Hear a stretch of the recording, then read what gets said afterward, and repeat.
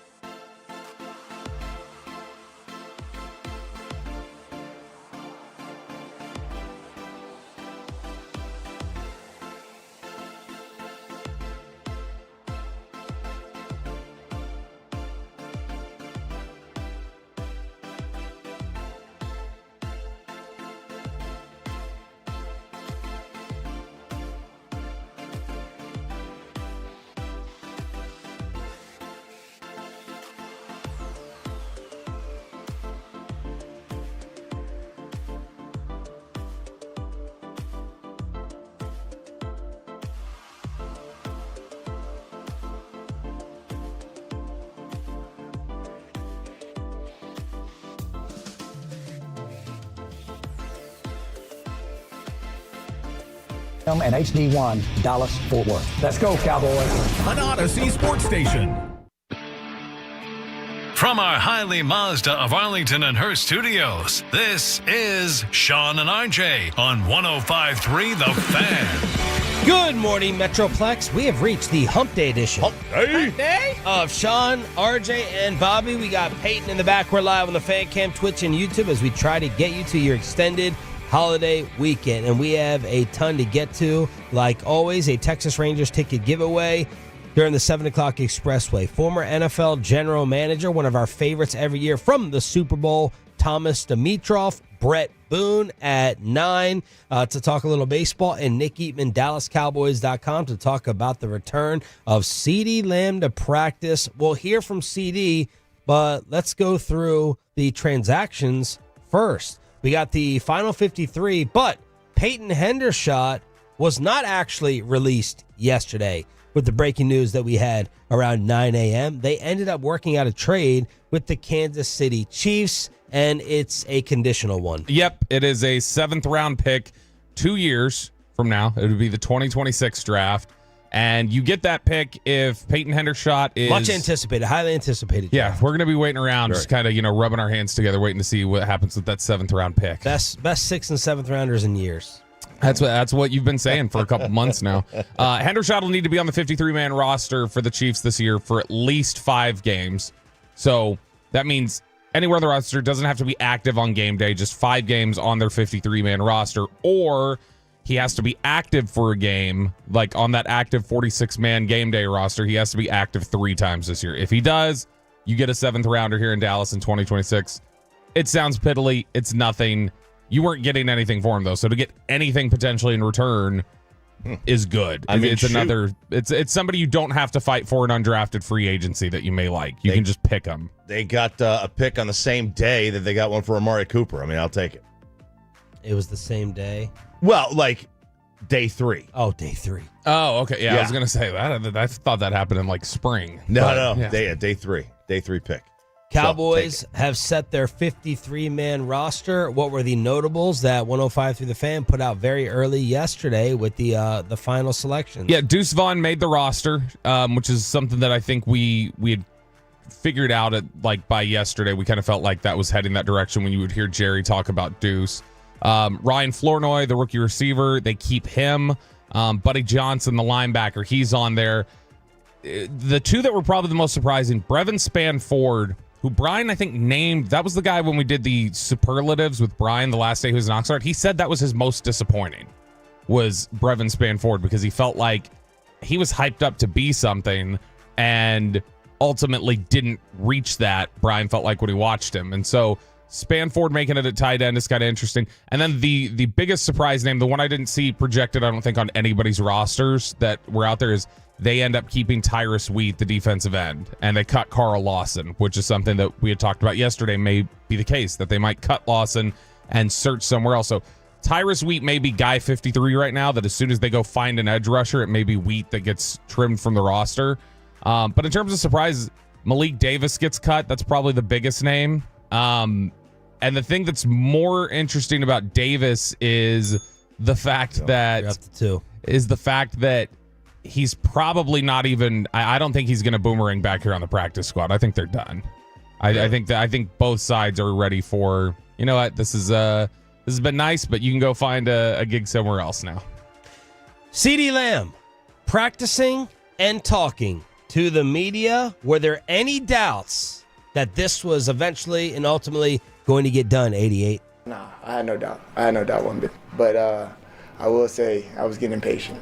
Where were you when you got the word? Were you asleep? Well, I mean, where were you? Nah, I was up. I was literally in the living room talking to my guys.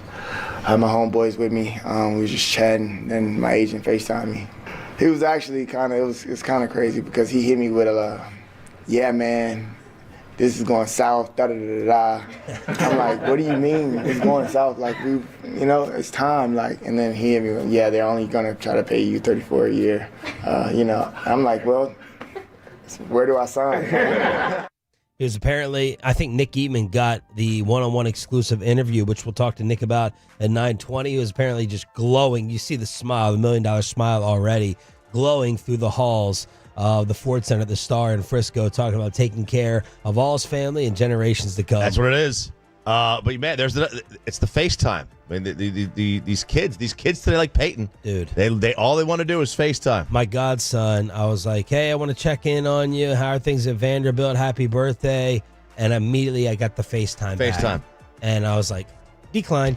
I'm not. No. Well, for the agents, I get Derek Holland, FaceTime. I get why the agents do it. So the agents, they want to record the reaction. They hit a screenshot, and when they post the news of like, so happy for my guy, we got this done. It's always like their face, like they're just like this big smile, and then they'll share like the face, like the screenshot of them FaceTime them telling them. I haven't seen videos of that reaction. Yeah, no, a lot. So there's the. I don't even know how to hit the record on the FaceTime when we're doing it. Well, you screen record from the top. Like, you got to go. I have no idea. Yeah, come on. What are you doing here? How did you not know that, Sean? Right there, that button right there.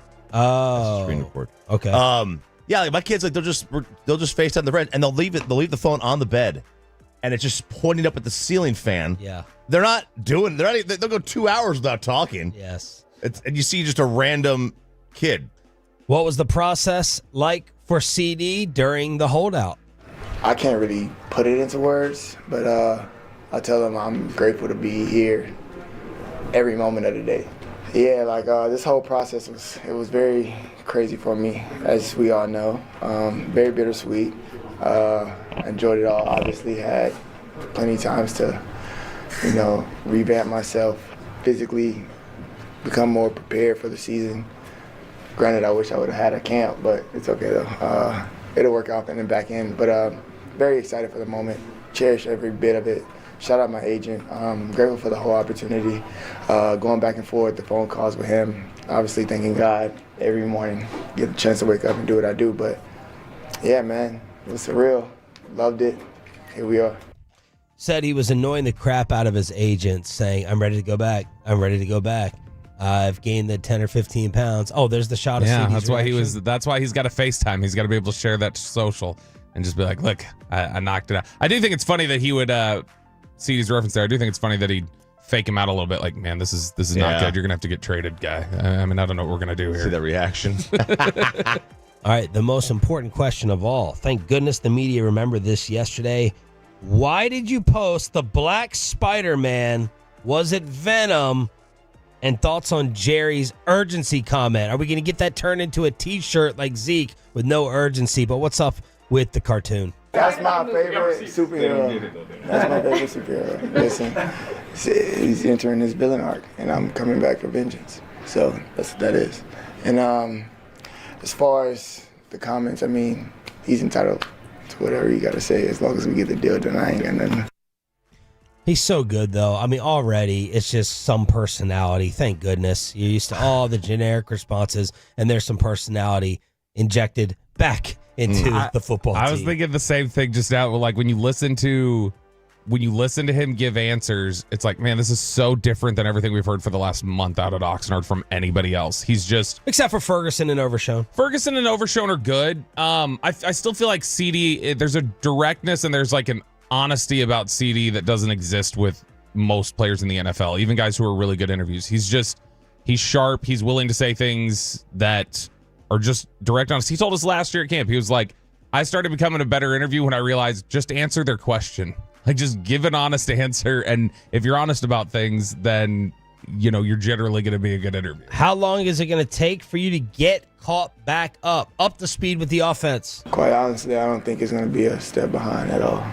I'm ready. I'm prepared for these moments. I played this game my whole life. So you've been staying ready, but what's the most important thing you have to do between now and September 8th so that you are sure? I got to get bumped a little bit. Not so much hit, but as I'm running, a little nudge. You know what I'm saying? Those are things that you just contact balance. But again, I trained for those in Fort Lauderdale, or in Davie, with Reef. And again, I feel like I'm more prepared than ever. Most of yesterday that you had an iPad. How much of the offense are you comfortable with, or you think you missed anything? Obviously, it's just the verbiage. They changed, they tweaked a couple things. But again, I kept my iPad on me. If we go look at the hours, I'm pretty sure I'm probably even one of the top. Choppy, he also said he added extra weight, about 15 pounds. Quote, pushing and shoving, I'll be different, but I'll be ready for it. And unlike most of the times when we talk about these things where I added, I'm stronger, best I've ever felt, you can tell. I mean, he's noticeably thicker in this one-on-one with Nick Eatman. What do you think about the effect on his game with extra weight? I mean, I don't know that it's going to have a tremendous effect on the speed. I mean, there'll be a little bit there, but what he may lose in burst quickness, he would make up for in just in power and strength and ability to fight through, fight for the ball up top or fight through a tackle, break a tackle. He's right though. Getting bumped, getting hit, that's the one thing that he would miss from camp. Like, he's not, from being able to recognize what defense, to being able to run the routes. That's not going to be a problem. He'll be on time with Dak. I think he's absolutely right. I think it's getting bumped. I think it's getting hit. Well, yeah, because the biggest thing for him is going to be precision on his routes. Like, I need to be here in this spot in this amount of time, and you can get all that down and you can have that chemistry with Dak. If you're not getting bumped off your route and you don't have that sort of physicality disrupting that rhythm that you're trying to find and get into, that's what you're going to need some reps on and get right again. But putting on that weight, that'll put him probably around, he's around 215 then. If he's put on 15 pounds, it should be around 215, 220, which sounds like a lot to me, but that's the size that's the size of DeAndre Hopkins. And Hopkins is who CeeDee Lamb's comp coming out of college was DeAndre Hopkins. And I wonder, as you go through the year, will he lose weight during the year?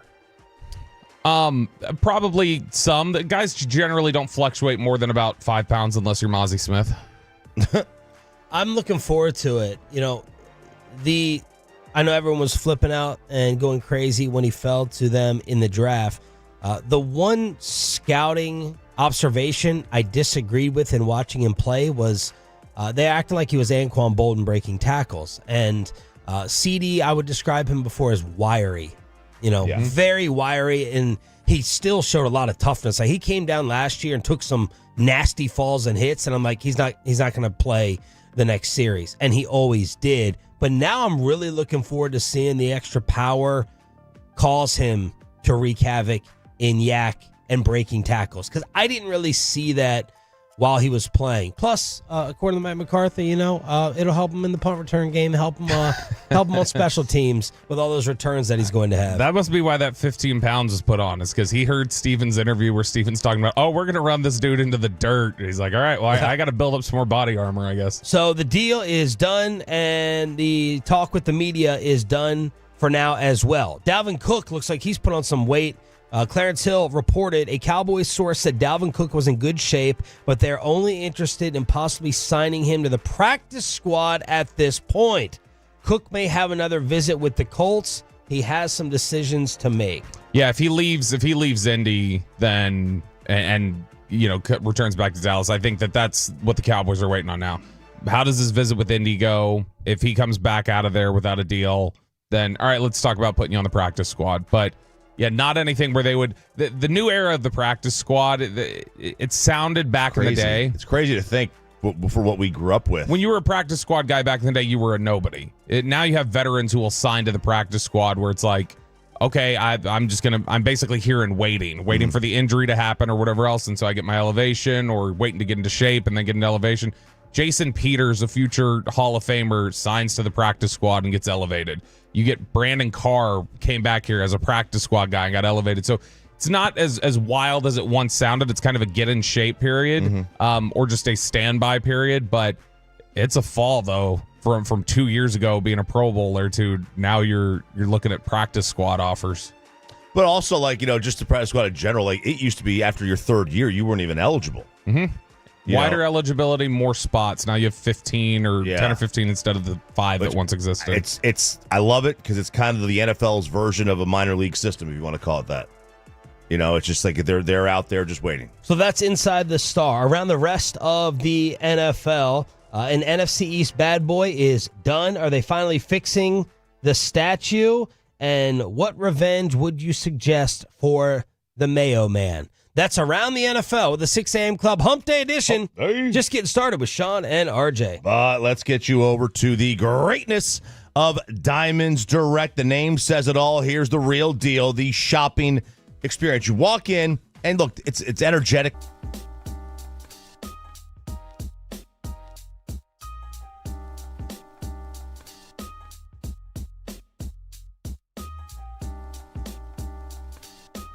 It's true that you've got to forget something else to remember that Uber Eats has groceries. No, that's absurd. Hey, remember when you used to be Pepper Lady? Pepper Lady? Wasn't it Cinnamon Sisters? Basil Babes. Saffron Squad? Nutmeg Maidens? Paprika? No. Nutmeg Maidens. I just said that. Was it Spice Girls? Doesn't sound right. Was it Saffron Squad?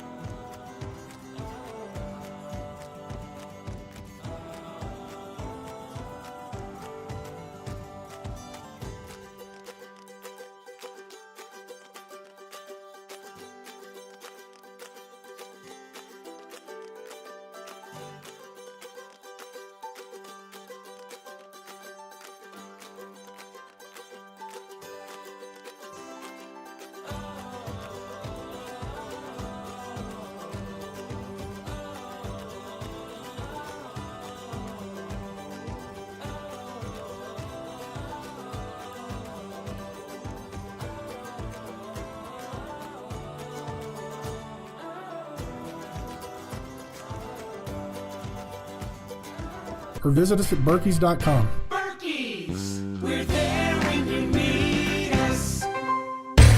And it's back to Sean and RJ right here on 105.3 The Fan segment here, brought to you by State of the Alright Lust. That's soda, Cars for Kids. Donate today at carsforkids.org. And also brought to you by the personal injury lawyers, Frankel and Frankel. If you've been injured in a car or truck wreck, call Frankel first, 214 or 817-333-3333. With Frankel and Frankel, there is never an out-of-pocket cost.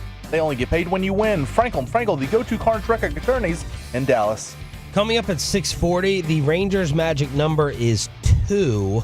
It was the second outing for Jake DeGrom.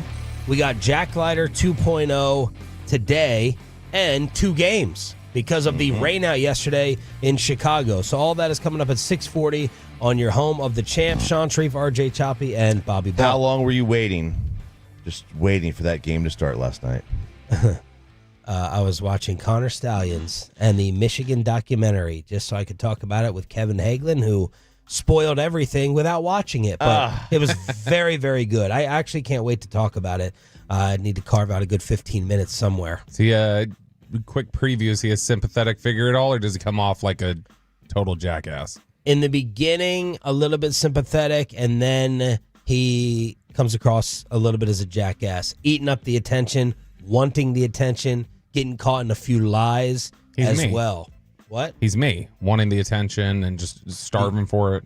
And tell us about because you just interrupted me trying to explain what I was talking about. So now explain how you're a liar since you... I didn't say a liar. Oh, you just said he's you. Because there's your lesson. Shut up. Drink your C4. 877-881-1053. RJ Choppy is just inundating me. I'm loving it with NFL story here and there. So we're going to have to go around the NFL as NFL bad boy Cadarius Tony is gone again. The Kansas City Chiefs said bye-bye. We're going to trade for Peyton Hendershot. Cadarius Tony, you are done. So that makes it 0 for 2, Giants, and now the Chiefs. Right, and now it's like someone will pick him up.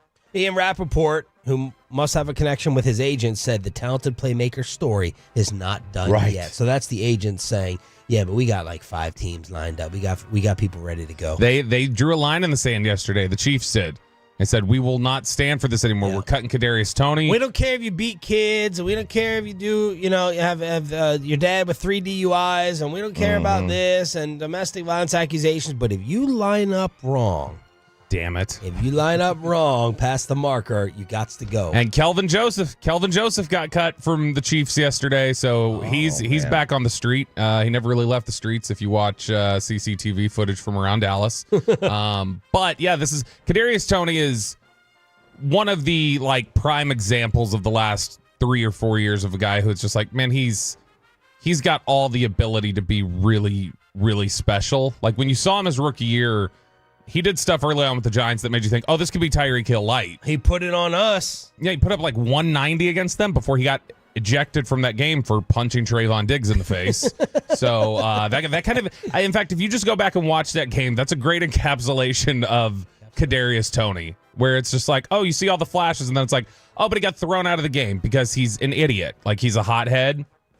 He is a low IQ player. He is just as the fact, he's a low IQ player. He's a problem off the field. He's a problem in the locker room. He was getting in fights at Chiefs training camp. Tons of talent, unique talent, stuff that's rare to find in the NFL. And that's why he'll keep getting jobs. That's why he'll keep getting opportunities. Yeah. He won't sooner or later. He won't get too many more. He might have 2 left. That's still 4 chances is. Yeah. That's still something that, you don't get that if you're not a first-round pick for the most part. The Commanders are finally trying to fix the Sean Taylor statue. Dan Snyder leaves. Yeah.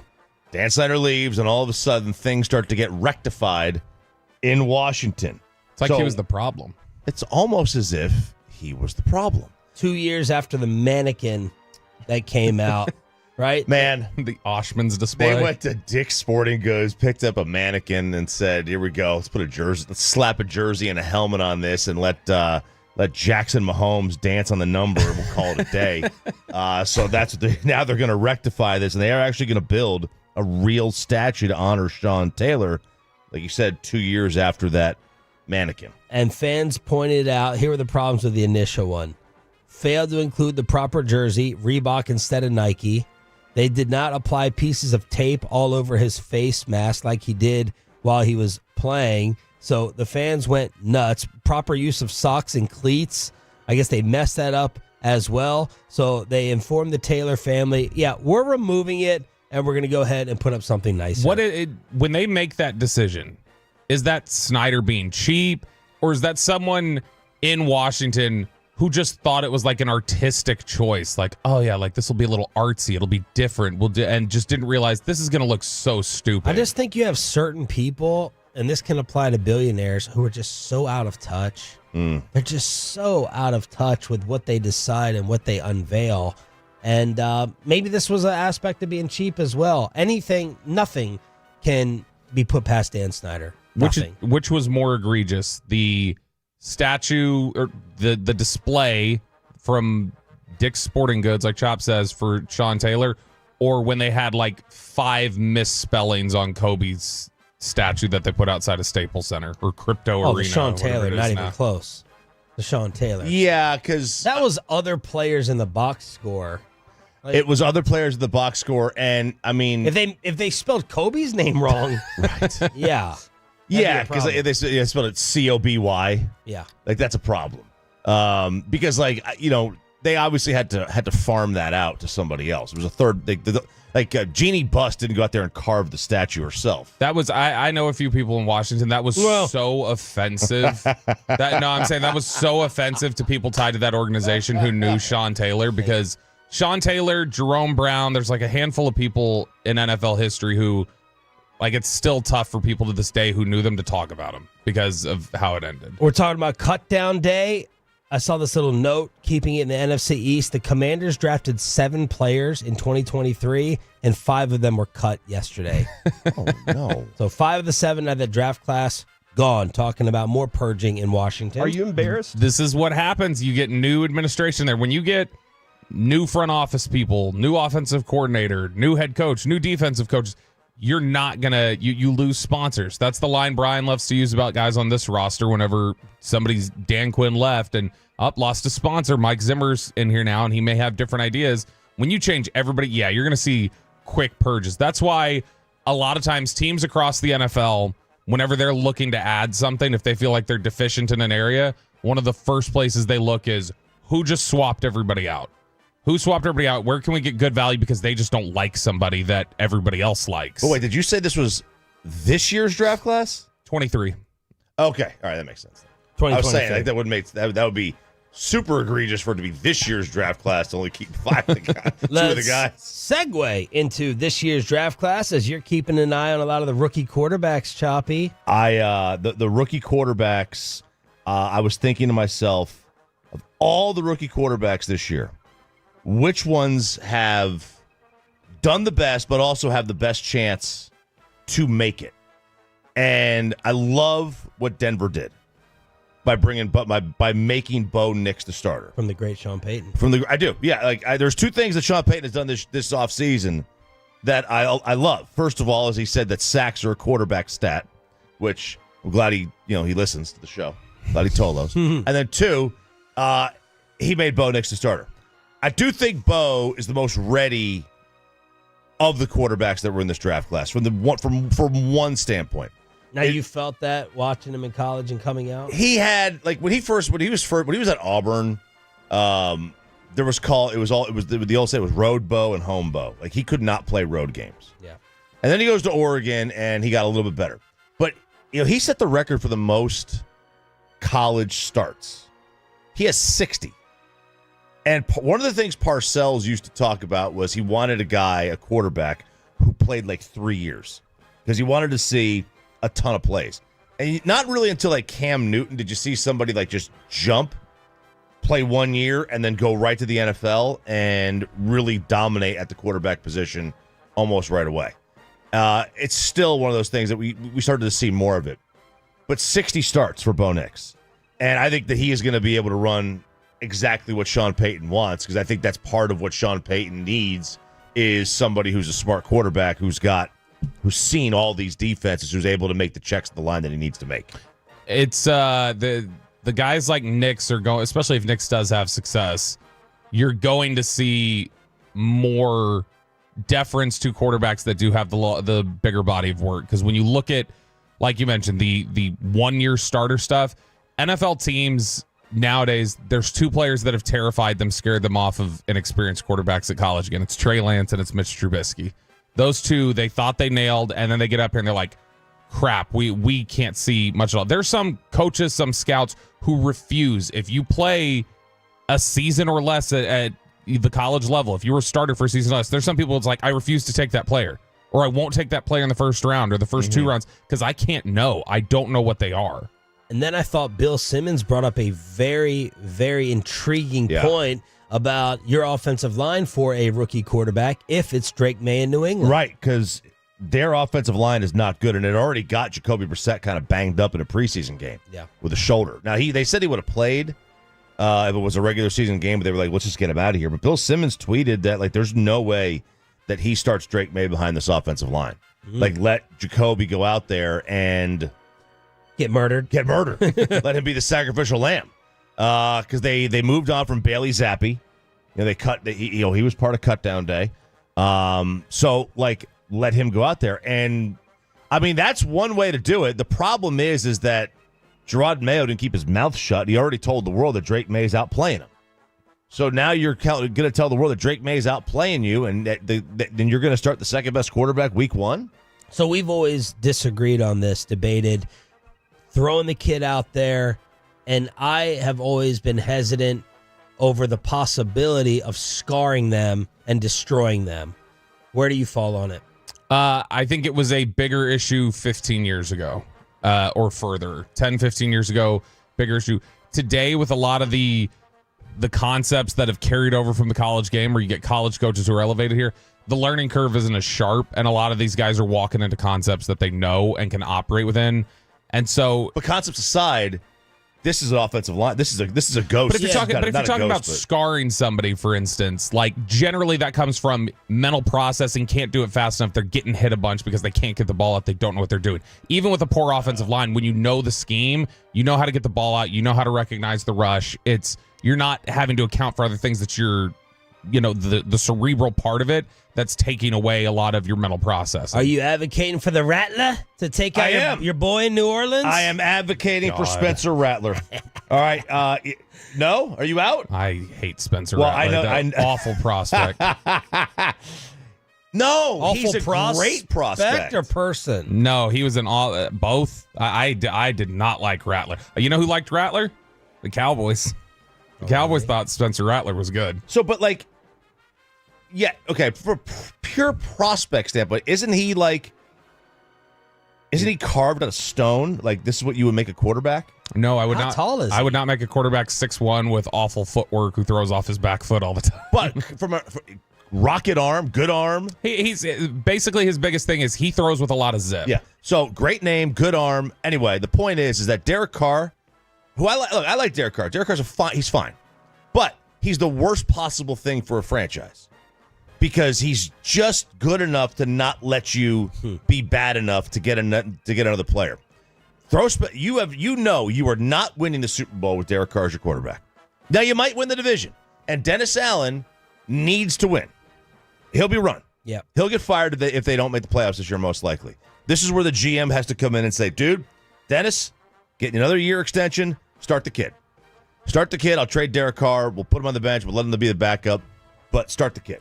How did Jake DeGrom do? What will Jack Leiter do? And the Rangers play to on the home of the World Series champs. That's next with Sean and RJ, 105.3 The Fan. Well, let's get you over to Platinum Chrysler Dodge Ram Jeep. It is, of course, Steven.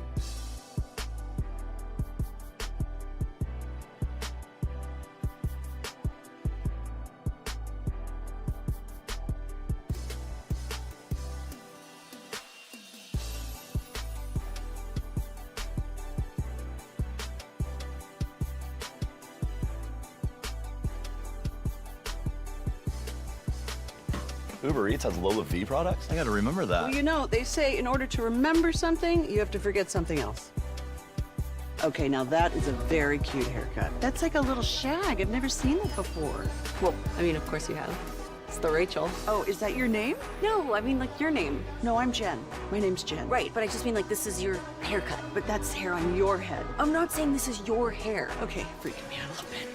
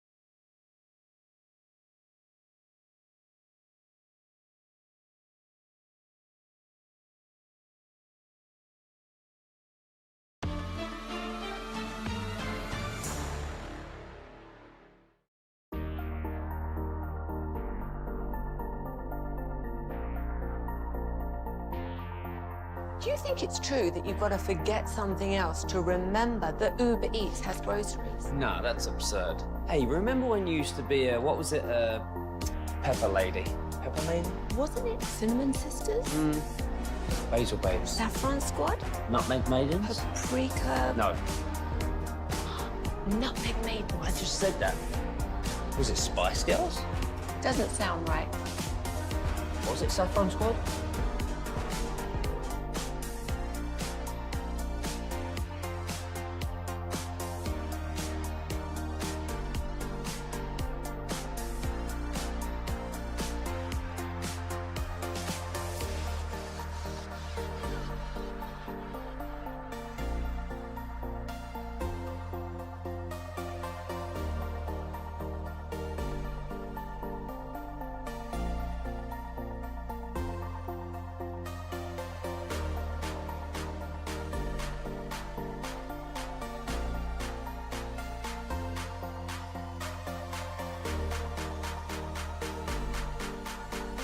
plus incredible drink specials as well. Shell Shack, G-Bag Nation. Tomorrow afternoon, we'll see you there. And it's back to Sean and RJ on 105.3 The Fan segment here, brought to you by Classic Chevrolet. Classic Chevrolet in Grapevine is the #1 Chevy dealer in the world. More Silverados than anyone else. This is Texas. This is Classic Chevrolet. Together, let's drive, relax, and enjoy the difference based on new Chevrolet registrations 2023. There's the 0-2. And Hosey will wave at this pitch in the dirt. DeGrom, a second strikeout tonight. 6 up, 6 down. 2 innings, no hits, 2 Ks. 24 pitches, 16 of them for strikes, and he hit 99 on the gun again. Good morning, Metroplex. This is your home of the Rangers, where they will play 2 today, starting at 4 o'clock and then 7 o'clock on DFW Sports Station. Apparently, the Round Rock bullpen gave him a standing ovation when he got back, and then he went to throw more pitches in the pen to build up the stamina. So RJ Choppy through 2 starts. Jacob deGrom's rehab line is 4 innings, 1 run, 2 hits, 5 strikeouts, a 2.25 ERA. I didn't even realize he had given up anything. Man, a little disappointing. It's all coming together. 22-9 down the stretch. It's what's going to happen. Oh, so what? Then the 2 games under 500? Sneak right into the playoffs. That's what's coming. Yeah, that's what's coming, baby. You saying maybe not even to maybe 24-7. Him giving up a run is like, that feels a little disappointing. I was honestly kind of thinking the same thing when I saw this morning that it was like 2 strikeouts and 2 innings. I'm like, couldn't you blow away like more than a strikeout per inning? These are AAA guys, DeGrom. Yeah. Come on. What are you doing here? Jack Leiter can even do that. Absolutely, Kumar. yes. Why are you not on their level? So DeGrom shining again, and let's see what happens with Jack Leiter tonight as he is back. Let's do it. All right, this is the time. Like, this is extended spring training. All joking aside, all 24-6 record or whatever it is. Yeah, it's not going to happen. Now just find what you got with some of these guys. Give these guys time to pitch, with Leiter or even DeGrom if they actually do want to bring him up. Whatever. This is the time for that. This is not the time to I've seen enough of Andrew Heaney. Who's had a nice year. Great. Yeah, he really has. He's done well. Even Bradford, Brad, maybe I was thinking of Bradford. Yeah, he'll be a part of things, but this is the time to let somebody else just get out there and throw. You're not trying to necessarily win these games. No, not at this point. At this point, you're just trying to find stuff to build on and try and salvage optimism for 25 is what it honestly feels like you're fighting for, what you're playing for at this point. That's how I would look at this. That's the only thing left that you really have is building guys. So Leiter's going to start, and then Evan Grant with the headline, the possibility grows that Max Scherzer has thrown his last pitch with the Rangers. That's the other thing. Even if he could come back and throw, are you the only reason to pitch Max Scherzer at this point over a Leiter or something like that would be to sell some tickets.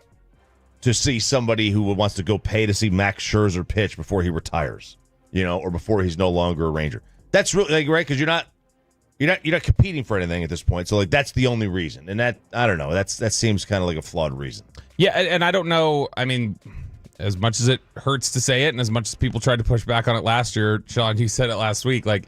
This still the reality is it's not a baseball town, and so. Whoa. I don't know that there's a lot of people who are even if they find out, oh, this is the end for Max Scherzer. How many more tickets do you think you're selling? Maybe 100 in this city? Fair. Maybe. That's fair. It's not. We've seen it. I mean, there's games where Shohei has been here and it wasn't a sellout. That's fair. So I want to ask Bassick at 9:40 what 2 major differences he wants to see in Leiter, and I think one of them is going to be about his pulse. That hopefully he's a lot calmer and more chill, not going crazy before the game, pounding energy drinks. I'm throwing that out there as a joke. I don't know if he did, but he looked like it in the dugout. Yeah, he did. He needs Bobby's Adderall that brings you down. Yes. Honestly, yeah. Which, I'm Jack Leiter Day because I've got the energy drink instead. Give him the non-stimulant. Give him what you're going to give kids. Give him the non-stimulant. Blake Snell defends Scott Boras against Jordan Montgomery as Jordan Montgomery came across as blaming Boras for his awful season where he has been demoted to the Arizona bullpen. Yeah, which Blake Snell is probably the best advocate to be able to speak to this. Like if you're Scott Boras and saying, I need somebody to come to my defense, the best example would be Blake Snell, who is represented by Scott Boras and has had the same sort of issue as Jordan Montgomery. Took a long time for him to get a deal. Finally got one done. He told media on Sunday, my experience with Scott has been great. He told me everything that was happening, all the offers I got. So for him to just get bashed for what I believe is false, that's not fair at all. I really strongly believe that. You jumped down a little bit in talking about Jordan Montgomery. He said, I've seen how he struggled, but he signed the deal that he ultimately wanted to sign. He has the choice. I don't know what other deals he was offered, but I know everything that was offered to me. It's just sad that he thinks that way when I see Scott as a very honorable man. Montgomery sounds bitter over Boston. Like in that media session, I know we had a Zoom call Boston. I thought it went well. And you had kept talking about the Red Sox the entire time. Well, the thing with the Boston is that, his wife is she was in a residency in Boston. It made perfect sense. He was training in Boston in the offseason. Nobody goes to Boston in the wintertime voluntarily. And he was there. He obviously wanted to be there. But Jordan Montgomery has to blame Jordan Montgomery's mouth for continuing to shovel food into it all offseason. Okay? That's what Jordan Montgomery needs to do. Because Blake Snell started out like crap this year. Yep. Okay? And in Blake Snell's last 55 and a third innings, he's allowed 8 earned runs. Wow. He's allowed 8 earned runs in the last 55 and a third innings, which, by the way, speaks to how amazing Oral Hershiser was at his 55 innings where he allowed zip. Yeah. Which is just insane. But, come on, man. Blake Snell obviously has turned it around in the second half. He got hurt. He got slow start. Then he got dinged up in June, came back, basically post All-Star break, and has been lights out. Rangers missed a lot this offseason. Rangers made a lot of misevaluations this year. They deserve credit, and we probably haven't mentioned enough. They deserve a lot of credit for just saying we're not going to do the Jordan Montgomery thing, no matter how romantic everybody feels about what he did last October. But Jordan would probably come back and say, no, if you gave me the deal I wanted and I had the prep that I usually have, I wouldn't have had this season. He's making it sound like he's blaming the late start. He could absolutely say that he got a late start and that was a cause. Yeah. But, fix it. Yeah, Adjust. you're a major leaguer, man. You've been in this league for a long time. You've got money. Derek Holland is he goes out to ballparks and he throws bullpens 2-3 times a week. During COVID, he was doing it all the time. He would bring former major leaguers that live here, or minor leaguers or current ones, and they would catch. They would step into the box. I mean, he had me stand in the box for crying out loud. Wow. I don't know if Jordan Montgomery's trading CeeDee Lamb in the offseason. You can do that. You're a major leaguer. This is your job. This is what you have to be ready. You knew you were a free agent. You knew the season was coming. Do they keep opening day a secret? Do they not tell you when it is? Baseball it's like Aaron Rodgers. It's like Aaron. The way baseball publicizes. I know. I mean, no, it's already out for next year. They already put it out for next year. Another Boeing nightmare with this story that took over the news yesterday. This is very scary. Now, this is one of those things that's more of a PR blunder for Boeing than actually part of the current recent problems, because this is a 757, and those planes haven't been made in 25 years. This is way before all the problems started. But a tire exploded at Atlanta's Hartsfield Airport. Busiest airport in the world, and it exploded. 2 dead, 1 seriously injured. And they are trying to figure out what happened. It took place at the maintenance facility at 5 a.m. It was just sitting there, and the tire just explodes, killing the 2 Delta employees and leaving another airline worker badly injured, according to USA Today. And what happens from that explosion? How close you are in terms of what it does to you and how far away you have to be when that thing pops. I assume they were all under the plane, right? And working on it because it was in the maintenance hangar. But the photo of this tire is just a mangled mess. And you could see that shrapnel must have just flown everywhere. Oh my God. Scary. Choppy, this next story is created. You could not make up. AI could not generate a story better than this for you. Yeah, this is you're going to be an expert on this one because this combines your 2 loves, California and the health of grass. All right. San Diego, a homeless veteran in San Diego who was referred to as the Bubble Man by locals because he's He has a big, thing of bubbles, and he blows them all around the park and works for tips that way, and children love him and families love being around him. Well, he is being held back. Just when you thought California couldn't be any more bat-s, you-know-what, Jared Sandler, they have said, hold my beer. And park rangers in San Diego ticketed this homeless veteran for liquid littering because they say the bubbles that he's blowing in the park, the bubbles pop, the liquid falls to the ground, and then the grass in the park is damaged in the aftermath. And so this guy was actually cited and is going to have to pay a fine and is no longer, according to park rangers, allowed to blow bubbles in the San Diego park shop. My God. So how do you fight this? You're Mr. Yard work and lawn care. Like, is this a legitimate reason? So, if I don't have time to go to the store and buy like weed killer, I'll just use dish soap and vinegar, and I'll use that and spray.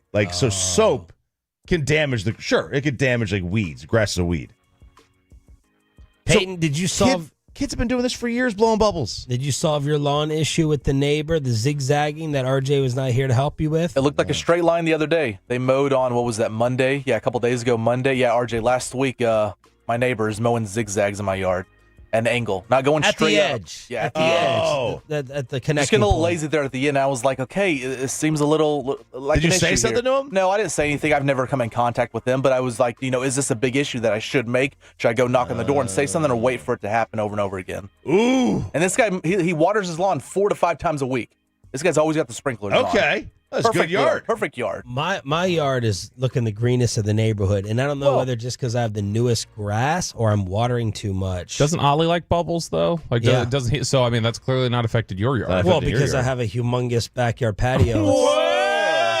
It's not on grass. Yeah, so it's slippery. So it's slippery with all the I have a soap. broken neck over weeds, as you guys will find out Sunday. That might be the most Orwellian phrase I've heard yet, though. Liquid littering. Here's your ticket for liquid littering.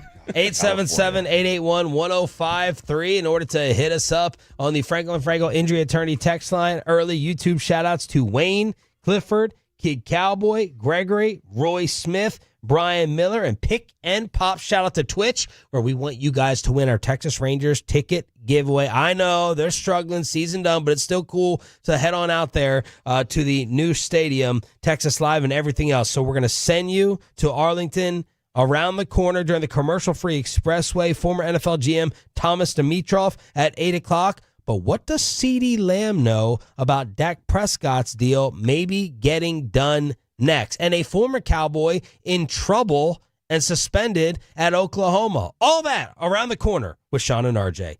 But what is next for you? What's around the corner? Are you sitting there just waiting for this extended weekend? Look, it's fine.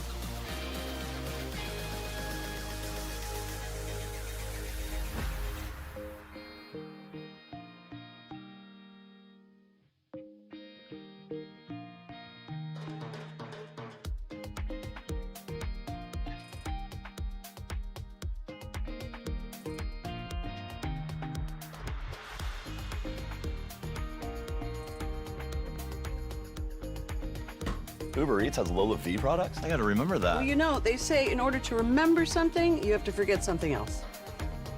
Okay, now that is a very cute haircut. That's like a little shag. I've never seen it before. Well, I mean, of course you have. It's the Rachel. Oh, is that your name? No, I mean like your name. No, I'm Jen.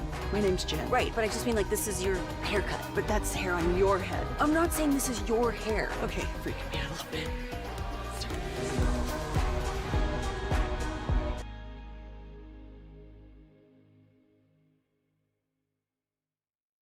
Is Sean and RJ on 105.3 The Fan. Good morning, Metroplex. Thanks for being a Tolo. We want to reward you for it. That stands for Turn It On, Leave It On your home of the Cowboys and Rangers. Is the rain about to start over the next few days? Started last night. Oh, man, did it pour on the way home from Quince. How was that? It was very good. Very good. On the way back, though, man, the deluge. Yep. Sure. I mean, I could barely see it. I hadn't driven the truck in the rain yet, like that. Handles quite well. Having tires with tread on them makes a difference. Is a game changer. Yeah, baby. what you were driving into what you're in now, you look like you're that excited that you just want to go now take it in the rain. I do. Yeah, I just want to drive in the rain. When's the next downpour? I don't know, but it's a free car wash. That's how I looked at it yesterday. It feels in a bigger vehicle like the Explorer or the truck or something else, or I don't know if you've experienced it in the Jeep. Like, you do feel more secure, like, because of those big tires. But also at the same time, I also feel like if this loses control, I feel like it's going to really lose control, and it's going to be way worse than in a car. The other cars are in trouble. We're all in trouble. The other cars are. No, I've always felt like a bully driving an SUV around everyone else. Like, I'm going to merge when I want. I'm bigger than you.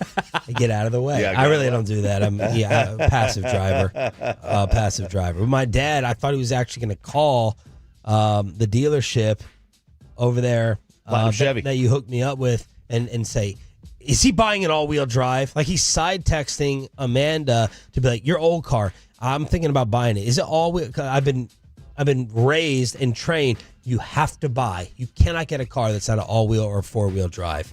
And I'm like, it's Texas, Dad. It's not the same thing. And I thought he was going to call up the dealership with my daddy calling.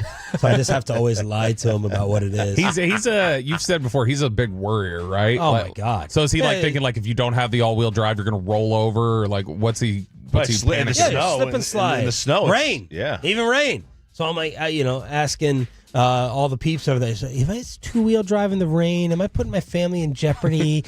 And they're like, no, man. As my dad said. Yeah, as my dad said. Just slide out. All right.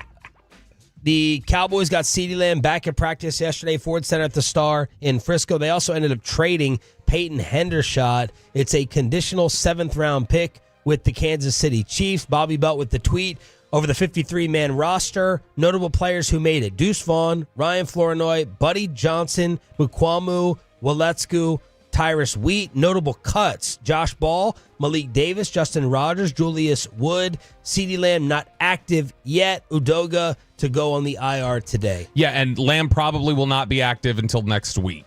But he can still practice. He can still practice. It's commissioner's exempt list. So what that means is they get a 2-week exception where they're able to, over the course of 2 weeks, it's kind of like the IR window where when you activate somebody, they got that 3-week practice window where they can practice, but they don't play until you activate them.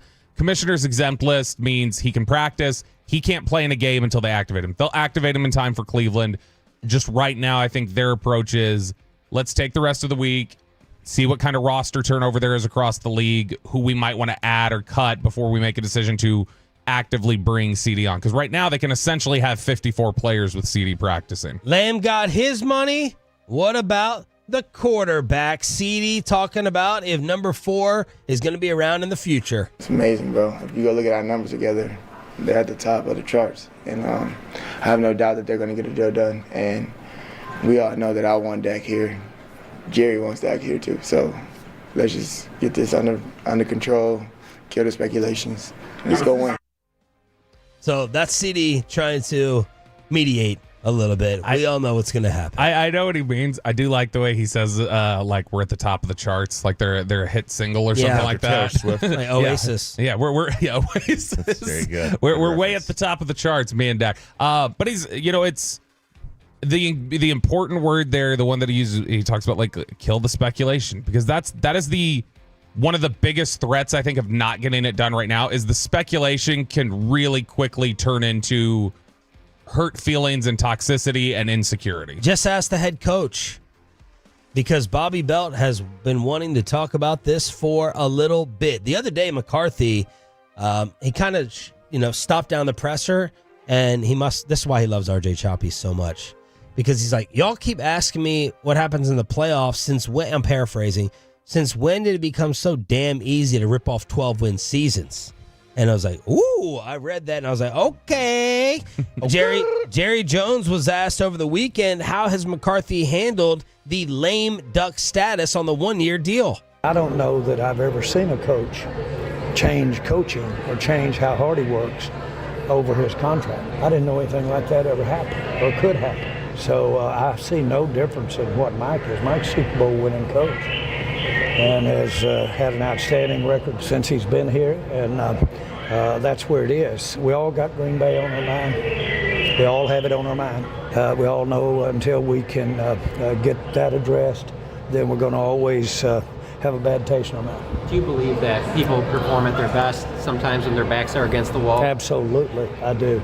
I really do. There's no question in my mind that angst, pressure, competing will bring out the best in this game from coaches and players. But in this game, you've got to have some extra over the guys that you're in front of. And so that's why I'm kind of amazed at someone talking about somebody, the job they're doing without a contract. Blows my mind. That is a classic Jerry 1 minute cut of Jerry. Like, if you want to hear how Jerry addresses issues, that's a perfect example of it, where he sets it up as like, I didn't know coaches ever coached any harder, but we're not able to get Green Bay out of our head. I'll tell you that lasting image of there. And yeah, when your back's against the wall, when you feel a little bit of pressure, you coach even better, which is why I think it's weird to think somebody would coach differently because their back is against the wall.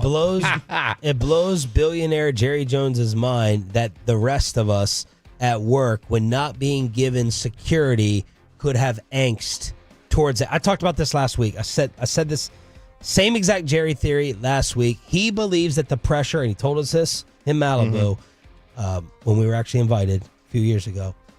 He believes that the pressure creates diamonds, and he does not look. It's kind of what you believe with rookie quarterbacks. You're like, okay, you throw them out there. If they can't handle the scarring, they're not the person, move on. That's how Jerry feels about all this. It is. I mean, look, for him to, and I generally agree, like, if Mike were to, if he said, oh yeah, he's working so much harder, that would indicate to me like that. Yeah, I don't he think thinks he wasn't working hard. Yeah, before. I don't think right now it's going to change any work ethic, but it can change attitude. Oh, but you're right. Like the angst, that it gives you, the uncertain, and Mike is the resentment. Mike is wealthy beyond his means, right? Mike has got more money than he'll ever know what to do with. Yeah. So like, that's still not like us. Like, you lose your job, it's like, okay, how many weeks do I have, like, before I run out of money, right? And it's not months, not years. For McCarthy, it's, I could live the rest of my life, never work again, I'll be fine. But, like, for most people, you lose your job, it's like, okay, how many weeks do I have? Like, how many more mortgage payments can I actually put out? Yeah. That creates an angst. And for me, like, if I'm Dak Prescott, the evil, whatever I talked about, what shoulder the evil is on, maybe it's the left. I think it's the left. Okay. The left shoulder. I knew you were going to. It's always on the left. God is on the right. My left shoulder, the sick part of me, wants to see Dak Prescott ball out, make it to the NFC Championship game or Super Bowl, whatever happens, and then say, screw you, I'm out. Because that's how I would act. You keep me in limbo. You haven't given me my money yet. You're daring me to go somewhere else.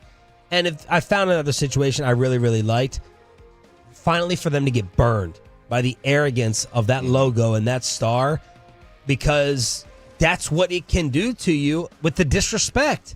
You can view it as disrespectful as a player or a coach or a person and have resentment towards your bosses. Jerry, apparently that's a foreign concept to him with it. Yeah, I think that's a real possibility that's the way it... Sorry, Bobby. No, you're... Don't tell me that Mike McCarthy, knowing him the little bit that I do, don't tell me Mike McCarthy's not bitter and ticked off over his contract status. Don't tell me that. I don't care what Mike says. I don't care what anyone says. The little bit I know about McCarthy, don't tell me he's not resentful and ticked off. You think Mike McCarthy, and the majority of us would feel the same way. You think they're sitting there going, well, I know I got my ass kicked by Green Bay. I understand. No, Mike McCarthy's going, give me the other 12, give me the other 36-win coaches in the last 3 years. Give me someone else who elevated Dak Prescott to second in the league MVP. I took over the play calling. I led the league in scoring. I got the high-octane offense. I deal with all the BS around here.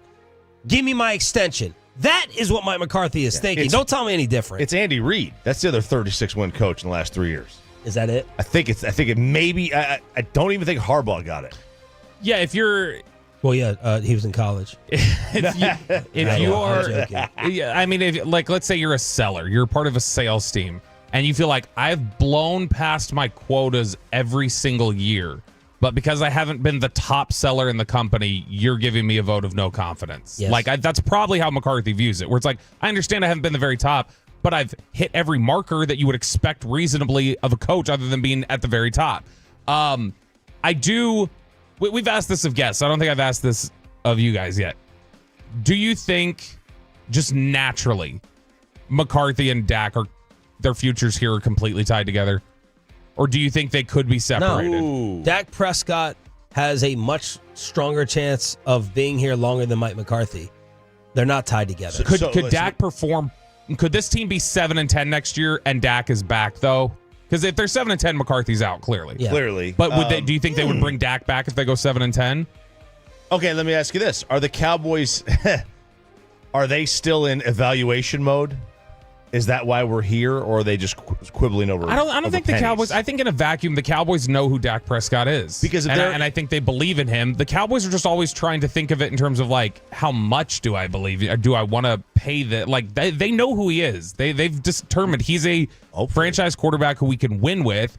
It's just they're trying to go, okay, well, like, but do we want to pay this? They get in that negotiation space way too much in their heads sometimes. Yeah, I don't think they're tied together, but if they're like, if they go in and they lose in the first round of the playoffs after another 12-win season, Dak's back, Mike's not. But if they're 7-10, I think that brings into question, like, if he plays really bad, are you going to throw $65 million at somebody who just won 7 games? 877-881-1053 is the way to call and text in order to get those Texas Rangers tickets. We're going to have it in the commercial-free expressway. We're going to chop it up at 7:40. Former NFL general manager, who we really like from the Super Bowl, Thomas Dimitrov, at 8 o'clock on DFW Sports Station. Let's break things up a little bit with a little college football kegger. I may tap it with the Connor Stalions documentary. The Michigan documentary that Kevin Hagelin will absolutely love. Are they guilty? Should Harbaugh be scarred? And how DeMarco Murray got punished at Oklahoma next. But first, let me go ahead and hook you up with the Tolo team of attorneys. It's Mark, Scott, and Gene at Frankel and Frankel. This is who you turn to. I thought I was going to sit there and...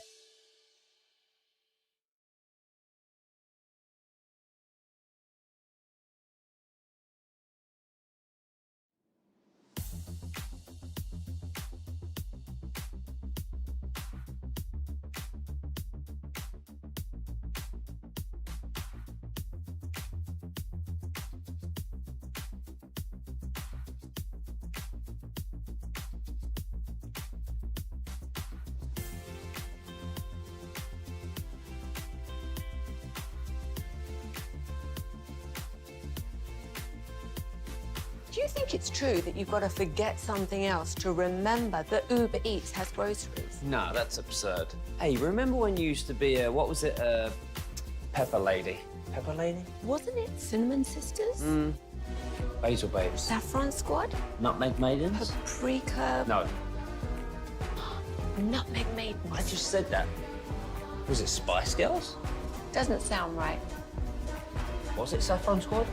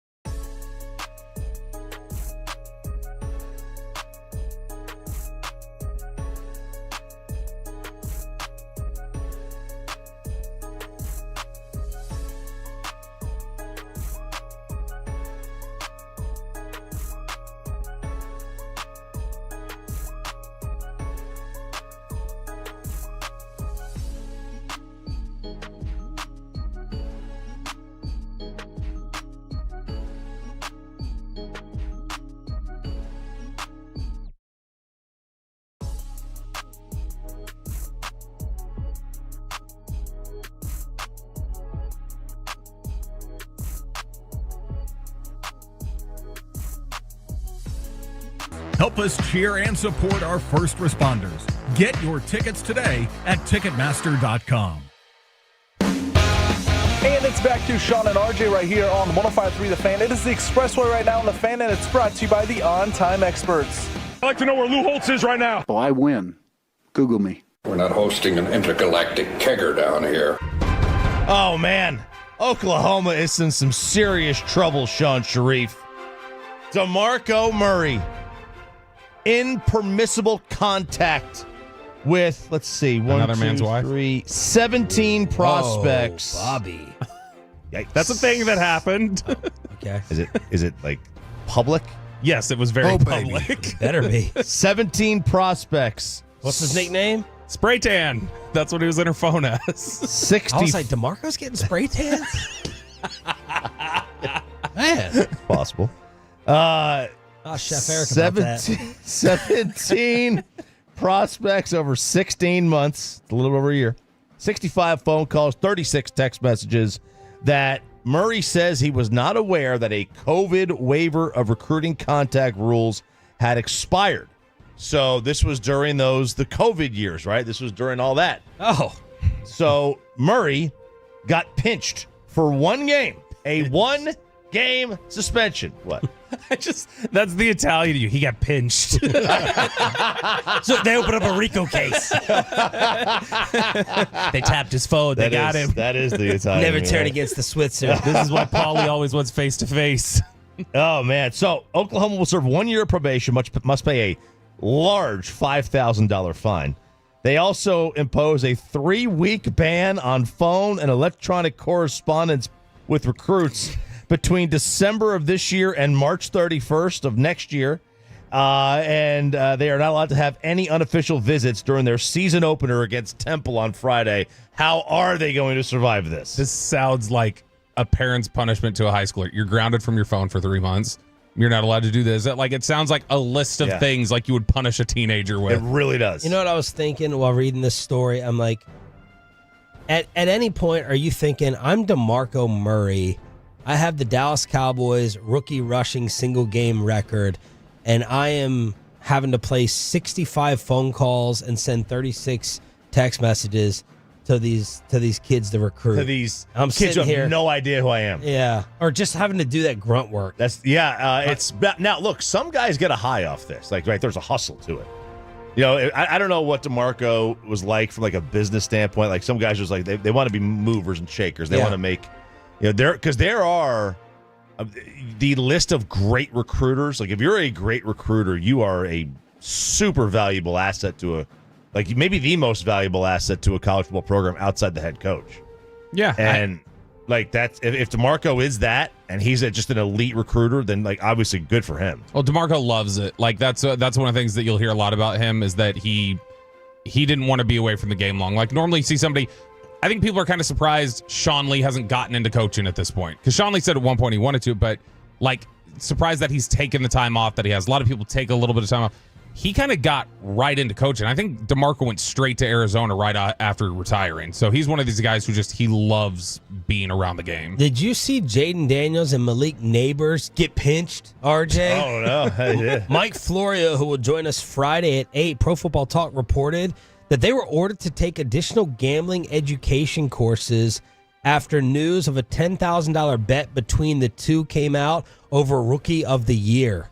And I think it was Malik who spilled it, and Jaden's like, oh, dude, you're supposed to keep it quiet. But in an interview with The Pivot, Neighbor said he and Jaden bet which one of them would win the award. I think it's $10,000 in cash. So now the NFL cracked down on them, and they're sending them back to gambling education to learn about it. I mean, look, the league they have to do this. They have to crack down on this. At least have the appearance they're cracking down on it, because the last thing that any of these leagues want is the integrity of their games feeling like it's not there. Yeah. That people are out there, stat padding just for the prop bet.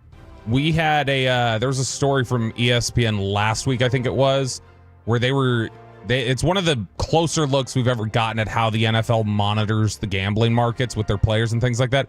They have apparently at every stadium something called an integrity representative, which sounds super new speak but they have integrity representatives who literally just roam the stadium on game days looking for this unspecified suspicious activity. It's former CIA guys, FBI, law enforcement officials, and they have this super intense monitoring on prop bets on the bet market, like you were just talking about, Chop, where they look for movement on weird props and then they start investigating players. So LSU again getting themselves in trouble where they're too loud with their money. They win the national title, and Odell Beckham's literally throwing cash at people in front of cameras, and they go it was fake money. Before we get into the Connor Stalions documentary that I watched last night on Netflix, I think Bobby sent the trailer of the Aaron Hernandez documentary that's coming out on FX. You don't know the kind of thoughts I have. It's like a demon. What if God made me this way? Tell me something, Aaron. You love to play football? That's all I've ever done. The players, they're gods, they're like gladiators. Wherever you go now, people are watching you. You can't make mistakes, Aaron. Pops kept you on the field, off the streets. What does that mean? You're soft. Still look soft to you. You have so many secrets. Must be a lot of pressure. The drugs, the sex, the anger. Nobody's questioning your athletic ability, Aaron. They're questioning your character. I'm in. It wasn't just from this. Anyone who came out with anything on Aaron Hernandez, I can't remember who put out the documentary or the piece a while back. It was really, really good. Kind of, it may have been a 30 for 30. I don't know, but I'll be watching this. Did FX do Donald Sterling? I don't know. FX did the OJ one, Hulu, right? Yeah, so you remember the People versus OJ Simpson? Oh, that was awesome. So this is the next in that series. They're getting into sports now. So they did American Crime Story, which was People versus OJ Simpson, the death of Giovanni Versace or whatever was the then there was the Bill Clinton, Monica Lewinsky one. So now they're getting into sports one. So this one's American Sports Story, and I think this is the first one they've done, which will have like his days at Florida, like that one saying nobody's questioning your athletic. That's supposed to be Urban Meyer talking to him. So do you like the documentaries or do you like the reenactments? Kind of like, right, the People versus OJ. People versus OJ Simpson was fantastic. Yes. I mean, I like the dramatization stuff, and so I mean, I can enjoy both of them. It just depends on what kind of a mood I'm in. Okay, so last night, since the Rangers got rain delayed, I had to find something to watch, and I said, all right, Kevin Hagelin, let's see if this Connor Stalions Michigan documentary on Netflix is better than the Steve McNair one. It 1,000,000% absolutely was.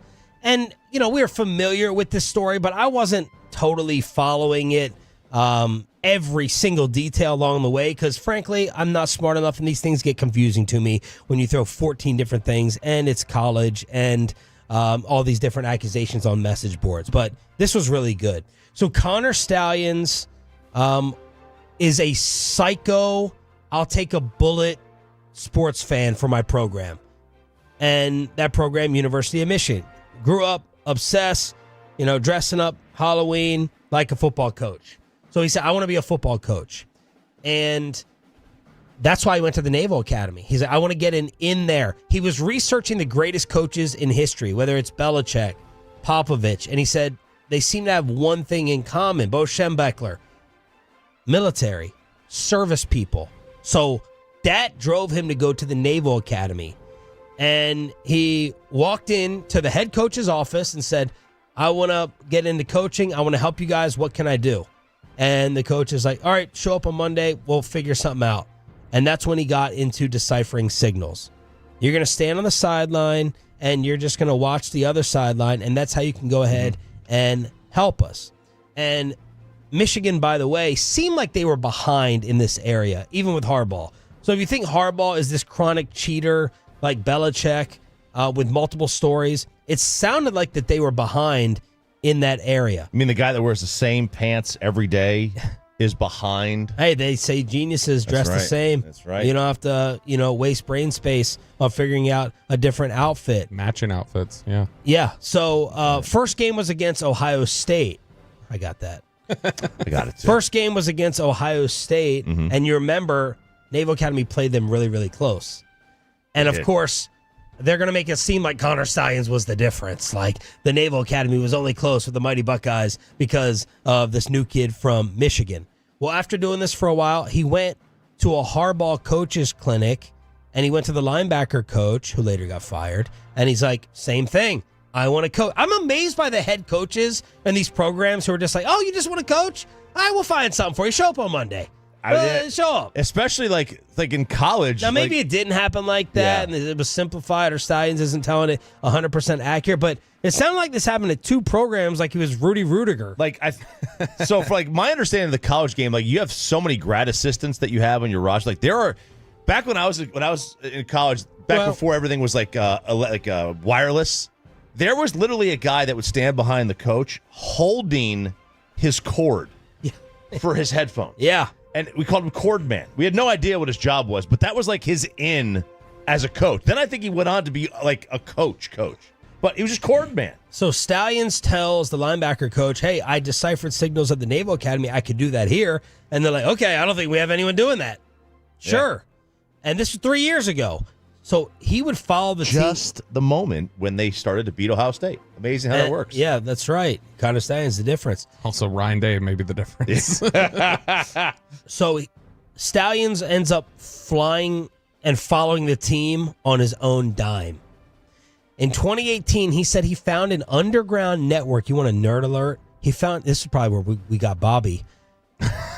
He found an underground network of college analysts who traded scheme information like stuff that Stalions was doing. Like, all right, I'll let you know what signals I figured out. You give me something. And there's this underground network of these people that he would talk with all the time. And eventually he was hired full-time on the Michigan staff because he said, I'm rarely wrong. Like, this guy has a military mindset, and he's obsessed, and he has intelligence. He's smart. So he sat there and filmed himself, recorded himself doing 2,000 to 3,000 poses of what different signals could be, and he put it all out on this like a play sheet. Yeah, it's like a play call sheet. Crazy. It was crazy. Against Iowa, he got the game ball in 2022. So this isn't just a total random scrub like, hey, go mop this up, go, cut up these little shots. Jim Harbaugh recognized him to the point they gave him the game ball after Iowa. So then the investigation breaks, accusing him of being the ringleader of sending people to video record other sidelines. He was suspended with pay. He goes and finds an attorney in Austin who also worked with Manziel, hates the NCAA. This guy's like, I don't want to, and I believe this, I don't want to take down the Michigan program. I don't want to be responsible. I just want you guys to win. I love you that much. I'm gonna be the fall guy. I'm gonna resign. Well, come to find out, like, Michigan at the same time has been like, we're firing him. Let's throw him under the bus. We're firing him. And that is the last time he heard from anyone at the Michigan program when he went away. Everyone else, like, you're dead to us. Oh, baby. See you later. Peace out. Bye-bye. So now it becomes about, what is Michigan without their helper? And they have Michigan State the next week. They destroy Michigan State. We don't need him. We're just that good. Well, then the Central Michigan incident happens, and I'd totally forgotten about this. This is when I start getting confused. Like, what? What are you talking about? Where he was on the sideline. He is apparently on the sideline in glasses and facial hair against Michigan State. Okay? He's just down there. And he says, no, that's not me. He holds up a side-by-side, and he's like, does this look like me? And that's where I'm like, okay, this guy might be a psychopath. He's down there on this sideline. What are you doing? And Dave Portnoy from Barstool Sports, Michigan Wolverine diehard alum, he outs Connor Stalions. Connor, did you attend the Central Michigan State game on September 1st of 23? I don't recall attending a specific game, or no. You don't recall attending the Central Michigan State game on September 1st of 23? He answered the question. He said he didn't recall a specific game. Also, I needed to be done at 12. So in closing, let me just say this. All right, stop it right here. This is in the NCAA interview because Stalions does not want to get banned from the NCAA. So he finally, after Michigan wins the title, he said, I'm going to cooperate with your investigation. I'm going to answer questions because he doesn't want to get kicked out of coaching. He's worked his entire life. It's all he's dreamed of. He's finally broken in. He's got to watch the Wolverines win the championship from the stands, not be a part of it. So he's like, all right, I got to clear my name and give context so I am allowed to continue at the NCAA level. This is his attorney in Austin being like, all right, he answered the question. We need this to go ahead and end by a certain time. But Stalions didn't answer the question. He lied. No, I don't recall. I don't recall if I was on the sideline. You wouldn't know. I don't recall the hesitation, and I don't recall. And then you're going to hear Portnoy out him. Also, I needed to be done at 12. So in closing, let me just say this. We believe that Connor's personal private data. Would love to get your response on this. Well, I know the answer to that because he told me. Yeah, that was Connor on the sidelines. That was Connor on the sidelines.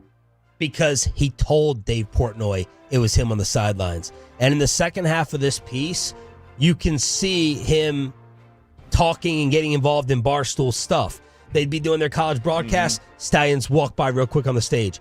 Dave Portnoy's doing a pizza review. Stalions walks out of the restaurant, for these little like Larry David Seinfeld appearances. And Portnoy said, and other people said, he loved the attention. He loved the trolling, and he loved the attention. This guy's a jock sniffer, man. Yes. Big time. Yes. Yeah. So is he from what you've gathered here, is he willing to just be, while he's trying to defend himself, is he willing to be the fall guy for Michigan? Yes. So he's not willing to throw Michigan under the bus at all. No. He's that. So he's Ipe. He's Otani's Ipe. interpreter, basically. Yes. By the way, what's his sentence? Where'd that go? I don't know. Ask Holland. He got pinched. I don't know. He has no idea. So while this guy was so meticulous and so detailed about his signal deciphering, he also was a little sloppy here and there. He leaves his Venmo open like Peyton. So his public Venmo shows the tickets bought for Michigan's playoff opponents. Yeah. What are you laughing He's at? so stupid. He's just stupid. It sounds like Stalions. What year are we in now? Is this 23 or 22 still? This is like this. I think this is 23.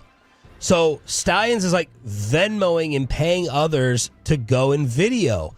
Now all these seats. So Stalions goes. Now he at one point was sleeping in his car for a whole year. He didn't have enough money. He's Airbnb-ing his place. He's sleeping in a car. But now all of a sudden he's magically got 50-yard line seats to all these stadiums and all these games. And this is where the Washington Post and the NCAA are like, who's funding this?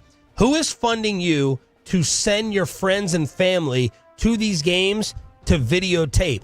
Through the Freedom of Information Act, the Washington Post was told by stadium security, yeah, there's someone in a seat under the name Connor Stalions who is filming. We're watching it on video. Someone is holding up the camera. And Connor Stalions in this Netflix doc admits, yeah, my friends did send me video of the other sideline. He admits it, but he goes, it's like Christmas when someone gets you a gift that you already have. And, I've already memorized the signals. I know all the signals that they're sending me. They just decided to send it to me to be nice. So that's where I made up in my mind here. This guy's a liar, and he definitely cheated and helped Michigan cheat. In multiple years. Like, we're talking about, because there's that whole thing, there was that whole thing that with South Carolina, that they beat Clemson and Tennessee in back-to-back weeks, and Michigan needed them both to lose to get in. Yeah. And out of nowhere, South Carolina, who was losing to everybody, rolls up and scores like 95 points in back-to-back weeks. Do you view it after watching it, though, like you mentioned, Michigan seemed behind? Do you view it a little like steroid era where it's like, yeah, he absolutely cheated, but do you have the sense now like literally everyone else is doing something like this? So does it change your opinion on that front? Let me finish. I appreciate the question, but let me finish the recap and then you can ask me. So, of course, as with everything in today's society, it turned into, well, what about you? Forget what about you? What about you, Dad? What about you? Everybody watching you. This whole thing gets redirected and turned on Ohio State. Well, who turned this in? Who was the anonymous third party? Who just dropped off this evidence at the door of the Washington Post? Connor Stalions' computer somehow got hacked. Ryan Day's brother is a private investigator. It's always been Ohio against the world. Ryan Day went to school with the reporter from the Washington Post working on the story. So now this is Rich Eisen, who they didn't mention is a Michigan man. My God, Choppy, by the way, my hatred for Michigan turned into you when I kept hearing the term Michigan man during this damn documentary. So Michigan wins the championship. NCAA does the interview. And then Connor Stalions says, I didn't break the rules. I walk in the gray area fine line. I exploit them. He views it like war. He's going back and listening to Woody Hayes, Bo Schembechler, Naval Academy. His day is there. Stalions ends up getting a 3-year coaching ban from college. He's now a defensive coordinator with a high school team in Detroit. And now the Stalions rule, it's unofficially called, finally, starting this year, headset communication. What a novel concept. Versus having 8 different people give Greg Maddux signs on the sideline. My final takeaway is, as we say often on this show, the cover-up was worse than the crime. I don't really care if other teams go and film the other sidelines. I don't care. You can use TV copy to do it. You're allowed to sit there on the sideline and watch them. And again, you can rewatch a game, just focus on the sidelines. I don't care if someone goes to a stadium and has a camera, I don't really care. I don't view it as I think everyone's doing it. The cover up here is worse, but I do view Connor Stalions and Michigan as technically breaking the rules. Do you think it's worse? So do you feel the same way about the Astros? No. Because go ahead, Bobby. I was going to say, I think sign stealing in baseball is so much more different than sign stealing in football. I don't know. I mean, well, yeah, it is. But, like, if you know the pitch versus being on offense and knowing the defense. Well, it's like if I'm on defense, knowing what the offense I don't know. play There's is. just something so much seedier to banging something before a pitch versus watch their dugout. I give you credit for picking up the code versus like relaying or having a wire attached to Altuve. It seems like it seems dirtier. Right, like if you're a catcher and you're lazy with your signs. Yeah. And that's why they use PitchCom. Yeah. Right? The Astros created PitchCom, like basically mandated it now. And this mandated the headsets. And then you have the fact that Oregon was holding up a sign that had a duck, had a picture of Bob Hope, and had a golf ball on it, and that meant something. That was insane. Here's the thing, though. The Greg Maddux documentary shows us what the Astros did is worse. Because in football, how many times do we hear, we know what they're running, we know by their alignment and everything else, but you have to stop it because it's about execution. In baseball, like the Maddux documentary showed us, knowing what's coming or thinking you know what's coming is completely crucial to what you're able to do. Like if Bonds has an idea of, I know what's coming here, I know he's going to come back inside. If I know it's going to be there, I'm hitting it out. And that's something that the Astros benefited from, where if you know it's there, you're going to catch up to it. It's different in football where you can know it's coming and not be able to stop it. So Connor Stalions documentary, Michigan, obsessed fan. I suggest it on Netflix. Way better than Air McNair. Let's hook you up for turning it on, leaving it on. All right, Tolos, right now, caller number 10 at 877-881-1053 wins a 4-pack of Rangers tickets to see the Rangers take on the Angels on Friday, September 6th. That's caller number 10 at 877-881-1053. It's a hump day. Hump day. It's Expressway. We got Thomas Demitro coming up at 8 o'clock to preview the NFL season and talk about all the Cowboys contract drama. But that means right now we chop it up. All right, here we go, fellas. Let's have a little fun today. Is this a bro code violation? Peyton, go ahead and answer the phone. We'll do that later. I know you got work to do. Is this a bro code violation? Jennifer Lopez is, maybe perhaps. And look at Nerd Bobby real quick. I'm sorry. He sent us his proof of these underground networks. I knew he was involved in these. Oh, my God. Look at all there, these. baby. Maybe I was helping Connor out. You don't know. Clinics, drill tapes, high school film, offensive film, digital materials, special needs film. I'm reading this verbatim, y'all. Weight room materials? Don't dry snitch. Is this some red? Is this some red? Yeah. So Artists Equity is is Ben Affleck's company. Now he and Jennifer Lopez are going through a divorce. Again. Another Never one. saw it coming. Another one. But anyway, his company is producing her next 2 movies. J-Lo is portraying the mother of NCAA champion wrestler Anthony Robles in one movie. It's called Unstoppable. It will have its world premiere in September. Despite being one of the producers of the film, Affleck will not be attending the premiere. Yeah. But his BFF, Matt Damon, who's a co-founder of the company, will be. Oh. Is this a bro code violation that Matt Damon, even though it is work, technically it's work related, right? But he is going to the premiere of the event next month. I don't know his relationship with. Now, apparently, Damon warned Ben, do not get back with her. Oh, really? Like, this is going to end the exact same way, and I don't want to have to go through the having you cry on my shoulder again. I don't think it's a bro code violation. I'm going to be on the other end of the press. I'll stay away from her. I think this brings up the question of what do you do in the divorce? Choppy, you said that, your first wife friend group kicked you out. Oh, yeah, she got all the friends. She got all the friends in the divorce. She got all the friends in the divorce. And the house and the kids. Yeah, I had so one of the guys that I lived with in college, like 4 of us would always just get like an apartment or a house, and his girlfriend was basically our 5th roommate, and she became like a little sister to me. and they broke up, and I still checked in with her to see how she was doing and stuff. And he got mad about that. And I was like, bro, you made this girl, we didn't charge her rent. You made this girl like a fifth part of our family. I'm just not totally cutting her off. I like her, and I'm going to continue to talk to her. So, no, he thought. He tried to accuse it. That's where it tried to go. But no, I did never mess with her.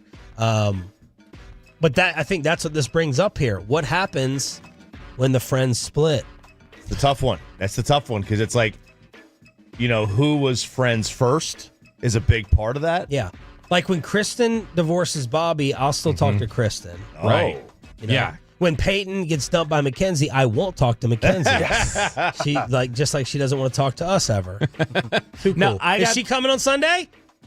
Maybe. Yeah, she'll be there. She'll be there. She'll be there. Come on, she'll be there. We're about to institute a ban. Yeah, that's about to be a ban. About to have a Connor Stallions ban. Bobby's getting in the pool with his hoodie on. You guys are going to have your race. Oh, yeah, we got to have our swim off. Your big swimming race. You better have $1,000 ready for me.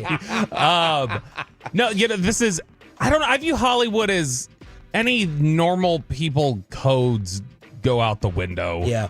To me, it's such a weird environment and social setting that I don't know that you can apply our rules to what they do because it seems like it's so borderline incestuous. Are you really tight with any of the wives or girlfriends from Los Hombres?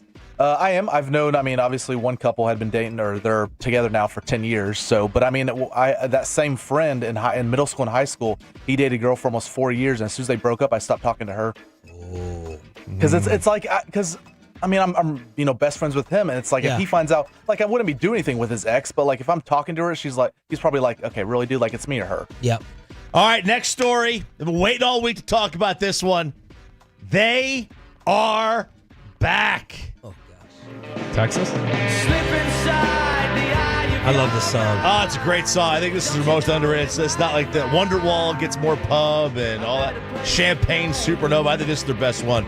Oasis, Bobby, is back. Peyton, did you have any idea who this band was? Zero. Had no idea they existed. How old are they now? Oh, God. 30 years? It's been 30 years, yeah. They were mid-90s. I remember my sister, she was 12 when that first album came out, and that's all she listened to on repeat. I hated them just because of that. It's a great song. I started to grow an appreciation. Yeah, they were completely trying to rip off the Beatles. Look, Oasis is great, and it's one of the fact that the brothers have been fighting as long as they hate each other. What's the story? I don't know anything. The brothers about just them. Despise each other. That's the biggest reason why Oasis has not done anything. Is they've tried so many times to reconcile, and they can't. They hate each other. They work really well together in terms of they can create stuff together, but they despise each other, and they openly talk about hating each other. That's insane. But there's a little bit of when I hear this, I'm like. It's a great song. It's a great song. And it sounds like every other song that they have. They do all have their songs. That. This sounds like Champagne Supernova. This sounds like Bittersweet Symphony. Or what's the other one? Not Bittersweet. That's Verve. What's the other Oasis one? Wonderwall. Wonderwall. But they all sound the same. They have that kind of Jimmy Buffett had a lot of songs that kind of sounded a little bit similar, right? The Yacht Rocky guys. They have that they all sound a little bit alike. But they're great. They're great. This is great to have them back. So they're going on tour? They're going to have a tour. Yep. So they're going to, it's right in July of next year. They're going to start it all in the UK and Ireland. And then, they'll hopefully be coming to the States at some point. That would be kind of cool. What do you do in this situation? You go to a gas station and you ask the clerk, hey, what scratch-off ticket should I buy? And the clerk says, get this one. And you buy it. And you scratch it off, and you win $500,000. Woo! In this story, there is no mention of this guy giving the clerk any kind of a tip. If you win $500,000 on a scratch-off, now you don't owe them anything, but if you ask for their help and they pick one out for you, do you have any obligation, moral or whatever, to give them a little something for the effort? $500K? $500K. Yes, you do have the moral obligation. An Oklahoma fine. Give them $5,000. $5,000? $5,000 to $500,000. I think that's fair. That's fine. That's a fine number. $5,000? Is that maybe a little high. Is that cheap? I don't know. Maybe a little. You think it's cheap? I mean, okay. you pointed at it. You weren't going to buy it. Yeah. I think 5,000 is generous. I'm down for that. And let's be honest about it, whether you really would go back. It probably has to be within the first 24 or 48 hours of me off that high or getting the money, where I'm like, I'm going to go back and I'm going to make sure I do this. Also, how far is the drive? You know? Are we talking about did I get this on the way home from Austin? You know, is it a 2-hour drive back? But yeah. $5,000. I'm definitely giving money back. Well, how much are the taxes? Am I really getting the $500K, or is it like $495? Because that factors into it. He might be getting $1,200 after. That's the taxes. I didn't even think of the taxes. I feel like Peyton might be like an undercover a-hole. Like he's talking about not trusting people, and I don't know. I feel like when he snaps, he might have a little tantrum. Yeah, you might. Yeah, I could see that. He could set the building on fire. Yeah, I didn't even think of the taxes part of it. Like, yeah, now you're down to what, 350? 300,000? Yeah, 5K. Still 5K. 5K? Yeah, because I mean, 5K and 500, that's nothing. It's a drop in the bucket. It's you're fine. So yeah, I think that's fair. 5,000, something like that. But it doesn't surprise me. Peyton's trying to cut corners. The man who won't order guacamole. Do the Dolphins? The Dolphins. This is great. So this is a problem in Japan right now, where Dolphins officials are saying that there's this one dolphin that continues to be sexually assaulting humans at the rate of over 50 since 2022. Dolphins get very frisky. There's this one, they say, the marine biologists say, there's this one dolphin who can't find a mate, and he is just taking out his frustration on swimmers in this bay, in this Wakusa Bay. And this dolphin is just out there just whomping away on all these patrons out there in the sea. Giving swimmers the swimmers. Yes. Yeah, so there you go. So if you're going to go to Japan, don't go to this one bay unless you want to be assaulted by a dolphin. Unless you're lonely. Chopping it up every single hump day during the commercial-free Expressway with the Texas Rangers ticket giveaway. He's one of our favorites from the Super Bowl every year. Former general manager of the Atlanta Falcons. Is he buying all this Atlanta hype? What does he think about the Lamb deal, and is that going to get done? Thomas Dimitrov previews the Cowboys and NFL season next. Is that a whale or a dolphin? On 105.3 The Fan. But first, let me get you hooked up with the barbecue taking over.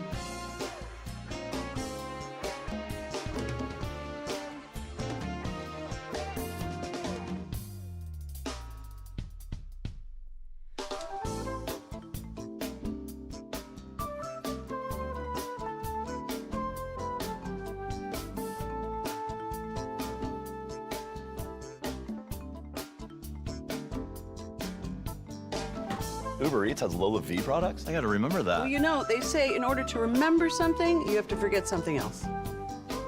Okay, now that is a very cute haircut. That's like a little shag. I've never seen it before. Well, I mean, of course you have. It's the Rachel. Oh, is that your name? No, I mean, like, your name. No, I'm Jen. My name's Jen. Right, but I just mean, like, this is your haircut. But that's hair on your head. I'm not saying this is your hair. Okay, freaking me out a little bit.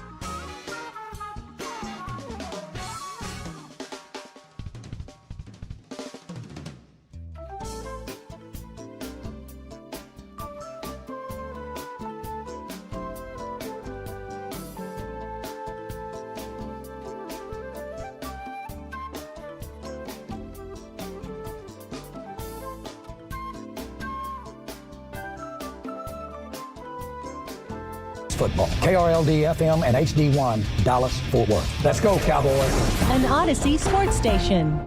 From our Hiley Mazda of Arlington and Hearst studios, this is Sean and RJ on 105.3 The Fan.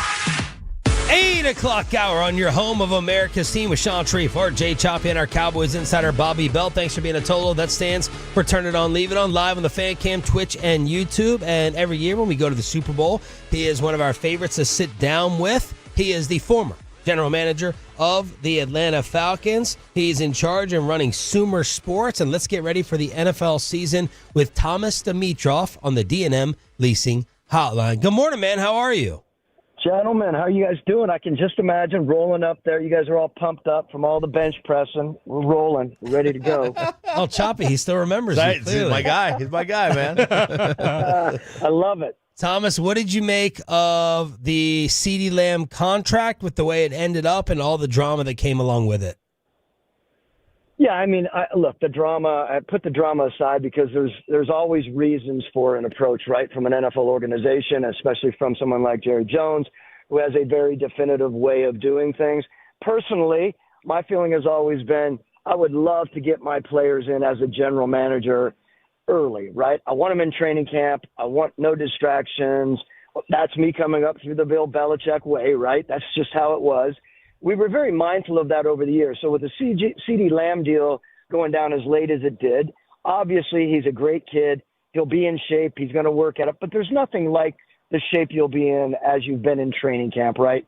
That is my biggest concern about it. The numbers themselves, look, this guy and where the receiver numbers are going. Do you guys remember when we signed Julio Jones for $22 million and the world lost their mind? Yeah. I mean, $34 million. I know Jefferson's right there at 35, right? Is it? And then is it A.J. Brown right in the same area, 32-ish? I think those are amazing numbers, and it is just the way it is. So I'm all about you guys signing him there in Dallas. I think he's such an important part of what you guys are going to do offensively. I just wish that there was a little more time to get him ready. Thomas, is there, from a contract standpoint, because we've gone back and forth, like, you know, are they costing themselves money by waiting? Is there any advantage to doing it the way the Cowboys do from a money standpoint? Yeah, I think, look, you talk about it a lot. And, I mean, I'll tell you this. Most deals in today's world, you have a really good idea of where it's going to be, just the pure APY, right? It's going to be between 32 and 35. You're not going over 35. You're going to find that sweet spot. And I've always believed in effective, efficient negotiating. Some people approach it differently. Yes, you could get different parts of that contract working in a certain way with a little more time. I'm sure respectfully, Jerry approached it that way where he was trying to make sure he got through all of this. It wasn't a pressing concern right now. There's a lot of conversation around this, right? So the sidebar is there's a lot of marketing with this right now, even not doing that, not suggesting that was the reason why. You can save a little bit here and there, but in the end, it came down to 34. There wasn't much movement in that, it appears. So I'm not really sure in the end. Thomas, with CeeDee's deal and Dak, for instance, we heard Dak a number of weeks back say, I don't have to be the highest paid in the league necessarily. And then he kind of chuckled behind that. When it comes to those contract negotiations, do we kind of miss it in the public or in our discussions about it in the media when we talk about boiling it just down to how much per year does it average out to? What is the APY? Is it a deeper discussion than that a lot of times for guys? Like, are guys looking for, no, I want guarantees or I want percentage of the cap as new money? Like, how do those discussions typically go? And is APY too simple a way to boil down what players are often looking for? Yeah, no question. APY is a simple way to look at it. 3-year guaranteed money is really big right now. The 3-year money is huge for a lot of the players. I mean, that used to be the big deal for us when we were negotiating all of our contracts. That's, the fact that the new money is truly 34 is legit as well, gentlemen, right? On the APY, that's important to know. It's not fabricated by a huge ballooned back end.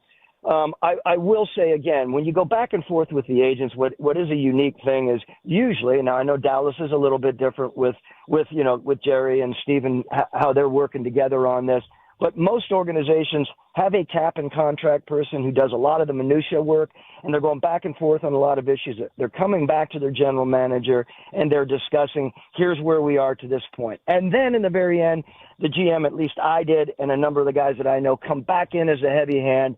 Here's where we're going. We are not moving past 34. That is the deal. If you don't want it, don't take it. So there's a little bit about that heavy hand when the GM steps in the very end, and I'm sure Jerry Jones stepped in at the very end on that. Thomas Dimitroff joining us here on 105 through the Fan. Okay, when we look at the way the Cowboys have set things up kind of structurally this year, where Mike McCarthy's on a 1-year deal, Dak Prescott's on a 1-year deal. In fact, Mike McCarthy's entire coaching staff is. The last time they had entered things that way was 2019, and it seemed to cause some toxicity around the halfway point of the season, where people started looking for, kind of CYA stuff whenever things started to turn. Is that a dangerous thing for the Cowboys to have entering this season, just that uncertainty across the board, and can it potentially lead to guys looking for their next gig in the middle of this one? Look, I'm sure that leadership at the Cowboys understands every little bit of what's going to happen, and they foreshadow and they project. There's a lot of that going on in today's world. We don't even get into Sumer about projecting, but the idea of projecting and where you're going to go, where the problems may be, and how you're going to handle that. I think if you're a good, sound organization and you foreshadow well enough, you have your list of things you need to take care of in those areas. To have this many important players and people with the coach up is a big deal. There's a lot of pressure on that organization right now. They seem like they're the type of organization, however, to be able to handle it. I like some of what they've done. I know a lot of people have been complaining they haven't been aggressive enough, but bringing in some of the players they have and some of the leadership they have, I think is going to help that uncertain situation going into the season. You think they can be better than last year? I think they can. I mean, I'll be really interested to see how the defense rolls. I know, with Zim coming in there, obviously have a great deal of respect for Dan Quinn. Different defense, different approach. I'm going to be very interested to see how that all works out. I know, and adding Kendricks and Micah on that linebacker side and getting the right defense flying around with a good cornerback group, that I feel interested to see where that's going to be. Again, offensively, switching over to the other side. That O-line, we're all looking at that, right? We want to see how that O-line is going to be. How is it going to be producing the run game, and how is it going to take the pressure off of your quarterback so that he can produce is something that's on my mind. To answer your question, I think they can, but I'm not sure I'm a betting man on projections in the NFL this year. What do you mean? Who do you have in front of them in the NFC? You guys are going to hate for me to say this. I mean, I'm really intrigued by Howie Roseman and those Eagles, right? What they're doing with that roster and what they have there, how they're building it. Now, they have their own precarious coaching situation, right? And that will be really, really interesting to see how that plays out. And look, there are some really good football coaches out there that are waiting in the wings, I'm sure, and that will be really fascinating to see how that plays off as the Octobers and Novembers come around. Former NFL GM Thomas Demitro here on 105.3 The Fan. Thomas, Jerry Jones believes, you talked about pressure, and we're talking about McCarthy, one-year deals, Dak. Jerry believes that the pressure makes you better.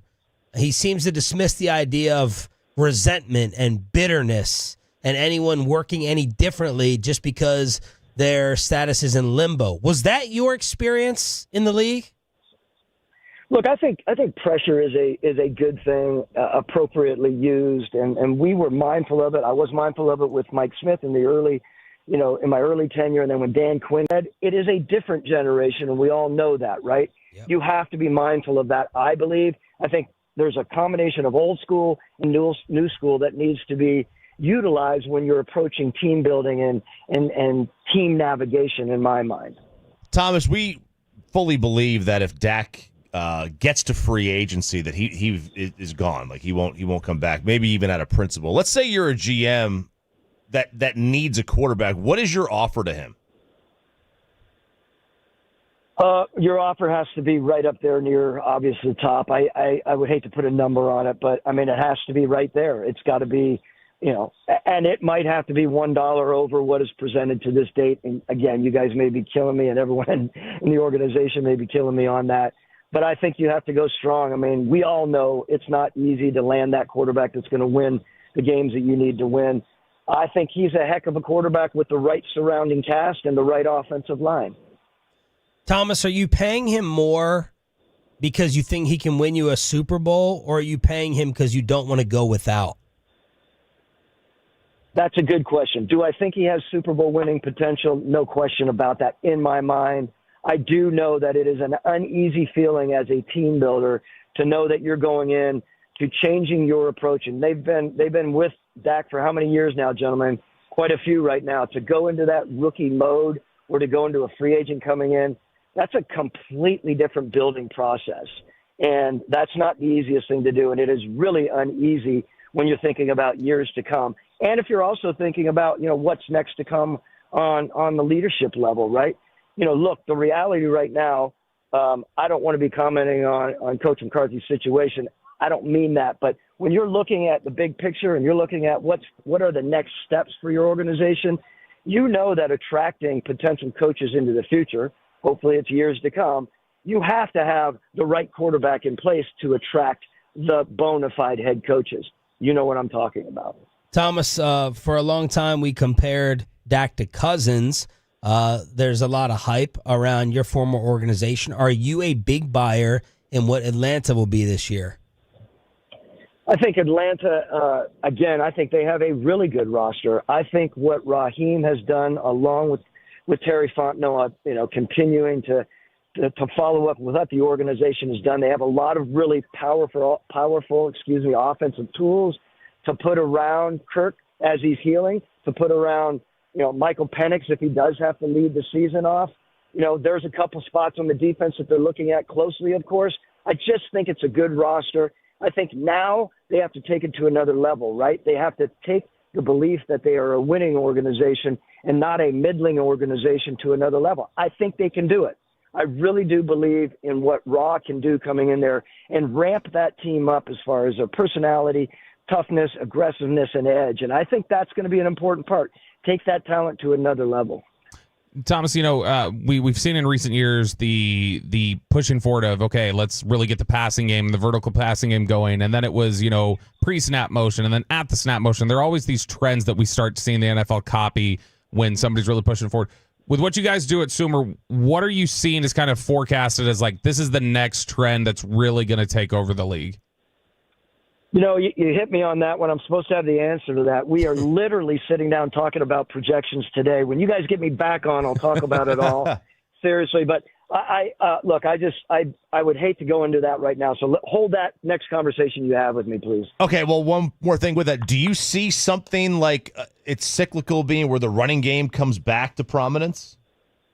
I think the running game is vital, and I do believe that. I believe the movement is going to be important for that offense, right? a lot of that is important in today's game, and I think it will continue to be that way.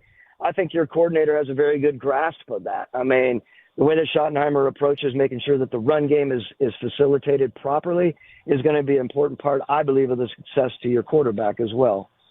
Thomas, we love having you on as always, man. Keep it going over there at Sumer Sports, and we'll have you back on to answer that one question as the season starts.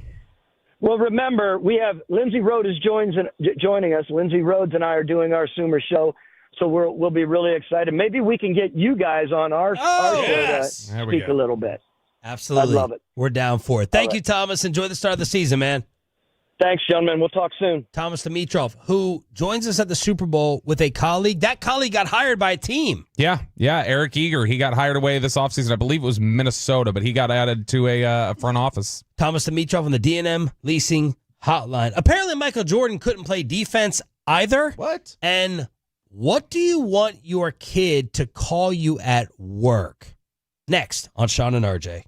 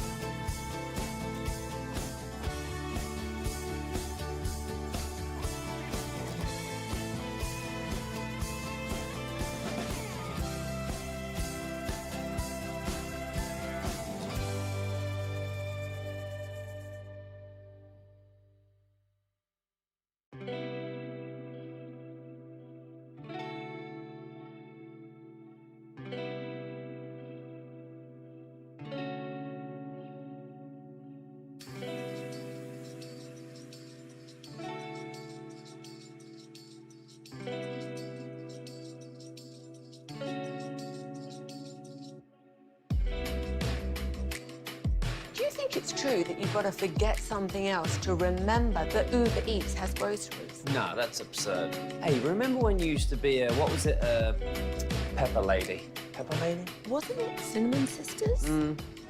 Basil Babes. Saffron Squad? Nutmeg Maidens? Paprika? No. Nutmeg Maidens. I just said that. Was it Spice Girls?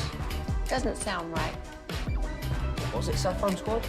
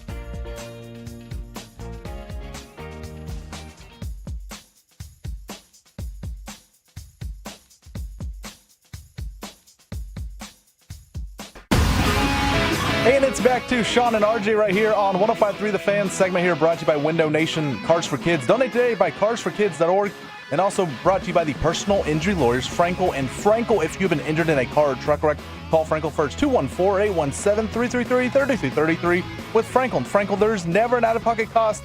They only get paid when you win. Frankel and Frankel, the go-to car and truck wreck attorneys in Dallas. Below the belt has Will McClay finally had enough. That's coming up at 8:40. Odyssey Baseball insider Brett Boone at 9 o'clock. And Nick Eatman had the one-on-one with CeeDee Lamb, who was at practice yesterday after the contract got done. Eatman will join us at 9:20 here on Sean, RJ, and Roberto. It's DFW Sports Station 105.3 The Fan. And the Rangers are going to have a doubleheader today. Yesterday against the White Sox got rained out. And we also have some basketball notes. Rasheed Wallace is at it again.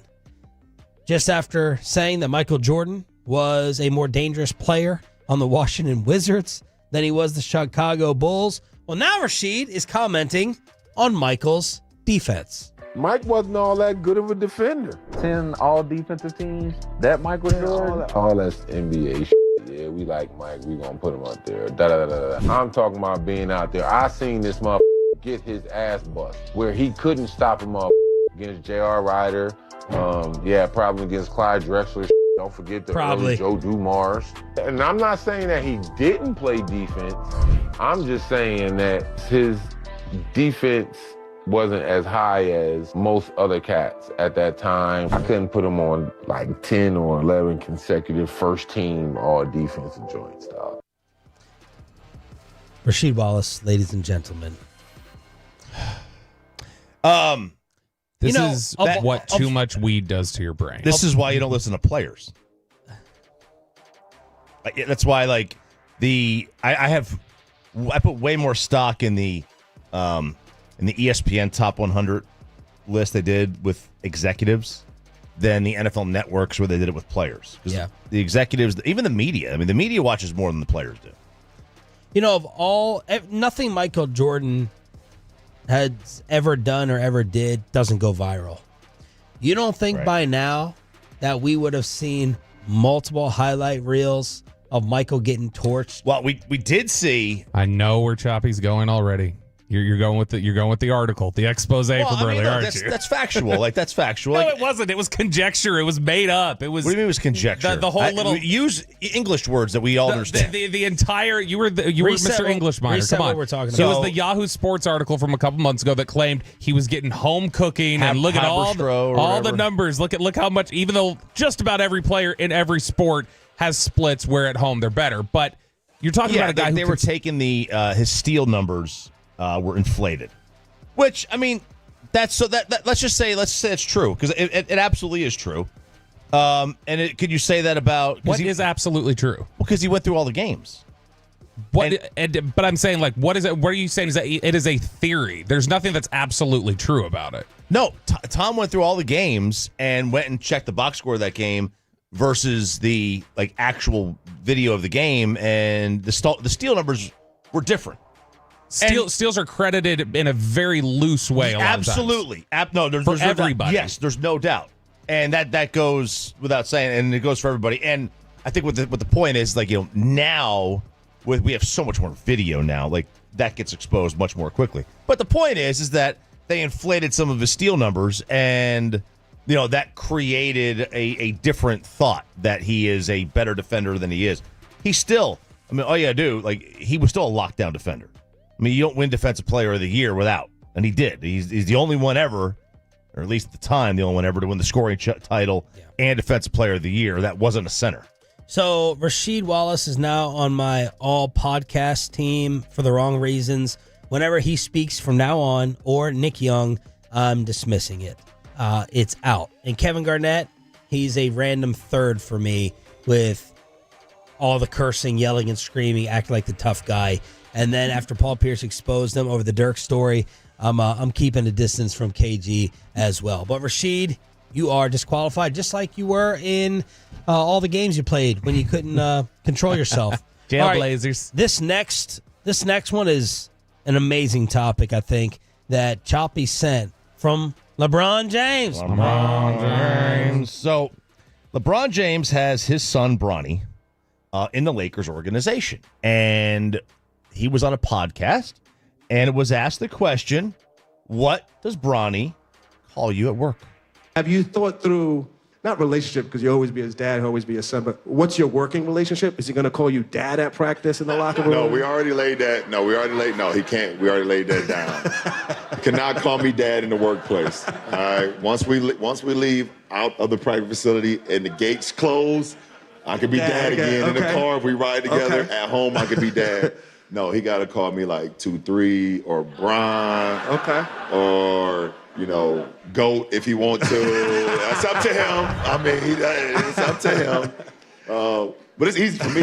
It's easy for me because I've been calling him Bronny for so long. Yeah. It's not like I've been calling, hey son. It's easy for me. It's gonna be the adjustment for him. But we cannot be running down the court.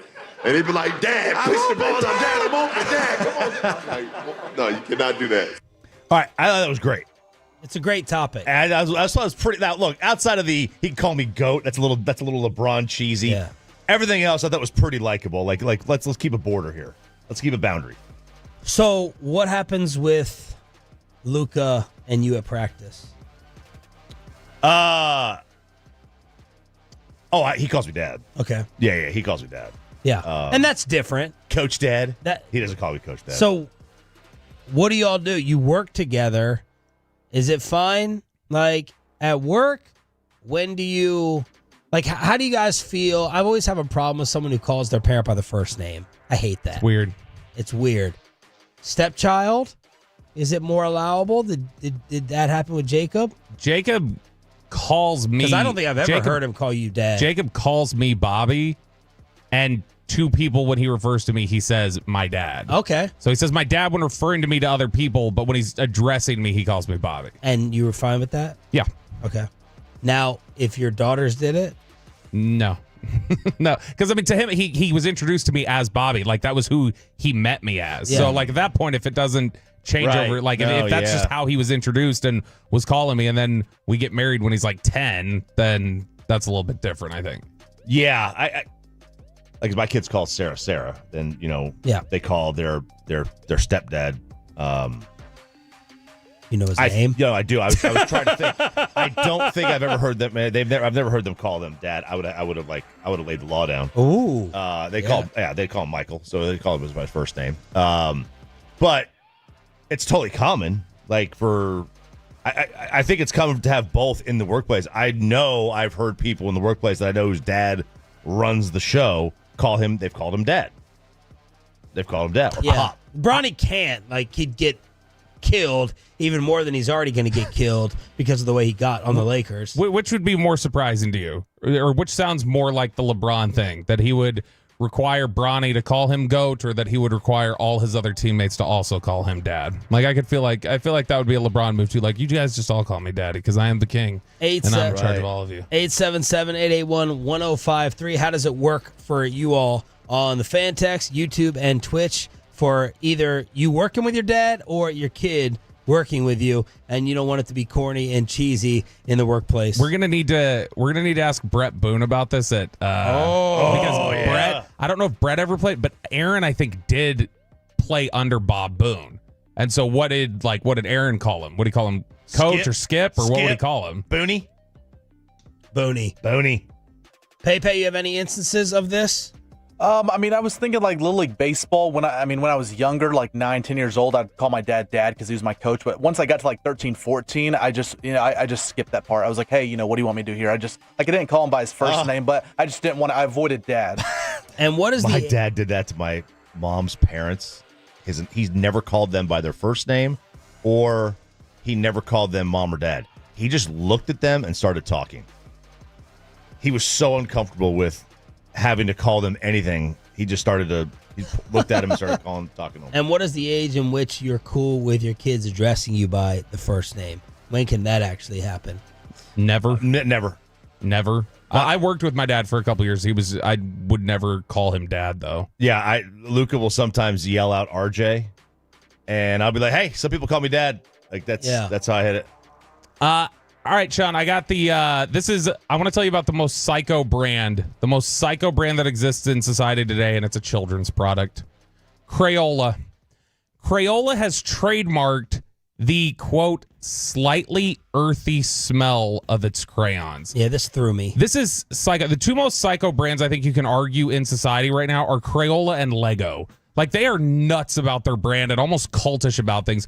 Well, Crayola had spoken with Bloomberg News, and they have fought for a trademark of the smell of their crayons all the way back to 2018. Yeah. Lost in 2019. We're told no. They won it on appeal. So they talked to Bloomberg about what they're planning to do with this trademark now.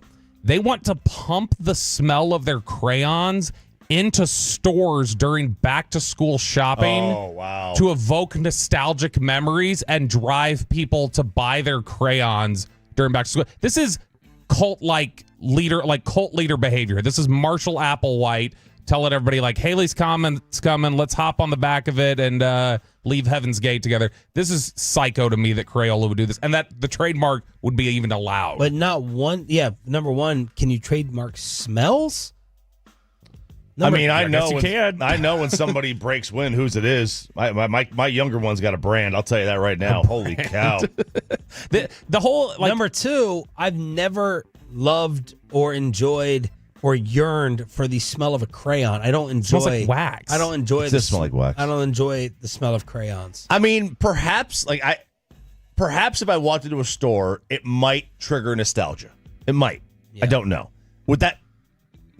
There's a Crayola place we took Ollie to when he was younger, and I think it was maybe the Crayola experience. Yeah, it's over there by it's like North Park or one of those. It's over there. This right here though does just show, like, this was an interview with Bloomberg. How many other things are we missing though in society where, like, retailers or other people are probably doing things like this right now to try and just subliminally absolutely work you? What does Lego do that's cultish? So Lego for forever refused, when the Lego movie was made, that was a 20-year fight with studios who wanted to, and Lego refused and was like, you will not damage our brand. You will not, like, present Lego in a certain way. And, like, it took years of fighting with them. They will sue people over, like, I think they sued, what's the alternate one? Like, is it Roblox? Is that one of them? Roblox, yeah. Like the off-brand version of Legos. They've gone after them in court before. So it's like, how much can you really trademark stackable bricks, guys? Like, I mean, and so, like, I mean, they are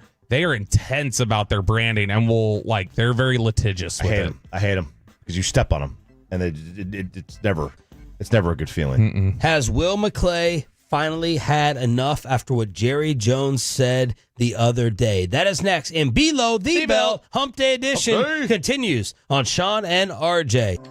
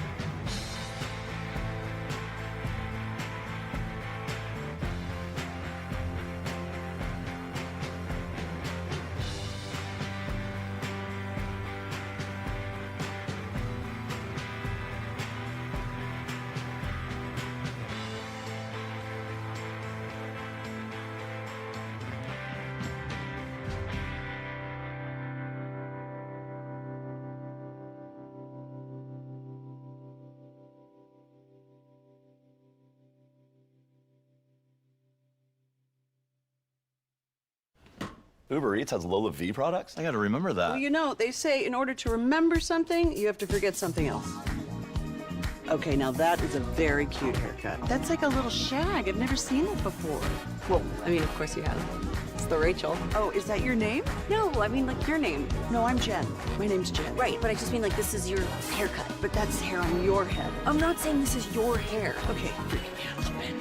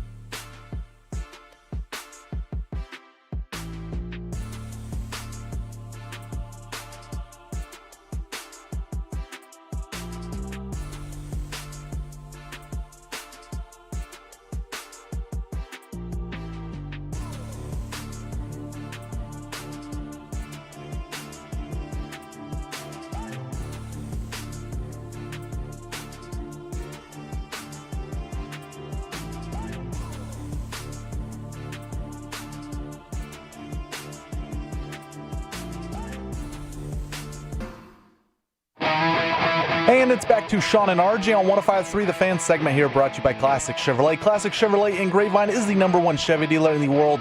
More Silverados than anyone else. This is Texas. This is Classic Chevrolet. Together, let's drive, relax, enjoy the difference based on new Chevrolet registrations 2023. The great Bobby Belt. You ruined the morning show. Don't make me take off my belt. Don't make me take off my belt. We're not. Over to you, Bobby. Are you risking your greatest asset?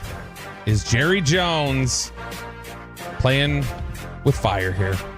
We talked about this interview yesterday that Jerry Jones had done with Clarence Hill, talking about general manager, why he holds the title, why he will continue to hold the title. And we talked about just the different angles he took on it, and how he had said that, you know, I would never allow somebody, he admitted, I would never allow somebody to do the job the right way, because they would have to come to me and I would want to approve everything and know everything, so I might as well hold on to the title myself. So that was a big talking point of it. But the bigger quote that came out of there, obviously, was where he had said, there's nobody that could blanking come in here and do all the contracts and be a GM any better than I can. And it got me thinking. I think Will McClay, who is the vice president of player personnel, I believe is his exact title. Will McClay is a guy who I don't think would ever believe that he's going to hold the title of GM here while Jerry's here. I don't think he would. I don't think he's holding out hope waiting for that. I think he knows Jerry's here. Jerry's GM. That's not a new thing to him. I don't think this would upset him to hear Jerry say, I'm going to continue to be GM till I leave. I think he expects that. What I would wonder, and what I want to get y'all's thoughts on, is naturally, does this, the way that Jerry's describing it, not by saying I'm holding the title, but saying somebody coming in here couldn't touch what I do. Yeah. Is that dismissive, naturally dismissive, intended or not, naturally dismissive of Will McClay? And is it dismissive enough that you risk potentially angering him? No. I don't see why Will McClay would be offended by this whatsoever. I don't see. Just answer me this yes or no. Does Will McClay work on contracts? I not to the extent that it's something where like does Will McClay handle the numbers? Yes or no? Todd Williams does. Yes. Mainly. Will McClay, I think, watches film and talks about a player, what he does on the field.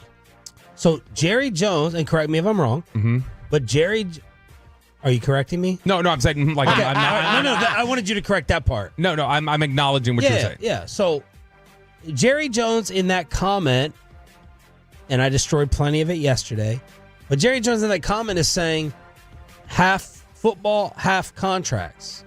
So if Will McClay doesn't deal with contracts, Jerry Jones saying someone else can't come in here and do the math and handle the salary cap and do the players, no one can do that better than me. That should not offend Will McClay because he does not deal in that area of numbers. I don't think Jerry deals with it to that kind of extent either, though. Well, but that's what he's saying. He's saying contracts. He loves to brag. All he did during training camp was talk about how no one on the face of the earth can understand the salary cap and the numbers the way he does.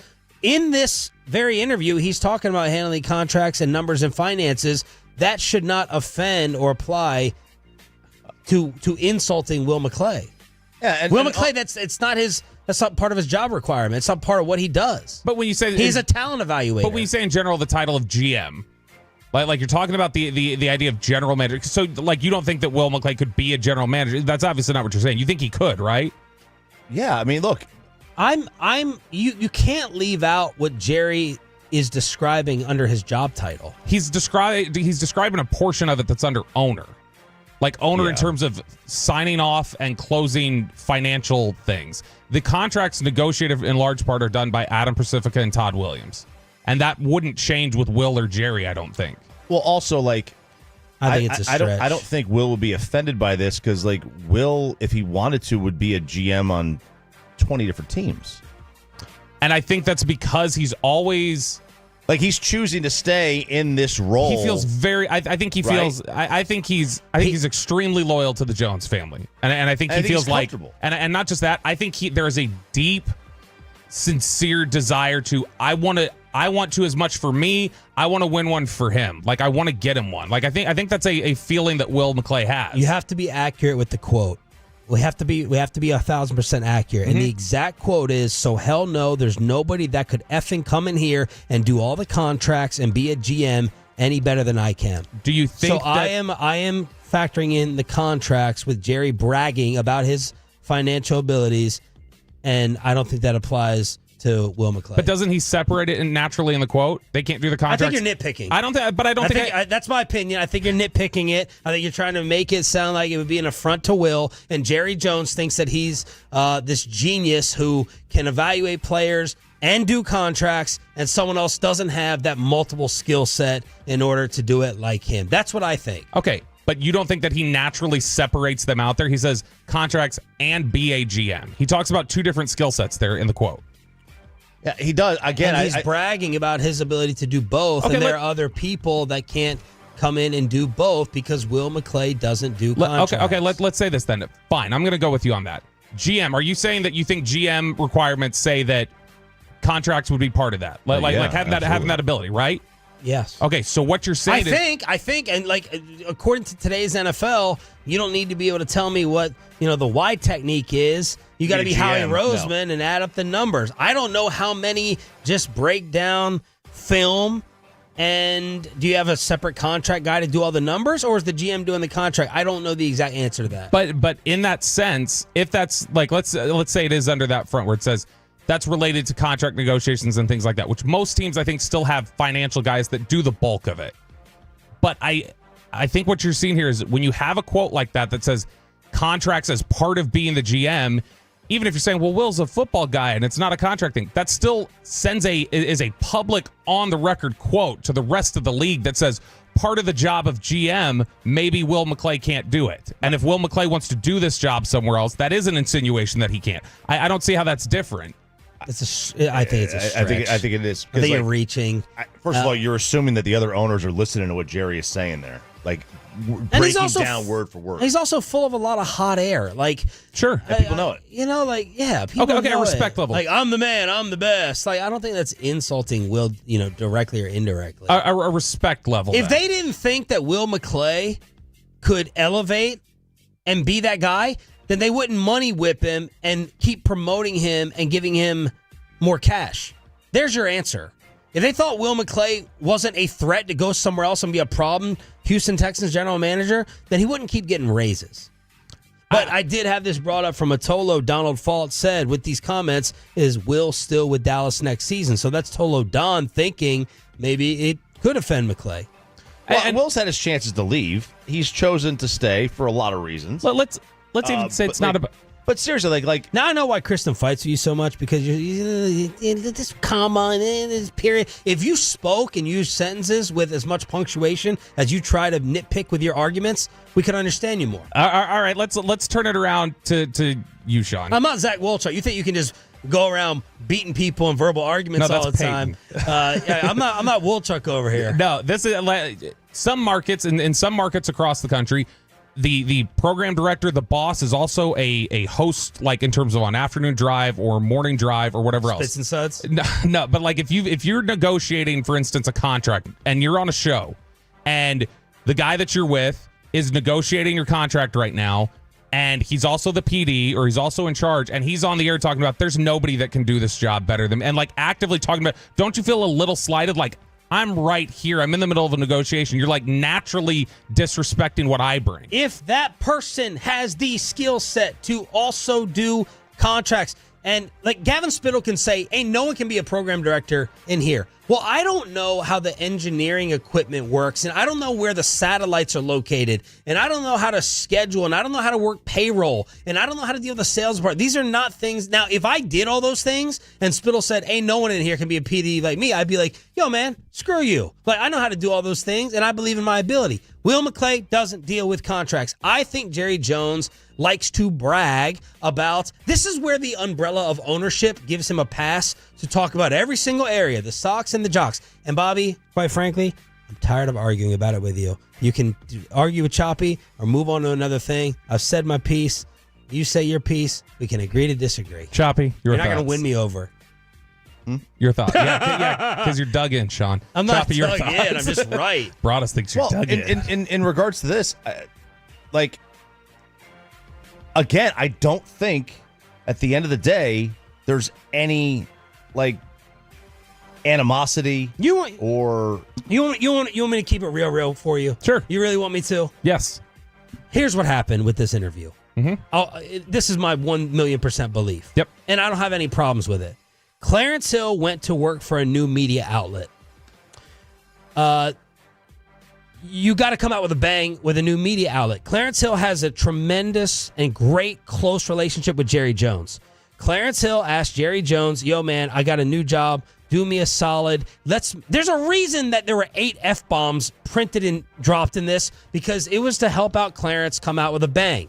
Great get for Clarence. The thing went viral. That's my opinion. A close relationship, a new media outlet, Clarence Hill coming out with a bang. And that's why we got all these F words. It wasn't to offend Will McClay. It was to do Clarence a favor. with a brand new job that he has. That's what happened here. If Will McClay doesn't understand that and other people don't understand that, they haven't been paying attention for the last 30 years or twice a week on this radio station. That's the real with what happened. We also know that Will isn't obsessed with titles. I'm sorry. If Clarence Hill was still at the Fort Worth Star-Telegram, this interview, the way it came out and the way it came across, does not happen. Period. No, it doesn't, because he's not going to put that in the Star-Telegram. You know, like for another. Well, he's coming out with a bang. Like, yeah, I mean, you wouldn't know. It's behind a paywall. That's true. I wouldn't know. You know, it's like us getting, Andre Gerard on our first show. Coming out with a bang. We know Will isn't obsessed with job titles. If he was obsessed with job titles, he would have left. Not the title issue, though. Like, again, that's not ability. You think he should feel insulted that his abilities are questioned, or he couldn't be a GM? Do you think that Jerry Jones believes that Will McClay can't be a GM? No, that's not what I'm saying at all. I'm saying that the quote naturally is something that I think if I'm in that position that Will's in, or other people are in that position Will's in, I think it's easy to be like, that makes me come off like I'm kind of a slap. Like I don't know what I'm doing. Like it sounds like. Should Steven feel the same way? No, because I don't know that's the like Will runs because Why Will, everyone thinks that Steven will become Jerry when it's time. Because I think what we're talking about is like Will runs personnel, and Jerry has been a big part of like grooming Steven to take over in a lot of aspects. And so naturally the idea of like, he's not where I'm at in my career, so he wouldn't be ready to take over I think yet. You're assuming that he's got insecurities.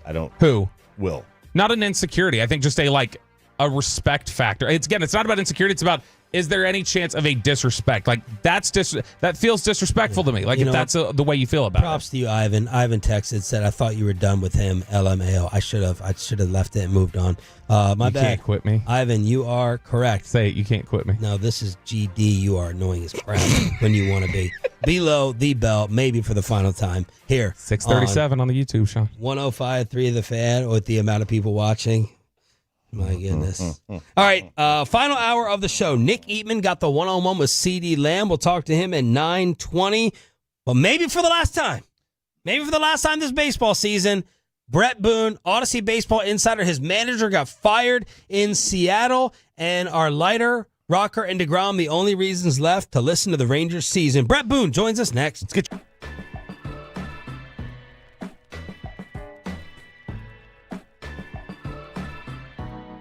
Do you think it's true that you've got to forget something else to remember that Uber Eats has groceries? Nah, that's absurd. Hey, remember when you used to be a pepper lady? Pepper lady? Wasn't it Cinnamon Sisters? Basil Babes. Saffron Squad? Nutmeg Maidens? Paprika? No. Nutmeg Maidens. I just said that. Was it Spice Girls? Doesn't sound right. Was it Saffron Squad?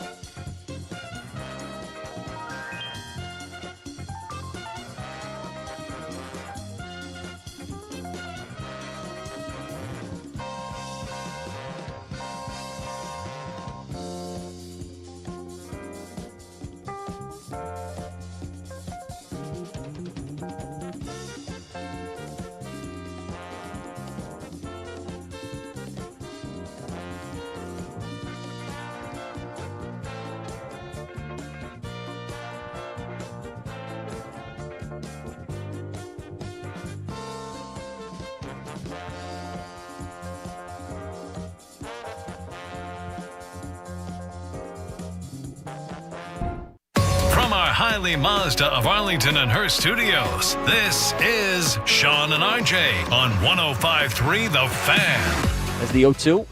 And Hosey will wave at this pitch in the dirt. DeGrom, a second strikeout tonight. 6 up, 6 down.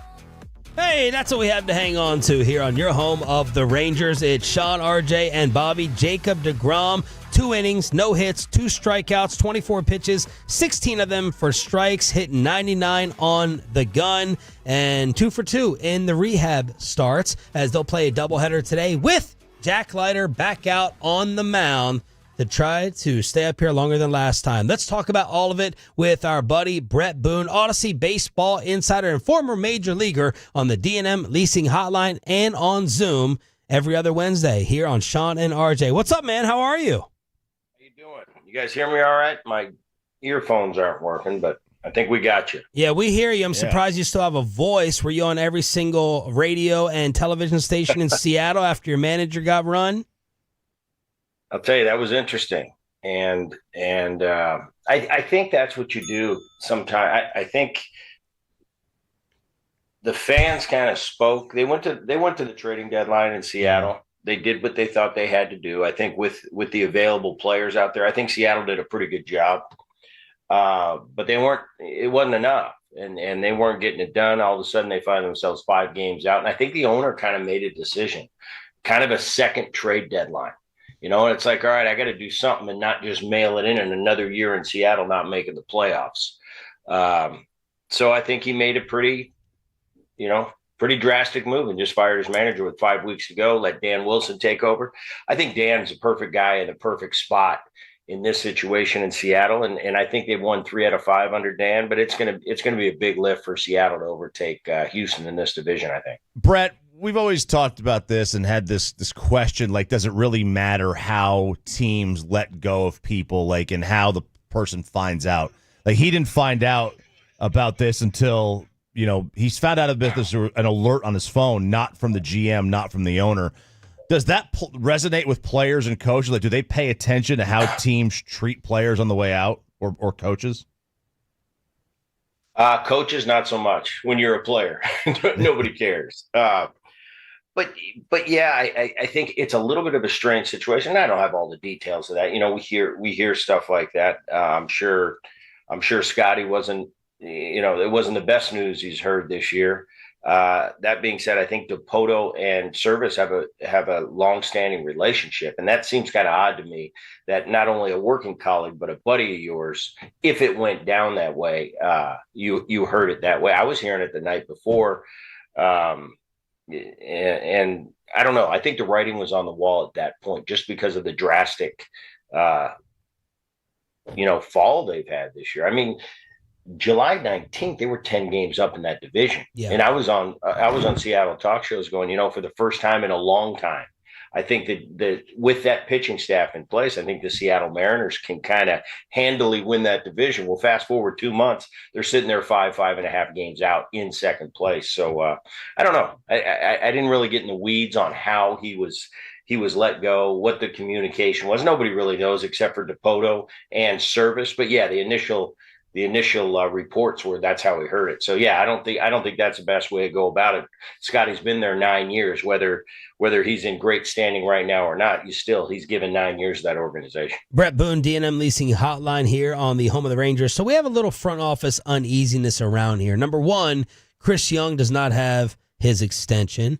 And number two, we have a worry that the front office and ownership is not going to spend because of TV money. Were you ever in a certain situation where you all knew in the clubhouse, like, we're not going to be big spenders, it's not going to happen? And how much hope does that kind of like suck out of you in the off season or during a deadline? Well, I think so. And that never ended up good. The years where I knew, hey, next year we're going to rebuild, we're going to get younger, we're going to take some salary off the books. It never ended well. It always is exactly that. A rebuild, taking salary off the books usually ends up in, and that usually ends up being third or fourth place in the division. So it never ends well. Maybe if done correctly in the long term, might be a positive thing.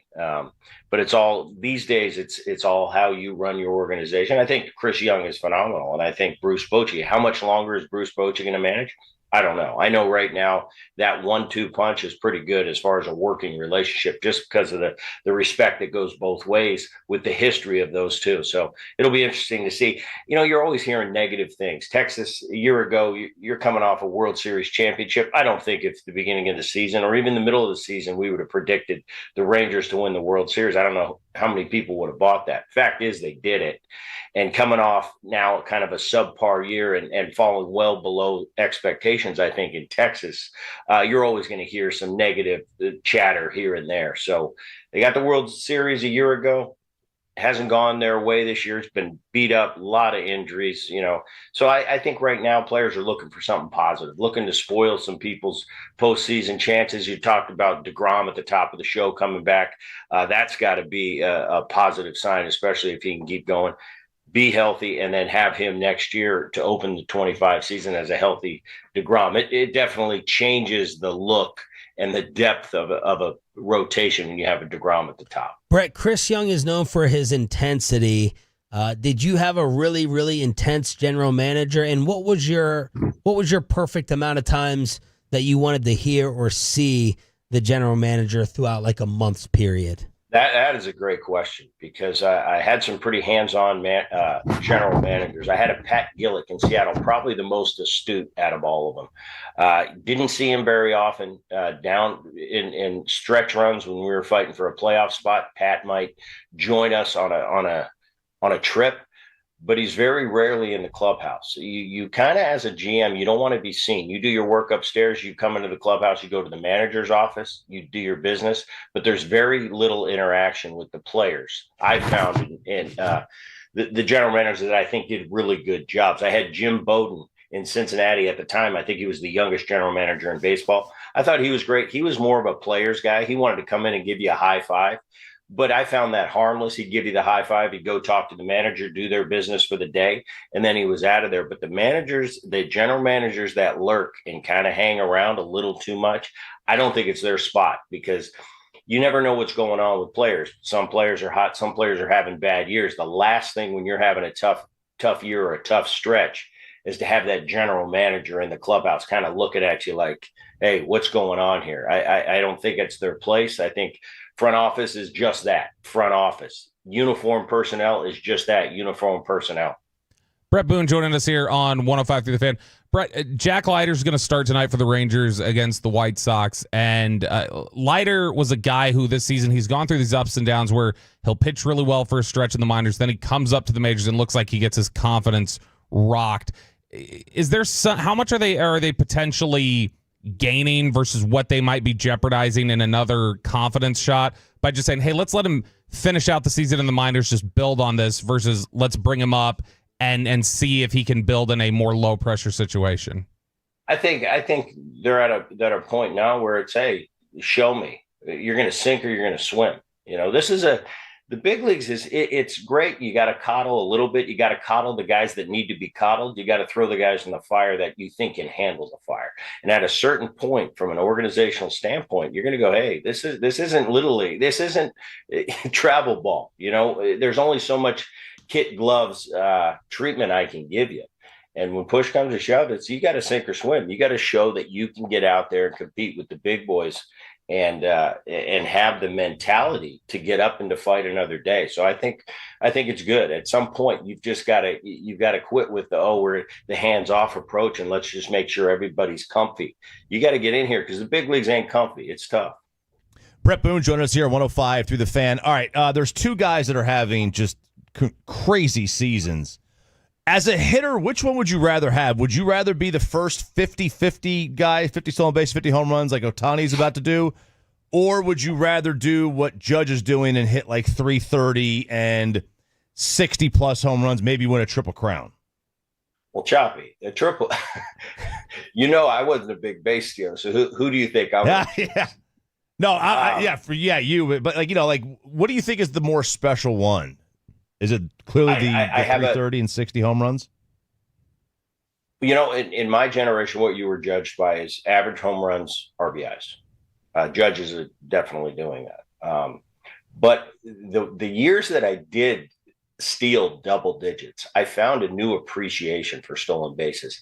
I think in my younger years, I said, who cares about 20? It's not a big deal. Yeah, I'm impressed with the 20 homers, but anybody can steal 20 bases. Once you start stealing bases, you get a new appreciation for how tough it is to have that combination of power and speed. Stealing bases takes a lot out of you. Now, I know Ohtani's in a DH role, so he has plenty of time to rest, but you're out there stealing that many bases, even in today's game with the rules change, where it's a little bit easier to steal bases than it was in past years. I have a real respect for the guys that combine that power and speed. That being said, Ohtani, to me, second best player in the world right now, and that's only because he's not on the mound. Next year, this might flip-flop. But Aaron Judge is I think the best and most productive, definitely most impactful offensive player we've seen in the game since Barry Bonds. Woo. And I don't say that lightly. Barry's the greatest I've ever seen. The second place is not even close. It's not even close. And I think Aaron Judge is doing things, especially in this modern game. He's driving in 122 runs. The closest guy to him is Ramirez with 104. In a day and an age where we don't drive in runs like in past years, he's hitting 333 in a day and age where people don't hit 333. And he's combining that, leading the league with 51 homers. I think he's got over 100 walks. It's definitely one of the great years of this generation and for the last couple generations. I think Aaron Judge is the best player in baseball. And I think second right now offensively, like I talked about Barry, second wasn't close. I think second right now isn't close. I mean, you can talk about an Ohtani, a Soto, a Bobby Witt Jr., but I think right now Aaron Judge is the face of baseball, is the best player. What were your numbers against Maddux? Not good. Bobby, what are they? Do you have any idea what they could possibly be? I'd say high ones. 222, 8 for 36. All right, I'll give you a good story about Maddux. Well, the big show just came out the other day. I had Leo Mazzoni on the podcast to talk about those years in Maddux. So I call Maddux mid-show and I'm talking to him. And he still wants to talk about me against him as a hitter. I played with him 1 year, and every pregame meeting before you go into a series, you have the pitchers meeting, the hitters meeting. Greg was my locker mate, and he'd hand me a piece of paper with stats on it. And it was me against him. And he'd go, Booney, aren't you glad you're on my team? and that's back when it was 150. I got him later when he was with the Padres. I got a couple knocks, and he kind of reminded me, like, yeah, Booney, finally you get me when I'm old and washed up. And I said, it's better than not getting you at all. The greatest pitcher I've ever faced. And I faced a lot of great ones, but start if you take the body of work and the consistency, he was just man, he was like a cyborg. He was like a robot. His bad day was inches bad, where everybody else, when they have a rough day once in a while, they're missing by 2 feet. Maddux was missing by inches. Unbelievable. Brett, LeBron James is playing with his son, Bronny James, this season, and the topic came up that LeBron is not going to allow him to call him dad. He's got to call him 2-3 or Bron or something like that. Or Goat. Or Goat, he said. So your brother played for your dad under the Reds, and I'm sure you got a chance to play for your dad a couple times growing up or whatever. What would you guys call him? Would you call him Bob on the field, or would you call him Skip? How would that go? Absolutely not. Dad. Dad, even on the field? What are you going to do? Fake it and call him Robert? No.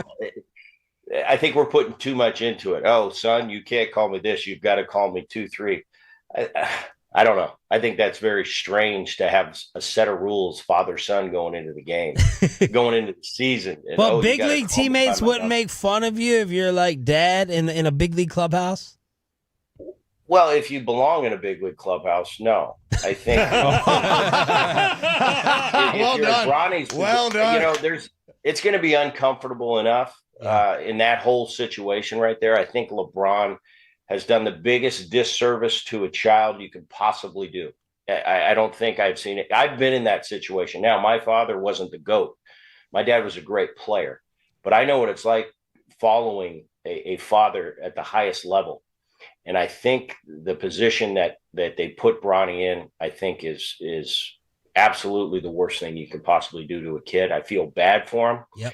You talk about a resentment, and you talk about other players in the league giving you a hard time. Well, he's about to see what it's like right now. And you got to he's a man too. It's not like he's a child.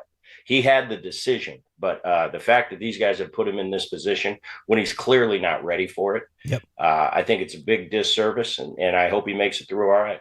Well said. Thank you so much, man. That was fantastic. We'll talk to you next time.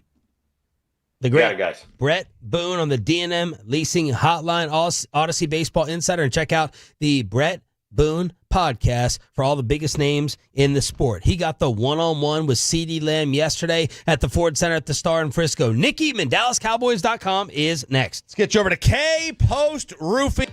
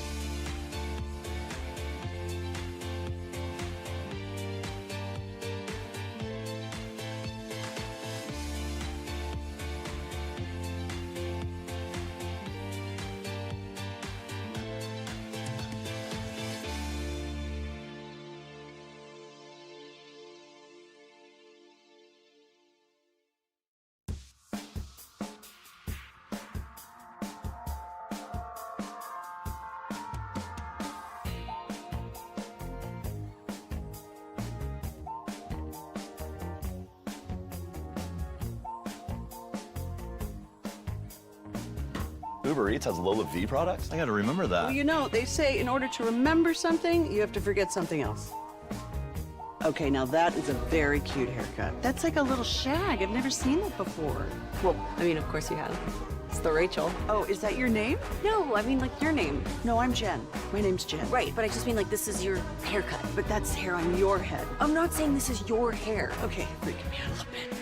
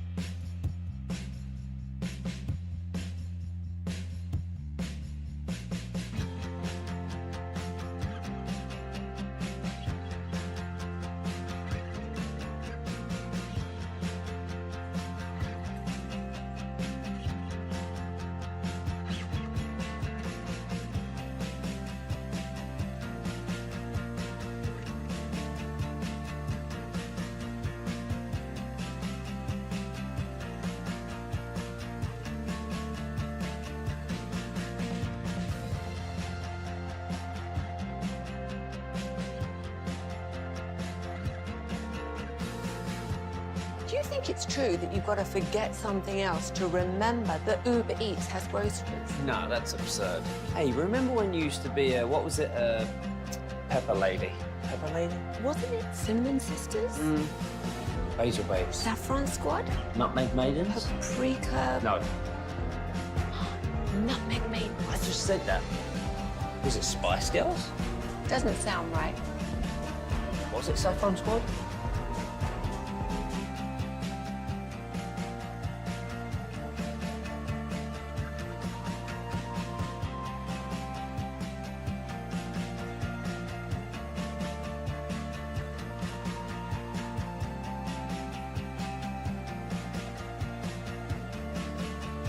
Here on the 105.3 The Fan segment here brought to you by Cars for Kids. Donate today at carsforkids.org and also brought to you by the personal injury lawyers Frankel and Frankel. If you've been injured in a car or truck wreck, call Frankel first. 214-817-333-3333. With Frankel and Frankel, there is never an out-of-pocket cost. They only get paid when you win. Frankel and Frankel, the go-to car and truck attorneys in Dallas. Crosstalk with a KMC Masterpiece is coming up at 9:40 during the Hump Day edition of Sean and RJ. CeeDee Lamb caught up with Nick Eatman one-on-one, but he also talked with the rest of the media, and he said no, there was no doubt that this deal was going to get done.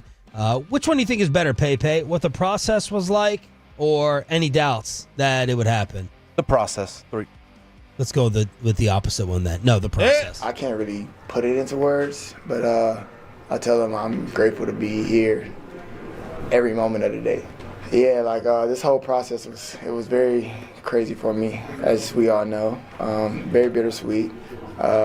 Enjoyed it all. Obviously had plenty of times to, revamp myself physically, become more prepared for the season. Granted, I wish I would have had a camp, but it's okay though. It'll work out in the back end. But very excited for the moment. Cherish every bit of it. Shout out my agent. Grateful for the whole opportunity. Going back and forth, the phone calls with him. Obviously thanking God every morning. Get the chance to wake up and do what I do. But yeah, man, it was surreal. Loved it. Here we are. And Nick Eatman caught up with him one-on-one for DallasCowboys.com. Nick joins us now. Brought to you by the WinStar World Casino and Resort. Proud to be the official casino of the Dallas Cowboys. Please game responsibly. Smiles from ear to ear throughout the hallways yesterday, Nick. Yeah, good mood. Good mood, CD, for sure. It wasn't the San Francisco game, CD, from last year. It was definitely, he was excited. No, and he should be. And he looks bigger, too. Like he said, he gained 15 pounds. And, I mean, you could tell immediately when he walked in. I mean, he definitely looks that way. And, you have to be careful when you say he gained 15 pounds on his holdout. Like I'm sure there's been players in the past that have done that, but not a good 15. Was it 15 pounds of muscle or 15 pounds of Luka? No. It's don't put that in there. No, he looks like, he said, like muscle mass, 15 pounds of muscle mass. So it was very noticeable, and he's wearing a tank top that kind of shows that too. Like, hey, look at me. No, it was good to talk to him, and I liked his interview. Obviously, I got a chance to talk to him for a couple of minutes, but what he said to the entire media after practice was really good. A lot of good answers there, and the bittersweet part, you could really feel that for him, that it was hard to be away from his team. He told me there was multiple times where he would just call his agent and said, hey, I gotta go. I gotta get back with my team. So, they stuck to their guns and it worked out. And it was very clear what the trigger point was at $34 million per season. Like there's a lot of other numbers, but it sounds like from what he said, his agent said to him, hey, they just want to do $34 million. And he's like, where do I sign? So it seemed like the final straw in how to get this negotiation. Can you justify from the Joneses' standpoint why this took so long? And do you think that they actually lost in waiting this long in the offseason? What do you mean, Sean? They lost what? Did they? I may have not followed. People. Jerry kept saying, "I want to see leaves fall," and we keep. The thinking in the media is you keep waiting; it's going to cost you more. Did they actually cost themselves anything by this taking so long? Do you think?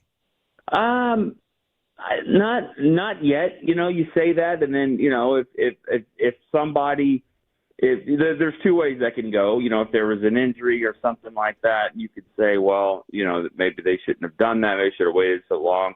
If Jalen Tolbert, Jalen Brooks, Flournoy, if those guys have an unbelievably great season, then it's like, well, look at all the extra reps they were getting in camp. Which you could have made the same case for T.J. Bass and Hoffman last year when Zach Martin was out. So there's two ways to look at it. I think as of right now, I don't think I think they both have a lot of admiration for each other. He thanks the Jones family several times. He understands the business part of it, and I think at the end of the day, everybody's happy as of right now. Okay, Nick, so with CeeDee Lamb done now, I think a lot of the assumption is, all right, all focus on contract negotiations now can shift to Dak, and you can throw all your resources into that or all your attention into that. Mm-hmm. Do you think that's the process the Cowboys are taking now? Is like, all right, let's focus on getting this done, or do you think they're willing to say, hey, you know what, let's let the season play out a little bit. Let's get a little bit into this and see what happens. I feel like it's more of the first part. I really do. I have a sense, again, it could be a stomach ache. I don't know, but I got the feeling that that maybe this is going to happen sooner than later. Maybe before the season begins. Really? I that's my sense. It could be gas, but that's what I'm feeling. So who knows? What'd you have for dinner? Yeah, I don't know. Whatever they were serving here at the Star, it was right after. So it wouldn't be too bad, right after practice. But no, I have that feeling because, and this is where, not to sound like Captain Obvious, but obviously every situation is different. Every contract is different. And with Dak, he wasn't holding out and he was here. But I do get the sense that once the season begins, it might be a little less negotiation and more like, hey, you didn't get it done. Now I'm really on a contract year and I'm playing and I'm betting on myself. And I just have a hard time thinking that it's going to happen during the season. I think it's smart for both of them to get it done, and I just have a feeling that it will. Nick Eatman, D&M Leasing Hotline here on Sean and RJ 105.3 The Fan. Any update on Dalvin Cook? I have not heard that. I think that it's they wanted to see what this running back, what he looks like, what kind of shape he's in. The sense that I heard was practice squad at best, but that could have changed by the meeting yesterday. And I mean practice squad as in right now, like this week practice squad. If they signed him, it would be that. I'm not saying that they're just trying to hope that he goes out there and can help the first team. No, I'm saying as of right now, it would be, hey, let's get a guy, maybe put him on the practice squad, and we'll see. But I think they also want to take a good look at what's out there today and what was out there yesterday and see about putting claims in and all that. There's two or three players, and maybe one or two, on the roster right now that probably won't be later on. When they claim they're going to have to make a move. But I believe if my numbers are correct, they'll have one spot open for a little bit because CeeDee Lamb is not going to count on the roster until they decide to put him on there. There's an exempt list there. They can wait all the way to the Cleveland game for that. So they do have an extra spot they can play with if they need to. Do you think it's clear that Zeke is better than Dalvin still? No, I don't think it's clear. I think it's a close race. I mean, looking at stats, looking at situations, where they've been, the quarterbacks that they've played with, and it's been pretty bad for both of them here, quarterback wise, last couple of years, with what Zeke had in New England and that whole situation. I don't think it's clear. I think it's very comparable for what they've done and what they've been asked to do. So maybe it's a two for one type of thing. I mean, I think he's better. He's been better than Royce Freeman, who's a guy they're trying to get on the practice squad. But I think with the Zeke one, I think it's pretty close. Nick, anything that stood out in particular from the roster cut down? Did you look at it, and was anybody surprised you in terms of making the roster or not making the roster?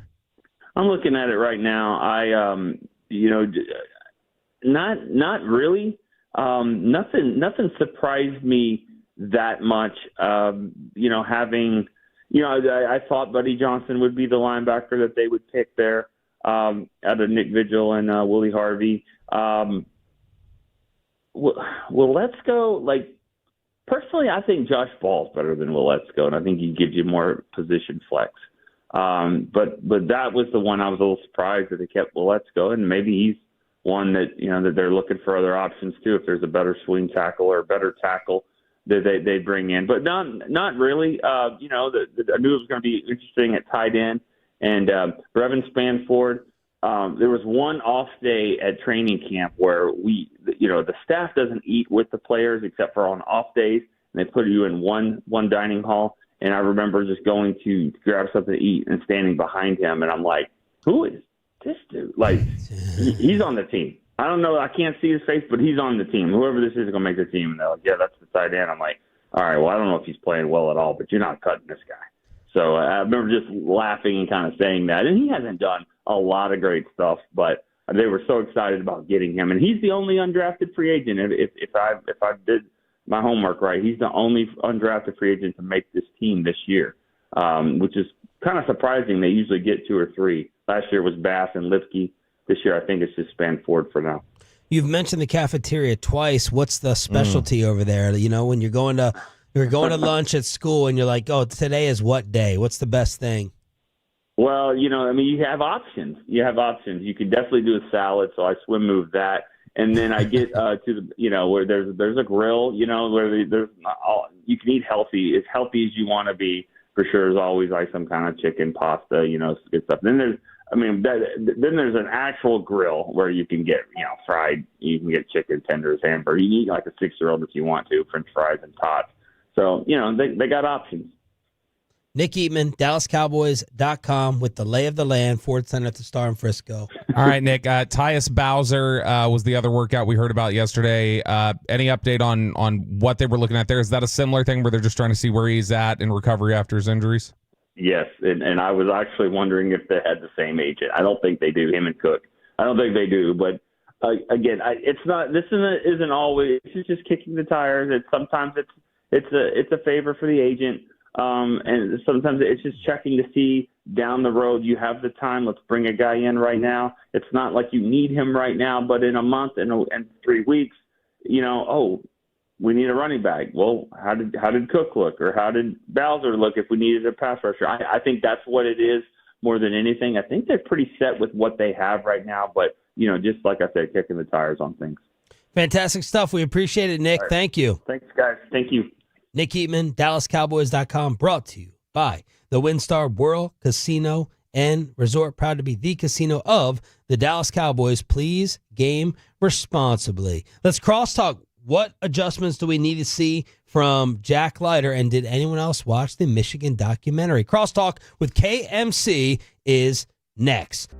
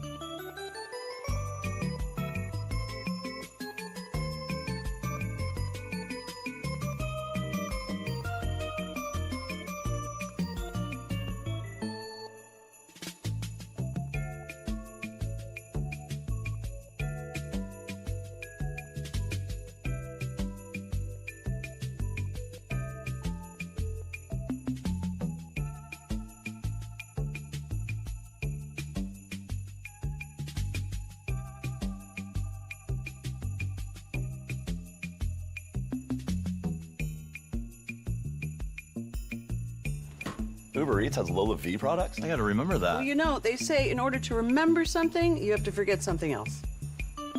Okay, now that is a very cute haircut. That's like a little shag. I've never seen that before. Well, I mean, of course you have. It's the Rachel. Oh, is that your name? No, I mean, like, your name. No, I'm Jen. My name's Jen. Right, but I just mean, like, this is your haircut. But that's hair on your head. I'm not saying this is your hair. Okay, you're freaking me out a little bit.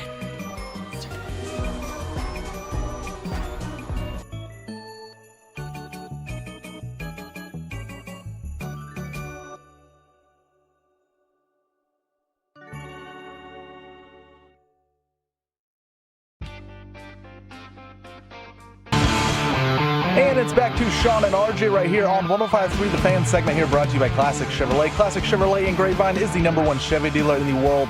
More Silverados than anyone else. This is Tex. This is Classic Chevrolet. Together, let's drive, relax, enjoy the difference based on new Chevrolet registrations 2023. We have breaking news on 105.3 The Fan, presented by BetQL. Smarter bets start with BetQL. Download the BetQL app or visit BetQL.com today. Tom Pelissero from the NFL Network tweets, 4-time Pro Bowl running back Dalvin Cook is signing with the Cowboys. Oh, baby! Cook was waiting for the right opportunity and always felt it was Dallas. A marquee addition, Tom Pelissero says in Big D. Best running back on the team right now. That is true. Was the right opportunity? Somebody called him. Yeah. Is this right to practice squad? So, yeah, I just sent a text about this. The thought was it was the last 24 hours, I think everybody was kind of hearing the same thing, which is it would be practice squad. That's what they were looking at him for right now. Similar to like when they signed Jason Peters a couple years ago and put him on the practice squad initially. But these reports here are not specifying practice squad. Now, it's coming from an agency. An agency may not be wanting to highlight necessarily that it's the practice squad. Fair point. And they may just say he signed with the Cowboys, but I've got some texts out to figure it out. But And in true choppy fashion, Mr. Anti and old running back is a big fan of the signing, Kevin Hagelin. I turn it over to you to hopefully fight for the next 10 minutes with him. Do you think we're going to have the most badass 2017 Pro Bowl practice squad? Practice squad. It's practice squad. This is the thing, okay? I dismiss. I don't like the running back idea of any running back. But if you're going to get do you think a running back should not exist? Like we shouldn't run the ball anymore? They should absolutely exist at the $500,000 a year level. Okay. Or whatever the league was that. Hey, how mad are you about Micah not being a defensive end 100% of the time? I don't care where they put him. I just want him rushing the passer. So like if he's rushing from like the A gap, whatever, right? But you know there are going to be plenty of off the ball opportunities where he's not going to rush, right? I know. Choppy doesn't believe in off speed pitches. He wants fastball every time. You know what? I'll tell you what. I'm not impressed when you strike somebody out with a curveball. Okay, high heat, baby. That's why he hates Maddux. All right, show your. Hold on. Let him hang. What? So you only appreciate a strikeout if you overpower the batter and not trick them? I'll tell you this. You don't see a pitcher break a changeup off and then do the Conor McGregor walk off the mound, okay? You see that only when they throw a fastball. Mm-hmm. So what is right, this, Mike? You know it. What does practice squad mean for the likelihood of playing on opening day? Probably not first week, I wouldn't think. But, I mean, you're putting him on the practice squad to ramp him up. So he will play in a game for the Cowboys, I would guess, sometime in the first month. And then you get 3 elevations? Yeah, but I don't even know that it would have to be that. I think he'd probably get signed to the active roster pretty quick. You don't think they'd bounce him up and down? I don't necessarily think they would want to do. I think they'll just kind of hold him down and then get him ready and then sign him when he's ready to go. Mikey, who's getting cut because of this move? Well, wouldn't Deuce be the guy that would have to eventually be you're not going to carry 4 running backs on your active team, are you? With, I guess, a 5th if you consider the fullback the 5th running back. Yeah, I think that they're going to be. I didn't think we talked about this with Archer yesterday a little bit. Like the idea of signing Cook, I don't think it's got anything to do with Deuce. I think Deuce is here because he's got a skill set that they don't think other people have. And so Jerry really wants to get that active on game days. He talked about it on Saturday. So I think Cook is more about insurance or trying to strengthen the overall group. Immediately, he's on practice squad, so it's not an issue right now. But immediately, Adogo will go on IR. That'll free up a spot later today. But then as things go along, maybe it's Tyrus Wheat. They cut him, the 5th defensive end they kept. Maybe it's, one of these defensive backs or they let a linebacker go or one of these offensive linemen. Well, let's go. But I think they'd find somewhere else to pick off. So Choppy is happy. Me, Kevin, and Bobby are not the biggest fans. Corey, where did you stand on Dalvin Cook?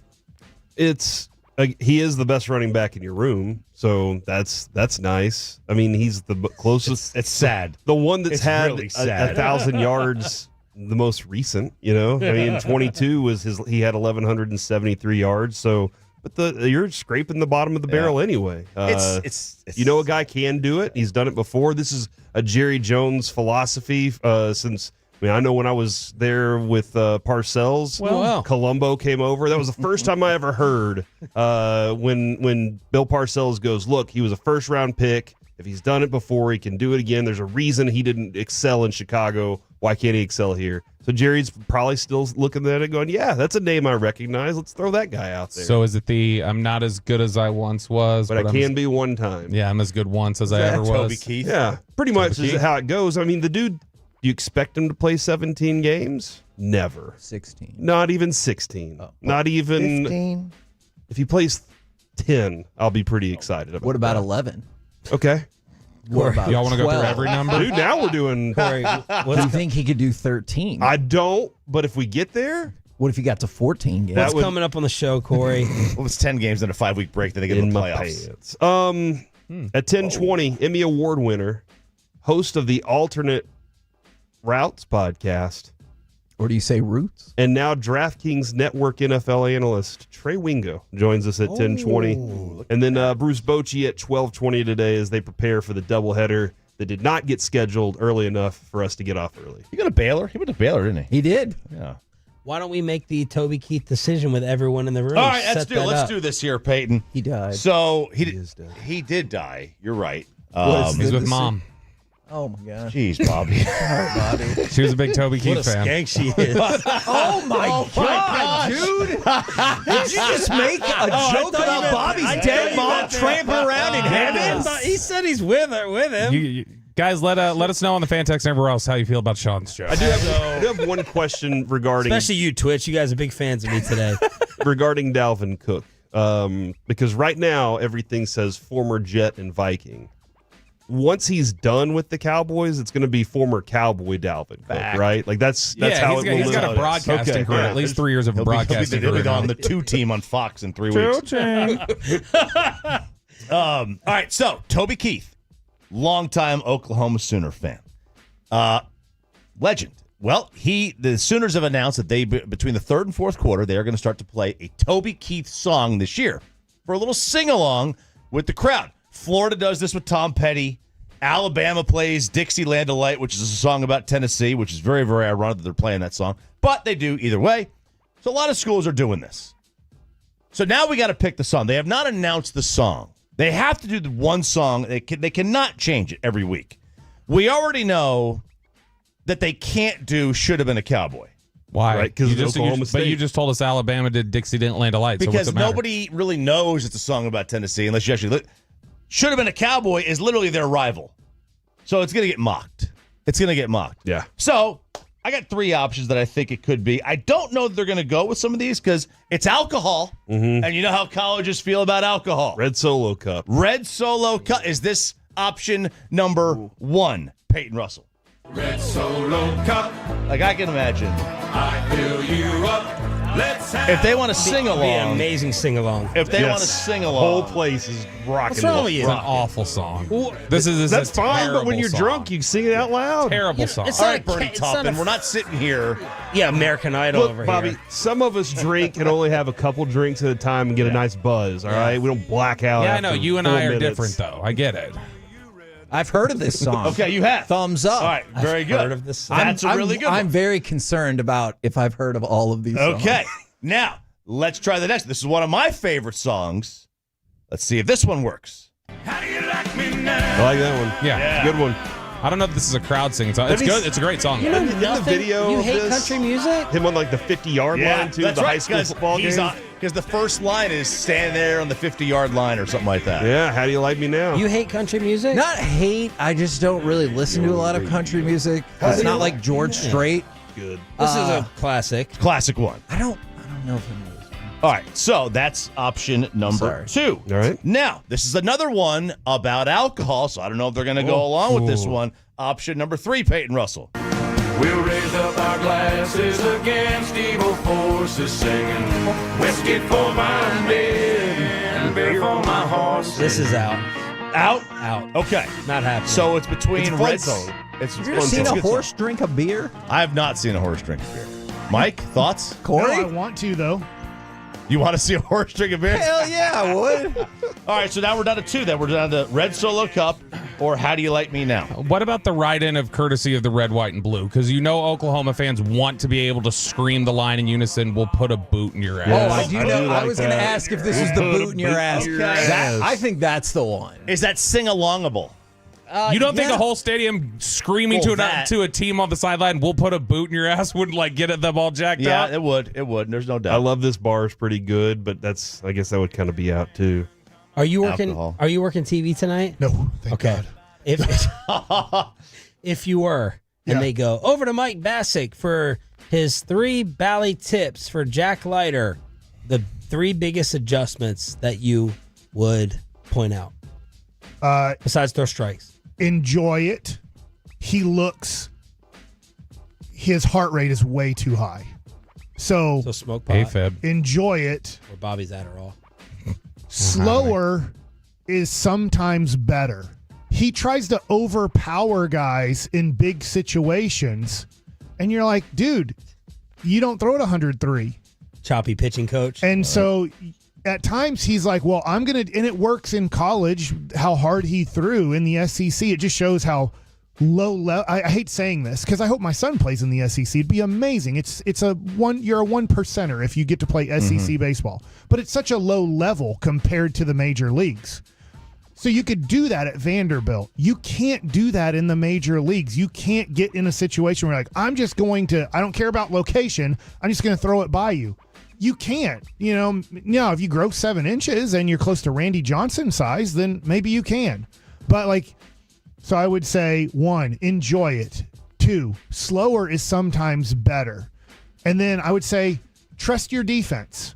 See if you can get weak contact early on in the count, because if I throw 1 or 2 pitches and I get a ground ball out or a fly ball out, and I know it's the White Sox, they're very low level, but they're still major leaguers. If they only see you throw 1 or 2 pitches the first time through the lineup, they don't know about your breaking ball. Maybe they don't know about your fastball movement. But I would say those are my 3 keys. And my keys are my beneficiaries.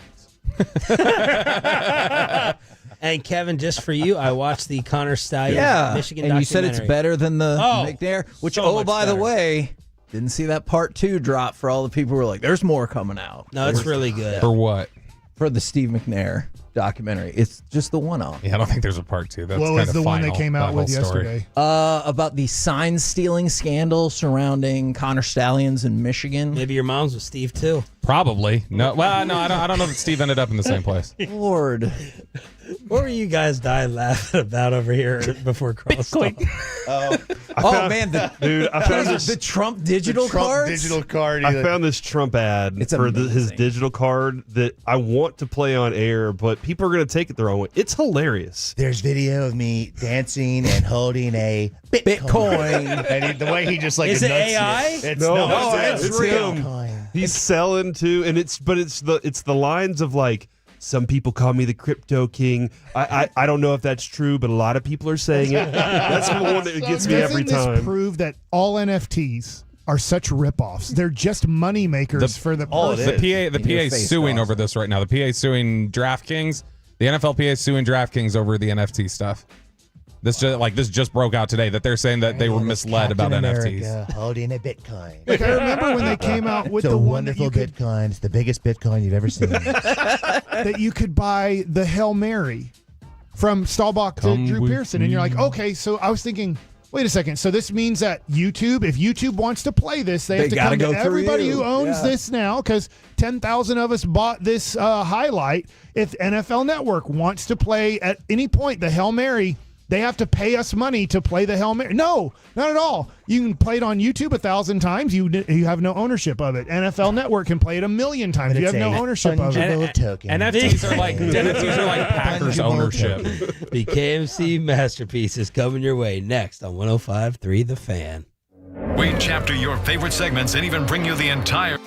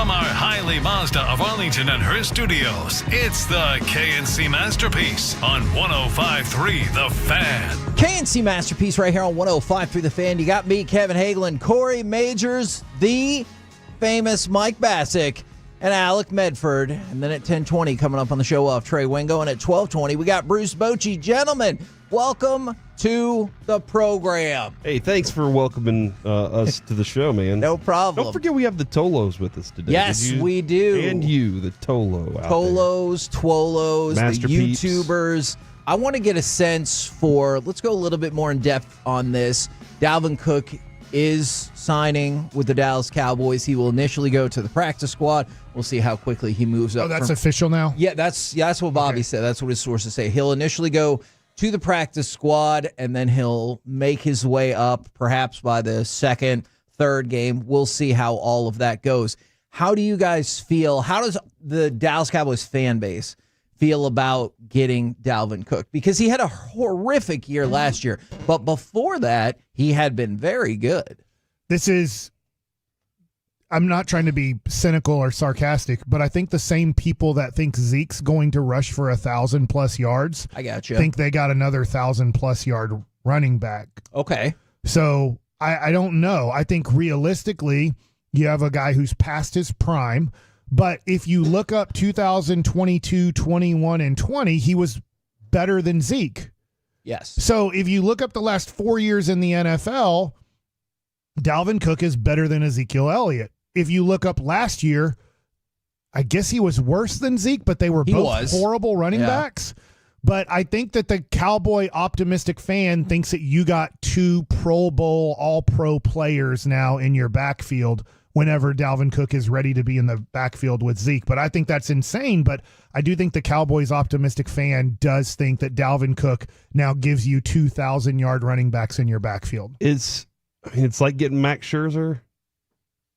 Kind of, yeah. Where you're like, hey, if the guy has anything left, it could be explosive for us. It could be very good for us.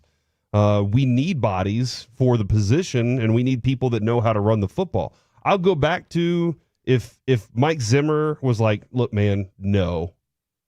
The dude's bad in the locker room. Mike Zimmer would have stepped up and said something. I agree with that. So I feel like that Mike Zimmer, I don't think he cleared this, but I think that they went to the intel on him and were like, what are your thoughts? And if he can be a helpful, productive back, that's all that really matters. I think this team, Kevin, this year, at some point will, go heavy on running, maybe closer to late in the season, maybe in the playoffs. Oh. But I think for the most part, it's going to be Dak Prescott and CeeDee Lamb and the passing game.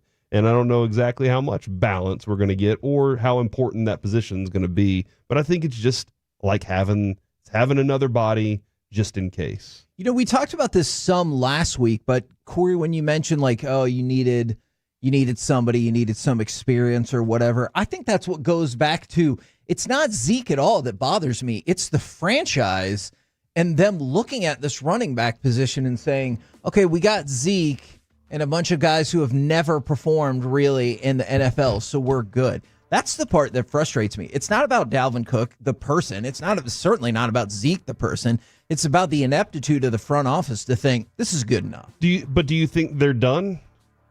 Now with running backs, I do. Okay, I don't. And I think that they said. We saw, Snoop Connor was on the roster. I liked him getting opportunities. They brought in a bunch of guys and said, all right, let's see if any of them can. None of them could. Right? Can I ask you? So then they said, well, that wasn't good enough. We got to add something else, see if he can. If he can't, move on from him. Can I ask you a question about that, though? Because I totally hear what you're saying, and you're right about a lot of that. When you said, let's, as you usually are, let's see what they can do, is that really what we were doing when we were like, except for Zeke, because he's good to go? They know what they have in Zeke. Everything's fine there. That's the part that I'm like, hey, if we're really doing this, I'm not saying Snoop Connor was going to make it over Zeke, but if we're really doing this, let's see it. But okay, I agree with you.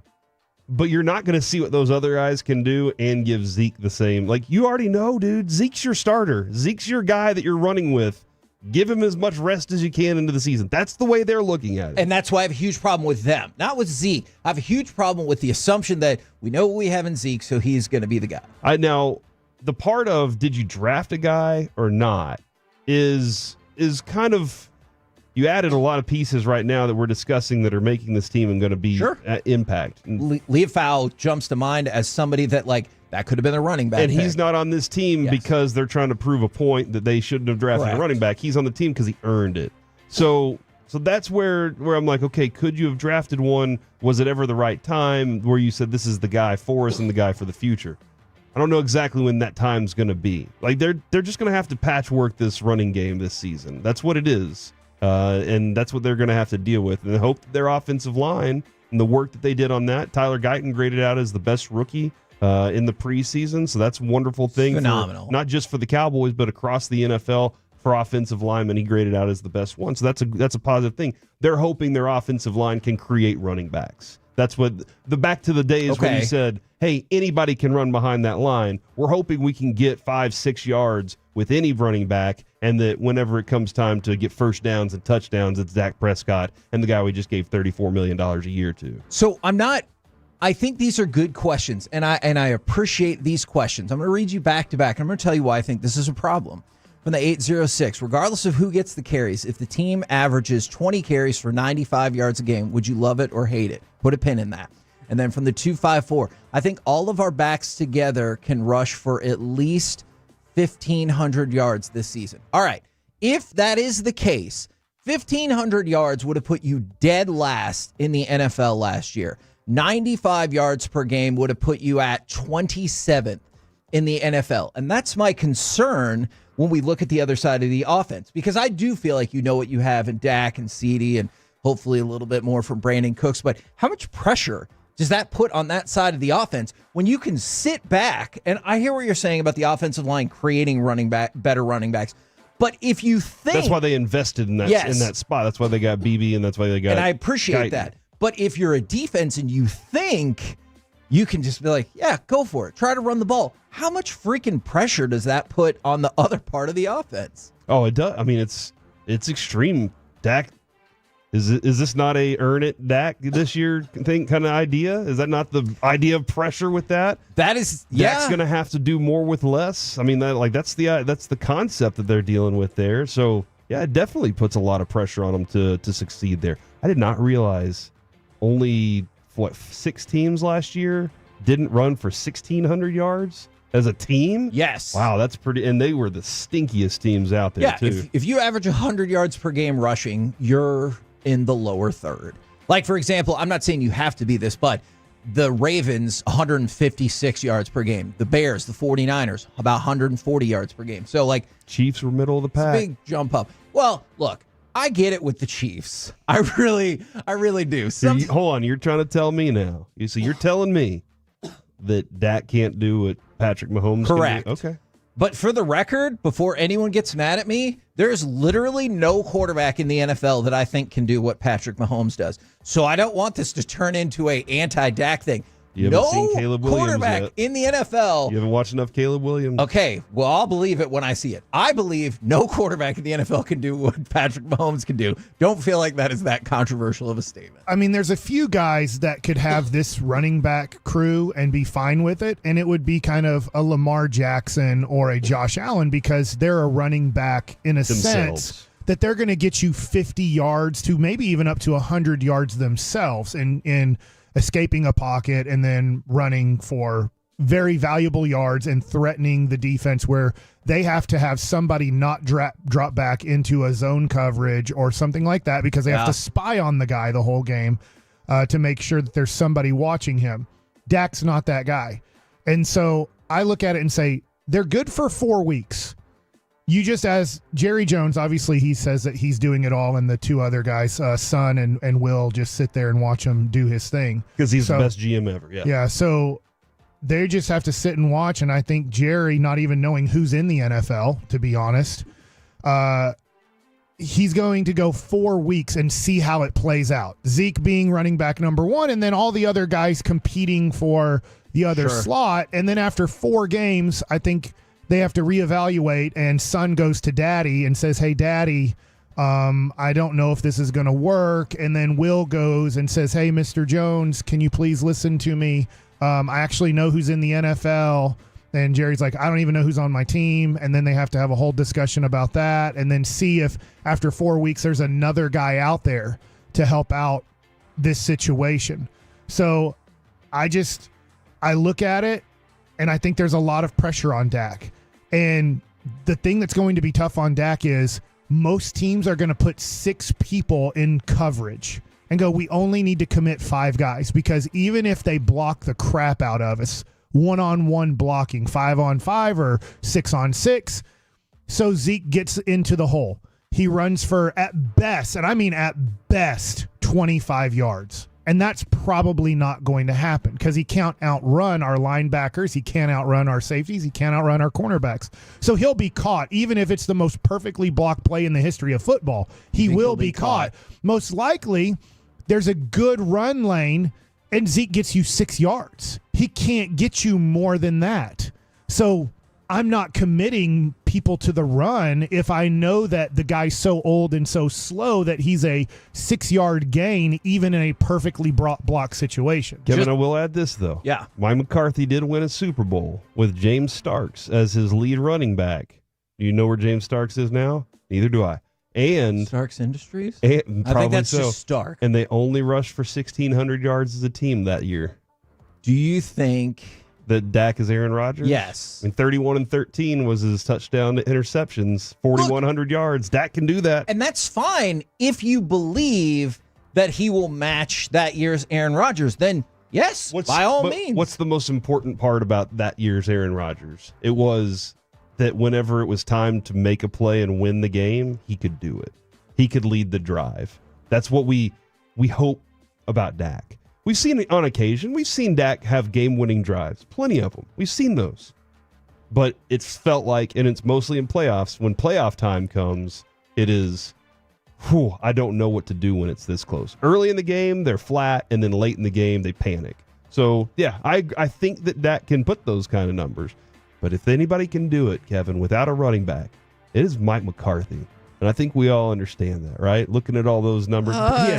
Brandon Jackson was his running back. He had 700 yards. He had John Kuhn had 280 yards. He had James Starks. He had 100 yards that year. That's it. So Robbie Edelman on YouTube says, hey, Mike, depending on, I'd rather have a 4.5 yard average with a ton of 5-6 yard runs over a 4.5 with a couple of 25, 30 yard runs and a bunch of 1 and 2 yard runs. I hear what you're saying, Robbie. I don't think they're going to get either one. Dude, if you get to 4.5 yards per carry as a team, thumbs up. Like, I'm good. I'm not saying that's what they're going to get. I'm saying best case scenario, that's what they're going to get. I do think they're going to average, I think it'll be at 4 at best. 4 yards a carry at best as a team. And I don't know if they're going to get to that because Zeke has been the Panthers got 4, last year. 3.8 with the Cowboys. With the Cowboys offense, take out New England. 4 and 3.8 were his last 2 years with the Cowboys. Yeah. We're the KNC Masterpiece right here on 105.3 The Fan. Spirited conversation. Really appreciate the Tolos, the Twolos, the YouTubers letting us know how they feel. Coming up next, Emmy Award winner, host of the Alternate Routes podcast, and now DraftKings Network NFL analyst, Trey Wingo, right here on The Fan. If you're laughing, we're happy. Thank you. Thank you. Get Masterpieced anytime you want.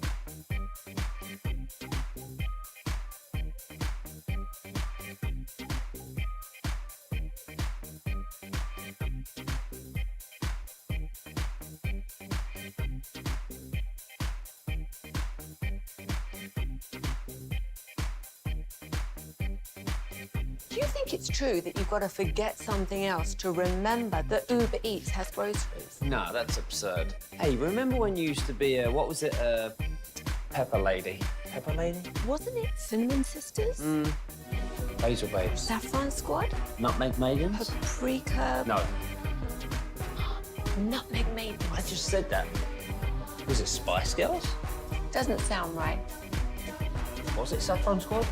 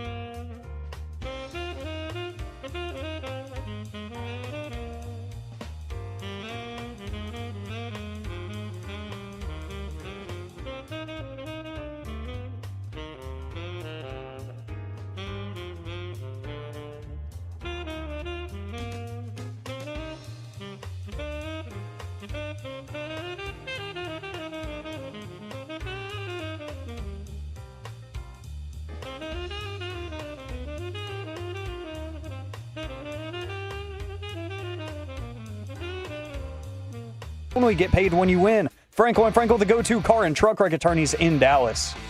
KNC Masterpiece back here on 105.3 The Fan. Right now on the D&M Leasing Hotline, we bring to you Emmy Award winner, host of the Alternate Routes podcast, and now with DraftKings hosting the pregame power-up, it is Trey Wingo. Good morning, sir. Hey, Trey. How's it going, man? Oh, dear. Oh, no. Oh, dear. Alec hung up on him. Man. Reggie would never. Is all I'm saying. Reggie would never. Reggie hang up on would anybody. never. Reggie, and he would never let this happen. You know, out of all the times I saw Reggie back there, it would never happen. All right. This time we've got Trey ready to go. Good morning, sir.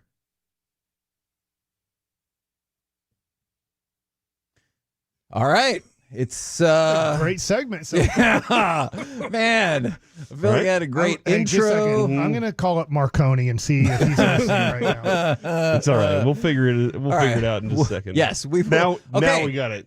Mr. Trey Wingo, are you there, sir? Yeah, have we figured out all the technological difficulties yet, guys? We're a professional radio station. Yeah, man. This is a tough start for us. That's okay. Let's rally with a shout out to my people in the Dallas-Fort Worth area: Haji, Sessions, Joey, Bryce, BB's. All good. Good to be with you guys. Peace. Now, do you say roots or routes? Because we had quite the discussion about this before the show. I said alternate routes, and one of my co-hosts is like, "Is it not alternate routes?" It's funny you say that. We settled on alternate routes, unless, of course, the Canadian company Roots decided to sponsor the show. So we're going with alternate routes, like the passing the tree route, is the best way to describe it. And then when the show travels, they're taking alternate routes. So that's I like There you that. go. I like that. Especially north of the border. Yeah. Will you please come back on with us as soon as you guys do the What If the Officials Correctly Ruled That Dez Caught It alternate route podcast? Because I really need to hear that. Dez did catch it, by the way. I still don't know what the hell they were looking at. Yes. Thank you very much for that. Hey Trey, what are your thoughts on the Cowboys running back situation and adding Dalvin Cook at this point? We're excited about that, but I'm also excited about, obviously, the new show I've got with DraftKings, pregame Power Up, Monday and Thursday night, 6 o'clock Eastern on the DraftKings Network, where we get you set for all the primetime NFL games. Look, the Cook signing is a good one. I mean, he has 47 career rushing touchdowns. You're going to be a running back by committee team this year, and I do think that it's going to give them options in the running game. He's a good receiver out of the backfield, and, I just think it's depth at a position where the Cowboys are going to need more production than they got a year ago. The offensive line was something they said they were going to really dive in on, really correct here. And now you got a guy in Tyler Guyton that looks like he could be a great replacement for Tyler or for Smith. And you got a center that you're feeling pretty comfortable with too here. What are your thoughts on what the Cowboys did on their offensive line getting younger there?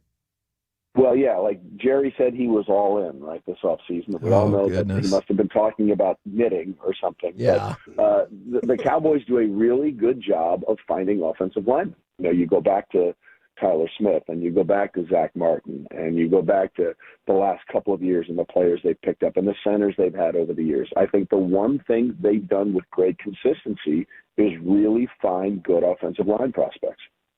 You'd mentioned Jerry, and he threw out the line that nobody can effing do the job of GM the way he can effing do the job of GM. And I've always wondered this nationally, how people look at Jerry when he says things, whenever he talks about things. Do you take it like, hey man, he's serious about that, or do you take it a different way? I take it as it's Jerry saying things. Like that's the only way you can take it, right? Like Jerry is a wonderful owner. And he's not a good GM. Let's just be honest about it, okay? He's not a good general manager. And, when he says things like, who do you think would do a better job? Well, there's only one way to find out, and you won't let that happen. Because the only guy that's going to fire the general manager is the owner. And guess what? The owner and the general manager are the same guy. I love Jerry. I believe that he has passion. I believe that he has built a sustainable business model. But, since when did Dallas Cowboy fans want to settle for 3 straight 12-win regular season appearances? When was that the goal? When was that the mantra? I remember, let's win Super Bowls. We're playing for Super Bowl 59 this season. The Cowboys' last appearance, not only in a Super Bowl, but in a conference championship game, was before Super Bowl 30. We're talking 3 decades. And the old saying from Darrell Royal, if it ain't broke, don't fix it. It is broke. Fix it. It needs to be fixed. The Cowboys, it's interesting that you say that because, man, Stephen Jones loves to tell us that he goes, I don't know how many teams in the NFL have won 36 games in the last 3 years. And we're like, who cares? Yes, exactly. Who frickin' cares? I'm with you on that. I'm so sick of this from the Cowboys trying to justify their failures in the postseason. If that's your goal, fantastic. Then say it. Then own it. Then stand up to it and say, I, Stephen Jones, and I, Jerry Jones, are really just happy winning 36 games over 3 years and doing nothing in the postseason because it makes us rich beyond our wildest measure. Or say, you know what? Forget it. The Dallas Cowboys are a transformational franchise in the history of this league. We held ourselves to a higher standard. We have to be better than what we've been. But they won't say that. They won't say that. We've tried to get them to say that many times. You're right about that. The CeeDee Lamb deal, did it come in about where you thought? And do you think Jamar Chase's deal is going to kind of mirror that then? Yeah, it's a template, And by the way, I will say this: when I know this is not true in the Dallas-Fort Worth area, but when you ask around the league, give me the top 3 wide receivers in football. The names you will always hear is Tyreek Hill, Justin Jefferson, and you mentioned Jamar Chase. Nobody on a national basis is willing to put CeeDee on that level, and I do not understand why. His numbers last year were absolutely insane. You know, we dug this up, and you can see it right here in just how dominant these numbers were. Targets, number one. Receptions, number one. Receiving yards, second. Yards after catch, number one. Receiving touchdowns, second. Receiving first downs, second. Longest reception, 92 yards, that touchdown against the Lions. Receiving percentage per target, second with wide receivers with at least 100 receptions. I mean, the guy is an absolute baller. 100-yard receiving game, second. Receiving yards per game, third. First half receiving yards, first. Like, those are the numbers of a dominant wide receiver that should be, when you say, give me the best wide receivers in football, if he's not one of the first three names you mention, I don't know what the hell you're talking about. Then on top of that, he passes the eye test. If you just a great host around here once said, "Watch the damn game." Yeah. And if you just watch if you just watch the damn game, CeeDee Lamb certainly passes that test. We got Trey Wingo from the Alternate Routes podcast in DraftKings right here on 105.3 The Fan. Speaking of wide receivers, can you believe that Cadarius Tony is a two-time Super Bowl champion? Yeah, here's what I'm going to do. I'm going to give him a one-time Super Bowl champ and a non-participation ring because he was inactive for the entire playoff run last year, and he earned it. Like it's kind of sad though, guys. I mean, like this is a kid who clearly has talent. So it's not a lack of talent that is stopping Cadarius Tony. It's a lack of not being able to get out of your own way. I mean, we're about a week away from the start of the regular season. A game the Chiefs lost last year, 21-20, when a perfect throw to Cadarius Tony somehow ended up in a pick six for the Lions and a 21-20 loss the Chiefs had. You know, him lining off sides negated one of the greatest plays of the regular season last year, the impromptu lateral from Travis Kelce back to Tony for the touchdown. The Chiefs were cruising 27-10 a year ago against the Patriots. Another bobbled pass led to an interception, and the Chiefs had to fight out a 27-17 win over a terrible Patriots team. You know, he has ability, but he can't rein it in. And it's really kind of sad because, you know, he has the longest punt return in Super Bowl history that set up the go-ahead touchdown in Super Bowl 57. He made some unbelievable catches in 2022, but he cannot find a way to put it together. When you use the descriptor sad, I kind of think about that as this week in the NFL with all the cuts going on. I know it's also a joyous time for a lot of these NFL players, but is this the most, outside of playoff time, the most brutal week in the NFL because so many people might see their dream kind of go away? Yeah, absolutely. And the worst part about it is what we're going to see in the next few days, right? You get through the Tuesday cuts at 4 o'clock. You think, oh, I've made the 53-man roster. Then Dalvin Cook becomes available. And Dalvin Cook comes in and somebody else has to go. So there's really two phases to this, right? You get through the 53 and you think, oh, I'm safe. And then you get that call, hey, we just signed Dalvin Cook, you got to go. And that's got to be the worst. It's the absolute worst because you go through this entire process and you think you're safe. And then somebody else pops up at a position of need and suddenly you are out the door. Trey, one of my favorite shows is Ted Lasso, and now that it's coming back for a fourth season, barbecue sauce. I'm excited about this. Yes, barbecue sauce. But my co-host here said that he would have liked it if Jason Sudeikis did not come back and reprise the role. Your thoughts on his thought? Well, I can't say that he's wrong because let me put it this way: it was perfect. Yes. You know what's the old adage? Always leave them wanting more. Yep. Right. And look, I love Ted Lasso. Like, believe I'm the whole thing. You know, I'm all in. I'm going to watch. But I'm going to watch it, guys, going forward with a little trepidation. Like, is it really going to be what it was? Or are we just doing the money grab thing here? Because the show was perfect. And one of the things that made that show perfect is they understood the time in which they were operating. Like, for example, Jason Sudeikis has mentioned this on a couple of occasions, that they started in season 2 to really put in a lot of jokes to make fun of Higgins, you know, who was the manager of the Greyhounds. And then they realized, okay, we did this and encoded and people aren't feeling good about it. They need something uplifting. So they changed that dramatically. They knew their audience. They knew who they were speaking to.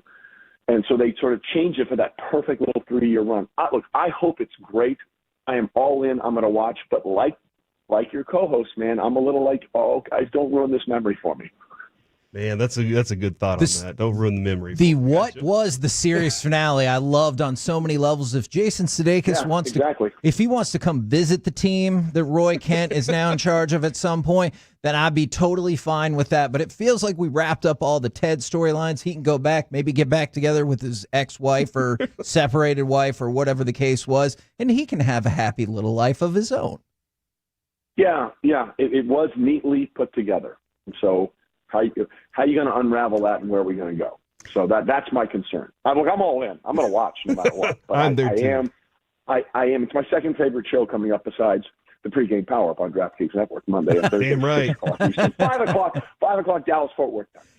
That's what you got to get in, 5 to 6 Dallas time before the Monday night and Thursday night football games. I'm curious what brought you over to DraftKings. I know post ESPN world, you've been doing all kinds of different stuff. What brought you with DraftKings? Well, I was with the Caesars for a while, and I had been talking with DraftKings before the Caesars deal, and they had always been really upfront with me and great in discussions. And the people I get to work with, obviously the people on the show, Claudia Bellafato and Emerson Lazia, who I've known their work for years. The Golic's going to be on the show. Stu Gatz is going to be on the show from time to time. Friends of mine, Ross Tucker is going to be on the show. It's going to be great. We're going to get you set up for all your fantasy lineups and your bets, but also we're going to be heavily involved in next-gen stats, and we're going to set the games up so you can figure out who you like, why you like them, and what to expect to see. And that's going to be the fun part for me is it's just sort of getting back in there and chopping that up on a weekly basis. Do the next-gen stats tell you that the Cowboys can beat the Browns in a little bit less than 2 weeks? Yes, but the next-gen stats also tell me that the idea of the Cowboys repeating as NFC East champs seems historically inaccurate. Right? We're talking about a division that hasn't had a team repeat as champs in over 20 years. The last team to do that was the Eagles in the late 90s, early 2000s, and that's the longest active streak in the NFL. So, look, there's a lot of moving parts going on with Dallas. I'm glad, as I told you, the Lamb contract had to get done by the numbers that we talked about. But yeah, every year with the Cowboys, it's close your eyes, cross your fingers, and let's think this is going to work, because it should work. They're really, look, going into last year's playoff game against the Packers, they had the second best home winning streak in franchise history. That season, they had the highest points per game at home in the regular season of anybody in the NFL. They had the best turnover margin of any team in the NFL at home last season, and they got absolutely slobber-knocked by the Green Bay Packers and a quarterback making his first playoff start. That does not engender me to feel really good about what may happen going forward if they get into the postseason. You make a lot of fair points, and for everyone who's been enjoying this, the pregame power-up with DraftKings, 5 to 6 p.m. Central, Monday nights, Thursday nights before the football games. Trey, thank you very, very much for jumping on with us. You got it, guys. Anytime. Go Ted Lasso. There you go. Now, common ground. I like it. that guy. Yeah, me too. And Corey, this might be a conversation for another time, but somebody sent this in, and I understand the sentiment from the 3-2-1. I couldn't finish the last season of Ted Lasso because of how bad it was. I think the majority of that season is very subpar compared to the first two seasons, but the finale is awesome. I think you're subpar to the first two seasons. Okay, well. I don't really think that. I just felt I had to defend it. So It's okay. You can admit that some of their plot lines in season 3 were stupid. No, I won't. Okay. I never will. Okay, fair enough. We're the KNC Masterpiece right here on 105.3 The Fan. Coming up next, it's time for Baseball Nuggets with Mike Bassett. Jack Leiter, and is it all over? We know it all already? Next.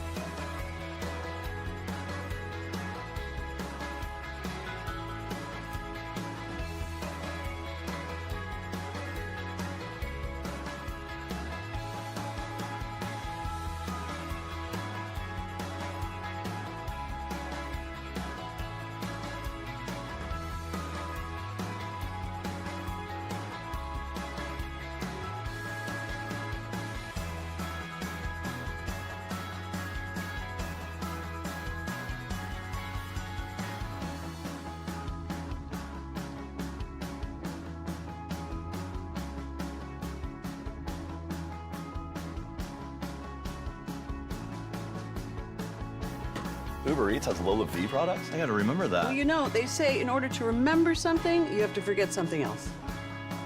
Okay, now that is a very cute haircut. That's like a little shag. I've never seen it before. Well, I mean, of course you have.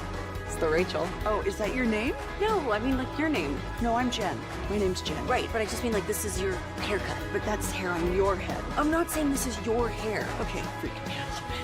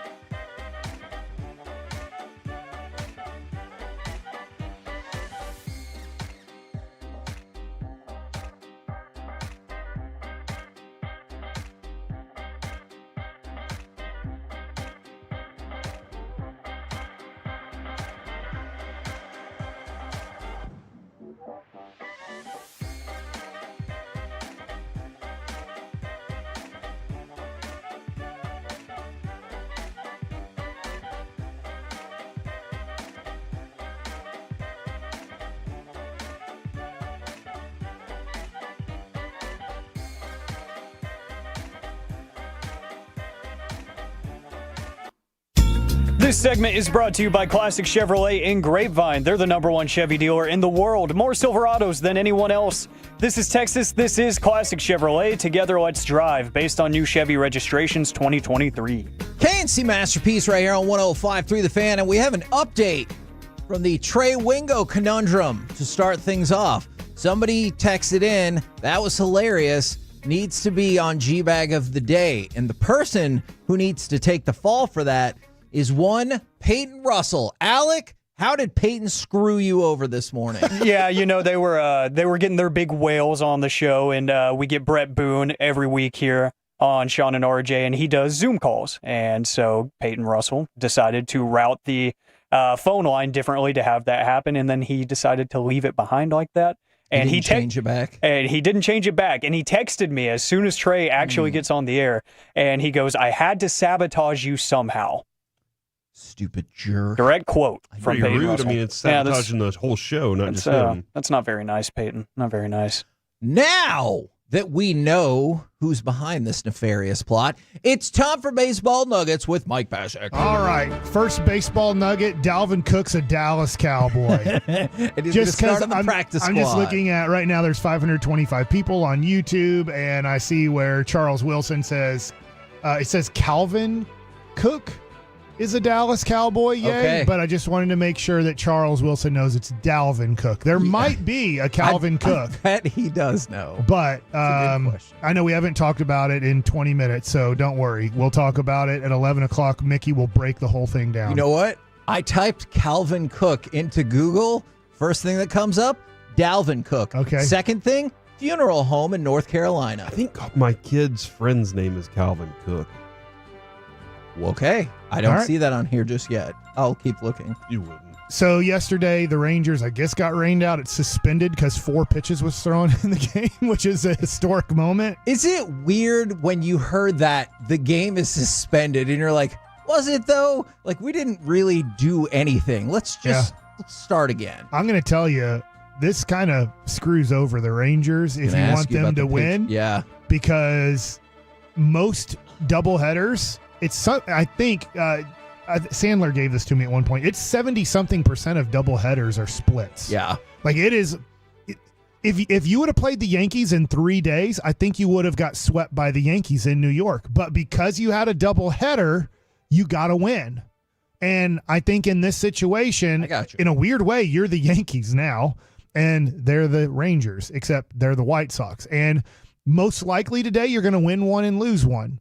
That's just the odds in Major League Baseball. No matter how much better or how bad a team is, most doubleheaders are splits. Now, when it comes to today's game, I know that Bochy is mad about what happened yesterday because he had a lineup to face Garrett Crochet. So he had a lineup of, hey, I'm going to put in like your Robbie Grossmans, and I'm going to put in a lineup versus a left-handed pitcher. Well, now you're not facing a left-handed pitcher, and you're going to play 18 whole innings. Yep. So if you were going to kind of go, well, I'm going to give this guy this game off because this presents a better matchup for him in this game. Well, that gets thrown out the window because your lineup is as is, which is weird to me. After 4 pitches, I don't understand the suspension of game rather than like we just start over. Yes. But there's only 4 pitches. Why wouldn't you just say none of that counted? We're just starting the game over. Literally nobody got out. I don't know. Nobody reached base. Hey, guys, it just makes more sense that we're sorry this happened to Garrett Crochet. It was really stupid they started that game. But Crochet's done. Like, he's not pitching today. He's not pitching tomorrow, so you don't have to face him. At the same time, why wouldn't they just say, we're just starting the game at 0-0 and no pitch has been thrown? Good question. We'll let you redo your lineup for the doubleheader day to make sure you guys can play who you want to play and maybe avoid a possible injury situation or whatever. But neither here nor there. It doesn't, I hate saying this, but it doesn't really matter for either team. The only thing that matters is Chicago is going for the worst team in baseball history, which I don't think they're really trying hard not to like set that record. One would hope not. And the Rangers season is done making the playoffs unless, like I said to somebody who isn't following the Rangers in the elevator, they asked me about the Rangers. They know what I do. And I was like, well, if they win the last 30 games, I think they'd make the playoffs. But, hell yeah! But that's about it. I guess they could lose one more game, but most likely that's not going to happen. So tonight, I am very interested. They could lose like 5 more games. They would win 90 games if they won the next 30. That's wild to me that this season, being what it's been, they could still pull off 90 wins. Yeah. Look, it's a 0.2% chance. I understand your point, Mike. It's not looking good. So right now, Jack Leiter pitches tonight, and the Rangers have tried to give him. The Tigers were a bad offensive team, still are a bad offensive team this year. But they gave him the Tigers, the first ever start. They gave him Oakland in one of his starts. I can't remember who he started against here, but they've tried very hard to give him easier opponents. The one here, it might have not been as easy, but it didn't go well. Can I ask you a question? Because you mentioned this in Crosstalk. For people who haven't heard it before, you said enjoy the moment and calm down. What is it that you see from Jack Leiter that makes you think, aside from like everyone's going to be nervous, like what is it that you see from him? You're like, that's off. If you watch tonight, just see how hyper he is on the mound. It was Cleveland, by the way. Cleveland here. 1 2/3 innings. Okay, so that one, obviously, that's not facing an easy team. That's facing a very tough team. He'll wipe the back of his neck. He'll blow on his hand. Like it was like 100 degrees in one of his starts, and he's blowing on his hand. And you're like, I get there's ticks. There's certain guys that have just certain ticks and things, but you're like, there's no reason to warm up your hand. It's 100 degrees outside. Like, I get it. You're pitching in New York in April or you're pitching in Minnesota in September or whatever. You're going to have to kind of blow on your hand to get feeling in it and get warmth. But he'll do these things where you're like, he right now, his heart rate needs to get down to perform. In fact, I know like when my cousin was at Oklahoma State playing softball, they would wear heart monitors. And they would check them after the game. And what they wanted to see is they wanted to see when that person was at bat in this situation. Let's just say it was 2-2 in the 6th inning against Texas. They wanted to see where did her heart rate go to? Did it stay where it was at for the whole game, or did it elevate 20 beats more per minute? And now all of a sudden they know that their level has raised where can they perform at their best level with this heart rate they have right now? Yeah. Maddux sees that, right? And does he talk about that with him? I'm sure in a way, yes, but also in a way, no. Okay. Because he pitches here and then he immediately gets sent down because he didn't pitch well. Does that make sense? Yeah, that does make sense. He's not getting to repeat performances. So I would say now, in a way, no matter how he does, I need him to stay in the big leagues the rest of the season because I need Maddux to work with him the rest of the way and work on not only the physical part of it, the mechanics of it, the location of pitches, but the mental part you're talking about. And to feed into the 0.2% from a team perspective, it's not like you have a whole lot to lose at this point by pushing him out there and being like, let's see how it goes. You need to see if he can be your 4th or 5th starter in 2025. Yes. That's the goal right now. And you give him a team in Chicago, which has a negative 279 difference in runs for and runs against. Literally, they're at 411. I'm looking at the American League standings. 411. The next team that I see is the Tampa Bay Rays at 506. Wow. Almost 100 more runs scored. Wow. You are giving them, most teams, the Rangers, for example, are at 548. They're in the bottom part of the American League. They are not in the top part of runs scored. All the teams in the playoffs right now, 661, 601, 649, 645, 646. Those are the teams that are in the playoffs. I guess look at Houston. They have 597. They're the one team under 600 runs that is in the playoffs. And that leads me to, as I'm running out of time here, guys, I think it's over. I think we know what teams have made the American League playoffs. It's the Yankees, the Astros, the Guardians, the Royals, the Orioles, and the Twins. Boston is 68-64 and not really playing well. And the same for Seattle. Yeah, and Minnesota, if Boston I didn't can name score, they just can't stop people. Yeah, from scoring. and they're dying right now, pitching wise, and all of their guys are at innings pitched that they've never been at in the major leagues recently. So they're not going to get better. They're fatiguing tremendously. They're tiring out, and so Minnesota is 72-60.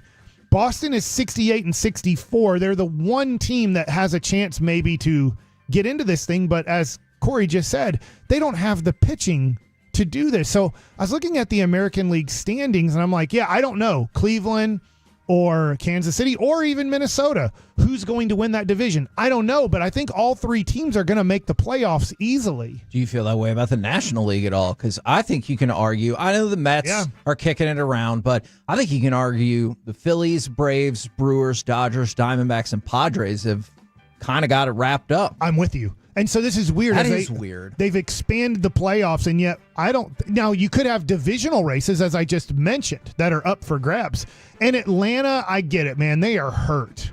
Acuna, Ozzie Albies, Spencer Strider. You can go down the list, right? I mean, it's tough for the Atlanta Braves. I think they're going to hold off the Mets. So to your point, I think we know all the teams in the playoffs. So before we get to September 1st, wild. I will be shocked. I will just tell you, I will be shocked if another team right now that's not in the playoffs somehow pushes their way to the playoffs. And that's weird on August 28th. Yeah, and surely not what baseball wants either. No, you're just looking for the standings on where people are going to be. Is New York or Baltimore going to win their division? That's something to watch, but they're both going to make the playoffs. We're the KNC Masterpiece right here on 105 through the Fan. Coming up next, in case you haven't heard the news, Dalvin Cook has signed with the Cowboys. Looks like he's going to start on the practice squad. We will talk with our Cowboys insider, Mickey Spagnola, to discuss it more next on the Fan.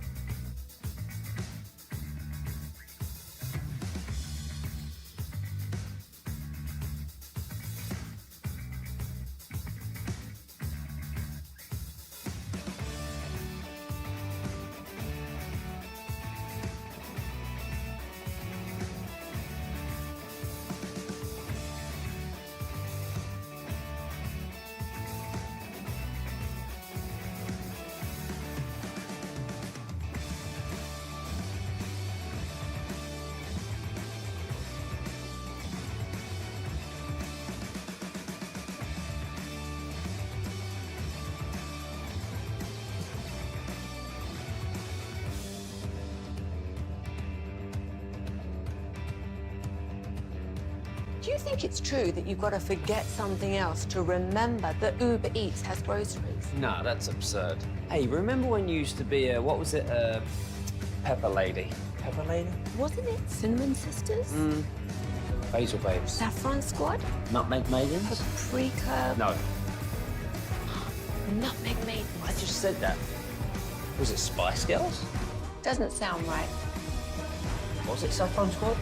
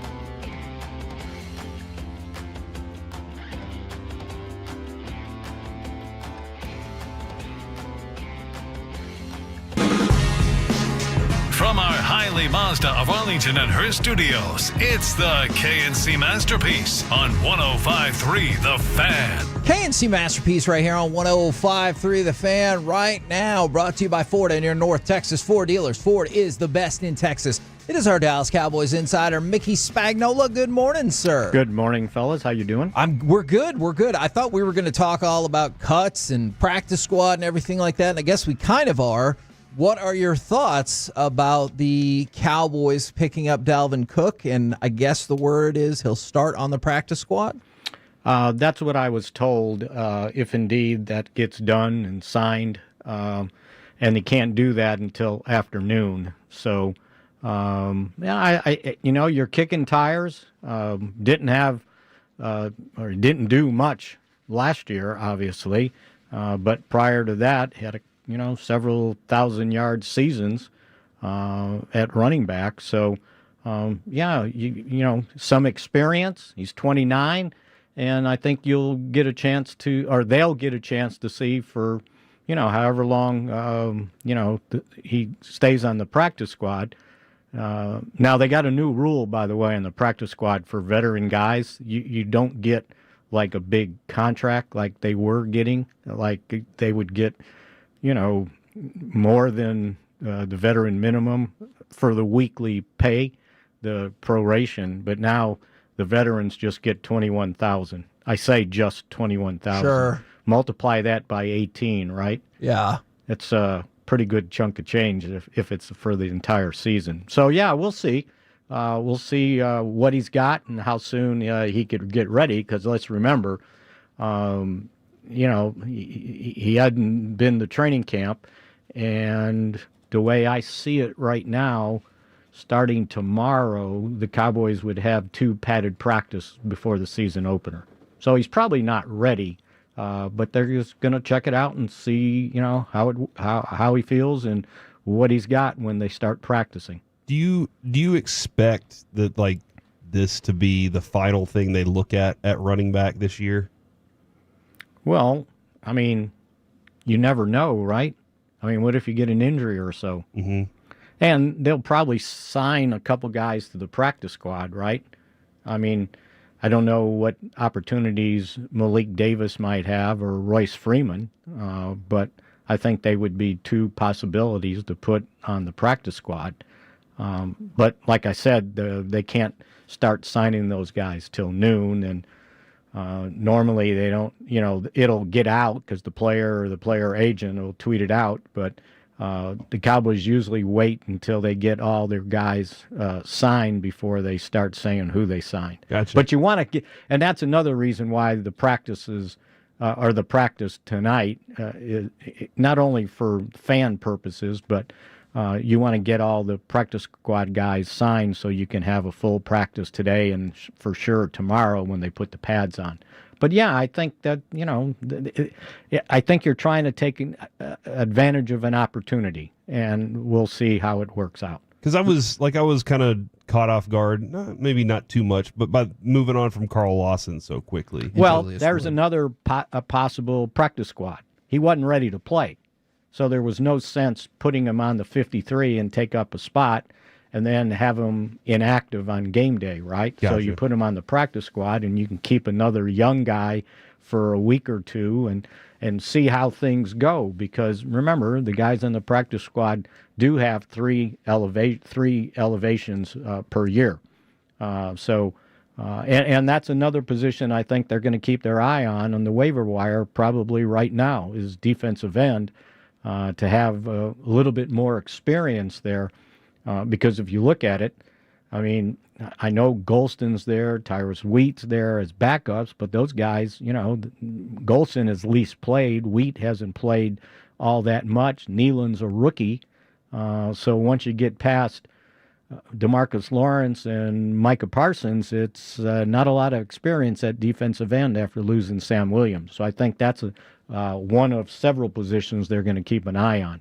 One of the people that I thought had really shown out in training camp, and I was very confident he was going to make the roster, did not make the 53 yesterday, was Julius Wood. Were you surprised at all by that cut? Because I admit I was. Well, who are you going to keep instead? at safety. Yeah, I wonder if they would go 5 at safety then. Well, I thought didn't they do 5? Do you count McQuamu as a safety? Yeah. Okay. Yeah. So you would have kept him instead of probably McQuamu. I believe I would have. Okay. Wow. You've always hated McQuamu. I don't mean for that to be hateful. But he's sort of just a safety, right? Yeah. See, McQuamu goes in and he's kind of the backup guy in the slot on the nickel. And then Marquise Bell and Wanye Thomas, I think those two guys excelled in training camp. Now, Wanye's got a little bit of a groin going. I don't know if he'll be ready for the opener, but I think they really liked what those two guys did last year. So it came, you weren't wrong on his talent. It just came down to numbers and experience, I think. Did CeeDee give you a hug yesterday when he saw Yeah, you? he had so many people around him. Yeah, I don't even know who was there, but it was good to have him out there. How many hours did you guys spend talking about it? We broke the news on Monday. All right. Yeah, we were the show that was on. No, It was I during meant C for the block. previous 4 weeks. Prior to that, because he wasn't there, right? Decent say amount of time. maybe about 6 whole segments. Decent amount of time. over and the summer. it was going to get done, right? It just needed to both sides kind of meeting in the middle. Yeah. And by the way, to point out, the last year of that extension, so it's basically the signing bonus spread over 5 years, right? Because they had to throw the 17.99 he was guaranteed this year into the package. So that got eaten up in the 36 million? Is that what it was? Yep. So they are able to spread the signing bonus over 5 years. But the last year on the extension, 2028, is a $31 million base, and it's not guaranteed. So to me, when you start looking at it, it really averages out to $30.8 million a year. Not 30, and that's what all those contracts do. That last year that you can get out of is not guaranteed. Yeah. And so it bloats the total package, and it looks like 34, but it really isn't. It's closer to, because the guarantee is all that counts, right? Sure. And that's what, when you're negotiating, that's basically what you're arguing about. How much guarantee do I get? So he's got guarantees for the first 2 base salaries. The signing bonus is guaranteed. Part of 2026 is guaranteed. $7 million of whatever the base is in 27 is guaranteed, and then 28 is not guaranteed. And it looks like they've dropped his cap hit by about $9 million for this year. Yeah, it's going to be a base salary. I think it's 1.15, and then the proration of the 38 million is like 7, so it's around 8. It's not quite 9 million. Yeah. So instead of 17.99, it's closer to 9 million. So that gives you some room, and they used probably 2 million of it to sign Linville Joseph. I know it got reported as 4. It should be up to 4 million. The base is 2 million with 2 million of incentives that can be earned. Oh, now I know the 53-man. We make a big deal out of it, but this is kind of a sort of a rough draft. And the word was Chuma Edoga will go on the IR. Any other like procedural moves that are going to be happening? Well, they got a 2-game roster exemption for CeeDee Lamb, so he didn't count on the 53. I like it. Because he wasn't in training camp, so they normally do that when guys sign late. But not that he has to use it. He's going to play in the opener, Sure. right? I would assume. They also put Nathan Thomas, the tackle, draft choice, on injured reserve. Bland's on as designated to return, so he doesn't count. And then the trade of Peyton Hendershot, which I think I noticed this, but I don't know that it registered with me. I remember seeing him on the sideline in practice at camp, and I said myself, gosh, he looks awfully thin. Well, somebody told me his weight dropped into the 220s. Mm-hmm. And that's not tight end weight, right? Because if you got a block, that's like putting a safety on the line of scrimmage. I wonder what the reasoning is. Yeah, I don't know, and whoever was kind of letting me know, I don't think they knew either. But he dropped a lot of weight. Now I don't know if it had to do with injuries and it limited in how much he can work, weightlifting and stuff in the off season. But that's one of the reasons why I think some people were surprised that they thought he was expendable. Well, now he gets to be Travis Kelce. Understudy. Yeah, understudy. There you go. And everything will work out That's for a him. fine place to be. Absolutely. Thank you very much for the insight, Mick. We will catch up with you again tomorrow, as I'm sure things will continue to move on Well, this the roster. bells should go off at noon. You can start signing practice squad guys. Let's We'll go. get that teams all set up for Mickey like you wanted yesterday. There you go. Thank you very much, See you Mick. guys. There you go, Mickey Spagnola from DallasCowboys.com. Now, Mickey was talking about the contract, and there's some really intriguing stuff now that I got a better look of kind of how it's broken up and everything like that. So the cap hit, I know it was $17.99. Let's just say $18 million for the purposes of all of this. All right. So we're imprecise already. Is that $1,000 that we're missing? How much is that? That is $10,000. $10,000. Okay. All right. So when you go from $17.99 to 18, that's $10,000. You know, I'll write $10K down Okay. just for this purpose. We'll just have that in a separate fund. Yeah. So now his cap hit is going to go down to $8.75 million. So, you're talking about the Minus savings 10. of, yes, you're talking about a savings of about $9.24 million, but that's a big chunk of money. I just want to prepare everyone for how it's going to go after this. Because Mickey was talking about the 2028 year, and he's absolutely right about that. The only hit you take on that is the signing bonus. I believe after this season, you will see the introduction of those magical void years, because next year, CeeDee Lamb's cap hit is $35.5 million, as opposed to 8.75 this year. Then it's 33, then 36, then 39. So it's going to go up. I think you're going to see some void years worked in there so they can flatten the money out a little bit more after this season. Yeah, but Kevin, let's look at it from CD's perspective here now. He got paid $26.85, and then he's giving them back almost $2 million the next year, and that he's only making $25 million instead of $26.85. And so, and he gets a $1 million per game roster bonus up to. So, like this. Look, man, he's giving money back basically. So okay, it's all going to work itself out. That is another. It's just the cap way of is looking at is seemingly important because yeah, the restrictions the Cowboys put on themselves. And I know you've got because Kevin, I think Mike would agree with me on this.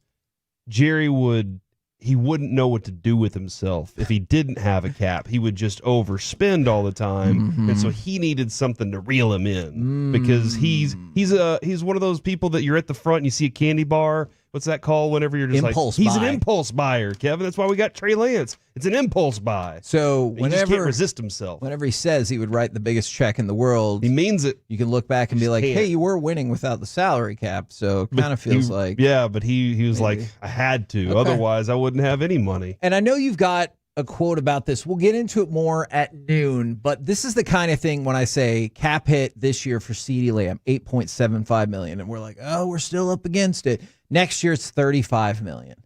So whenever they talk about like, hey, Dak's going to have to do more with less, that's a lot less. That feels like a lot of expectation. But he's going to have CeeDee Lamb. That is true. That as long is as he's healthy. True. What? We're the KNC master. What's the percentage? No, don't do this. He'll be healthy. That Dak signs before the Cleveland game. I think it's 10 to 12%. I think 0. Oh, 0. I was still going to say like 10%. I'll give it 1% then. Okay. We will dive into that more at noon. Coming up next, though, it's time for My Buddy's an Idiot. Does your friend have a terrible sports or pop culture opinion, or do they miss a bunch of layups to pad their stats? Let us know. We'll do it next right here on The Fan.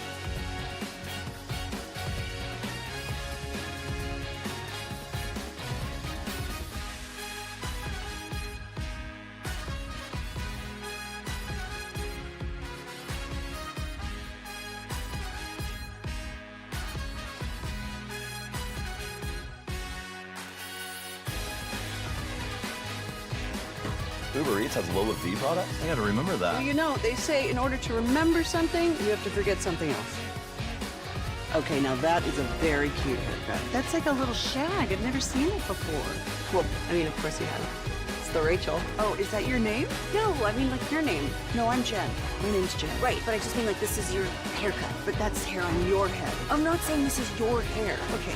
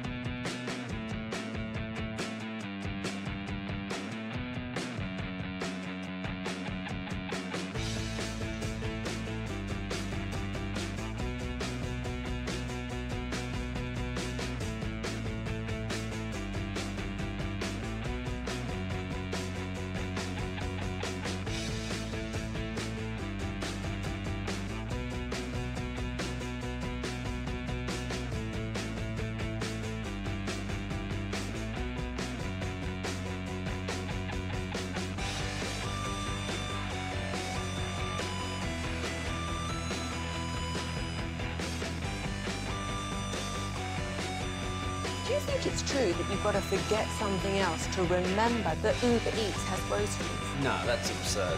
Hey, remember when you used to be a, what was it, Pepper Lady? Pepper Lady? Wasn't it Cinnamon Sisters?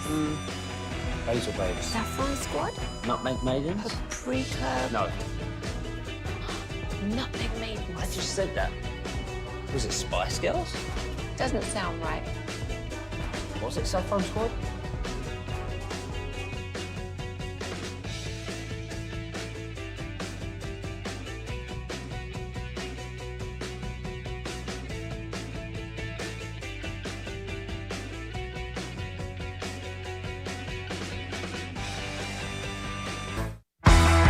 This segment of the KNC Masterpiece is brought to you by Cars for Kids. Donate today at carsforkids.org and the personal injury lawyers, Frankel and Frankel. If you've been injured in a car or truck wreck, call Frankel first, 214 or 817-333-3333. With Frankel and Frankel, there is never an out-of-pocket cost. They only get paid when you win. Frankel and Frankel, the go-to car and truck wreck attorneys in Dallas. Reese puts it up, count the bucket. Body bucket and one for Angel. KNC Masterpiece back here on 105.3 The Fan. Right now, it's time for My Buddy's an Idiot. Does your friend have a terrible sports or pop culture opinion? Let us know. We'll get into it at 877-881-1053, or you can hit us up on the YouTube, on the Twitch. Is your buddy in the Twitch an idiot? Or just in general? It doesn't have to only be in the Twitch. I'm in the Twitch. Okay, but you're not an idiot. But I'm also... I don't know if I've ever told you this, Kevin. Oh, dear. I don't know my Twitch login. Okay. So it's automatically logged in as Choppy on this. And so I always just say Corey, not Choppy. Uh-huh. And then it never fails that somebody says go home, Choppy. So that's there. But for the Twitch, because I love seeing their communication, their conversation, I do jump in as Choppy sometimes. Can I share my own story about that? And hold on real quick. Oh. I did point out, because we do have a picture of Mickey on a horse. That is something that I want to make its way on to when Mickey's there. I want the Mickey on a horse picture. But I think it would be even cooler if we got the animation, if Carter could make the animation happen, where Mickey trots across the screen on the horse and then falls off the horse and then rolls around a little bit and then it goes to a different picture. I think that would be fun. Okay. And if the Twolos agree... Who? Mickey? Mickey. I think you'd laugh. Okay. Great. He said skinny ass safeties on air, so I think he'd be all right with that. it. He did. The very first time I got into the Twitch to chat was when I didn't have my voice and I wanted to participate. And it took forever for me to convince people that I was who I was. They're like, oh, BS. This isn't Kevin. How come you're not on the show? I was like, because I can't talk. Because I can't use my mouth. But that was a fair point. The way he said it first was better. Now, let's go. He could eat. That is right. true. He could use his mouth. See. Now, let's talk about Angel Reese to start My Buddy's an Idiot. All right. Now, there's been all kinds of amazing rebounding statistics that she has put up this season. However, there have also been supercuts of her missing layup after layup after layup. And now the data is in, and it is embarrassing for Angel Reese. Take that for data. So, for WNBA players who've shot the ball at least 100 times this year, Brittany Griner leads the league with a 76% shooting percentage within 5 feet. Angel Reese's is by far the lowest in the league at 43.8% within 5 feet. Maybe she should work on her three-pointer. If she can't do it around the basket. Yeah. She's a good rebounder, though. So that's the bad thing. She's a pretty good rebounder. So the argument has been, though, some of those rebounds have been padded off of her own missed layups. Yeah, no, I've seen it happen. Which I've definitely seen in a basketball game before. But if you move her out to the perimeter, she can't do that rebounding when Do she you guys misses. remember Ricky Davis in the NBA? No. I don't. He is a guard, and to get a triple-double one time, yes, now I he do shot remember the that. ball I off the do remember backboard that, and then yes. grabbed it. But he was just hoping that they would. It wasn't even on his own basket. I know. It was the other And they're basket. like, no, we're not giving you your 10th rebound of the game because when they inbounded the ball, you threw it off the backboard and think then it's dumb. grabbed it yourself. Maybe Like they that should've doesn't given it count as a shot. There was a game once where somebody got upset that I didn't make a bigger deal out of someone's triple-double or a double-double. And I was like, that player went 5 for 19, and the majority of those rebounds were off their own missed putbacks. Still a triple-double because they or were double-double. because they were like 6 inches taller than everybody. Give credit where credit's due. Okay. That being said, when I do want to go back real quick during the U.S. women's versus France game, there was a moment where they were like, put Brittany Griner in, and she just stood so tall, and I was like, never do any other thing on offense but give her the ball. Nobody can stop her right now. Fair. Very fair. Now, from the 972, That's good WNBA talk. Thanks, man. You're welcome. My buddy's an idiot. He thinks the Rangers will just bounce back to contender status next year, even with Ray Davis spending nothing to improve this team this offseason. For the record, we don't know that we haven't yet. seen him spend nothing yet. Do I think that's what's probably going to happen? I definitely could see that. If Ray Davis, which he doesn't talk very often, but after the season, if he rolled out I'm all in.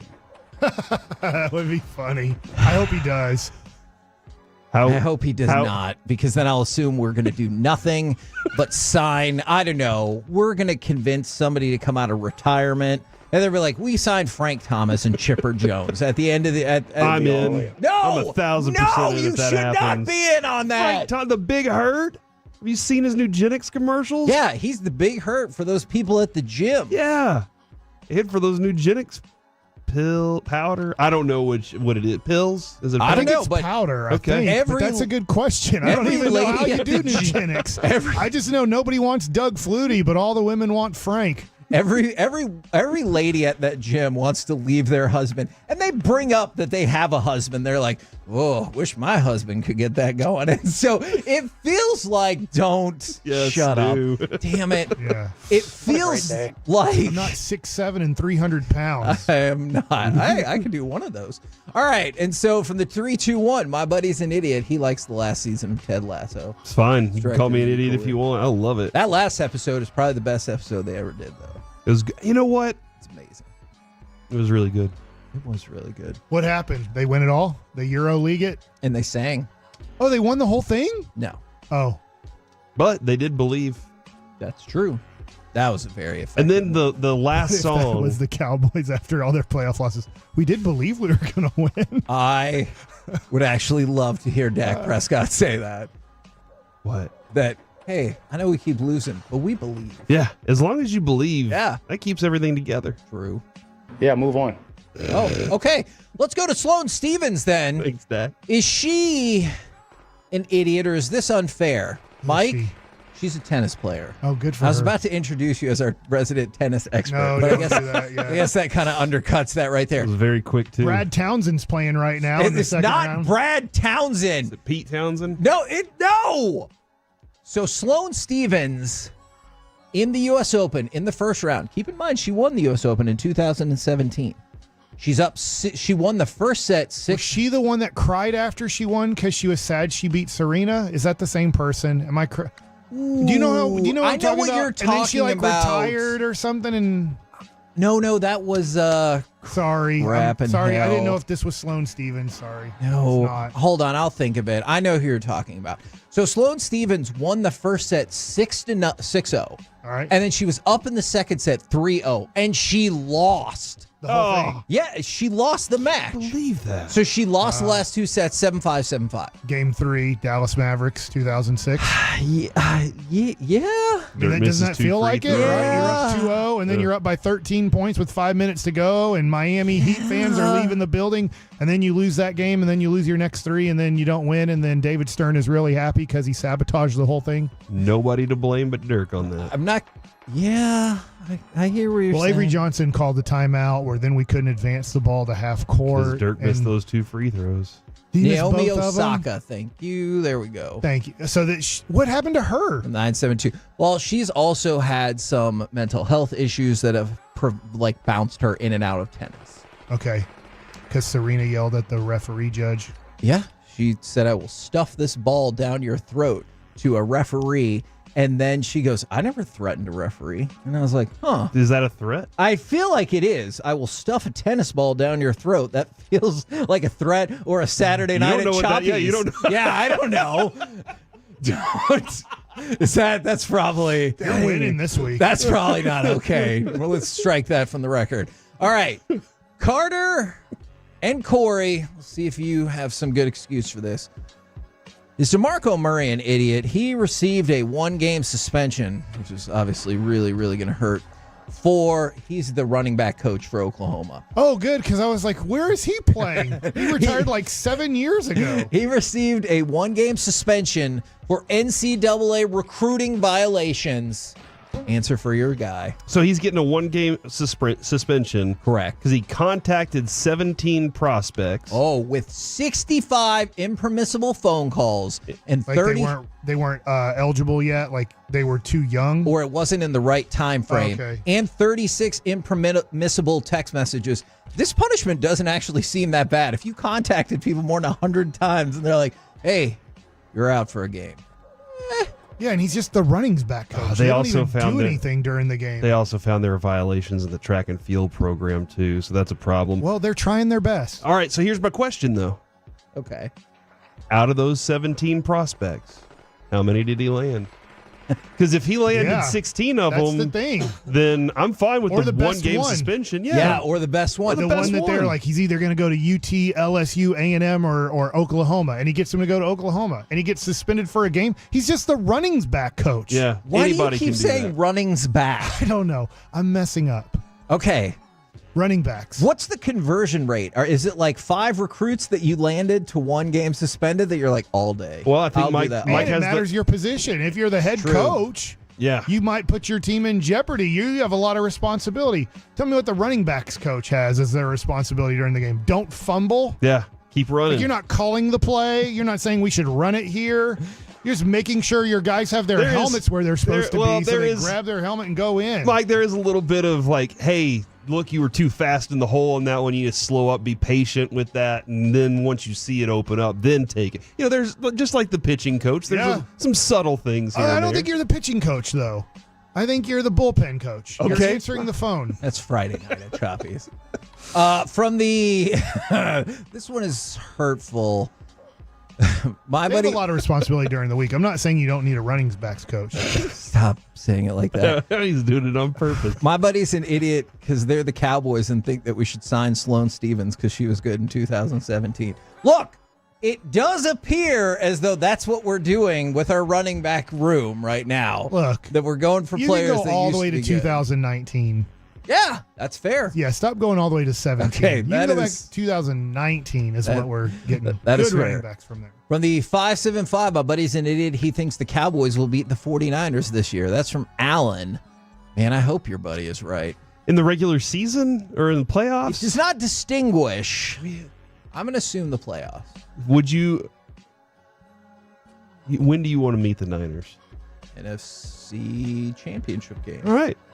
I don't want to meet them at all, but you're sitting here trying to make it the hardest possible path. I see how it is now. Really feel like we've switched. Are you just assuming that they're going to be there? Is that what's going on here? You're just kind of assuming they're the best team in the conference. No, from the 214, there's no truth to the rumor that the Cowboys just put DeMarco Murray on the practice squad. I am not reporting For one that. game nor at least. confirming that. No, He doesn't have a job for 1 week, so no to any of that. he could definitely be the running back. Dalvin Cook, yes, they have signed him. He will be on the practice squad to start things off, but I'm not reporting anything else. Lance Dunbar. I'm not reporting that either. Am I an idiot, Kevin? Oh man, I would love to see Lance Dunbar back. For Why? Considering buying some of these Trump digital cards, like this is, I don't know, Okay. man. Do we have that audio? That's No, probably too long to play.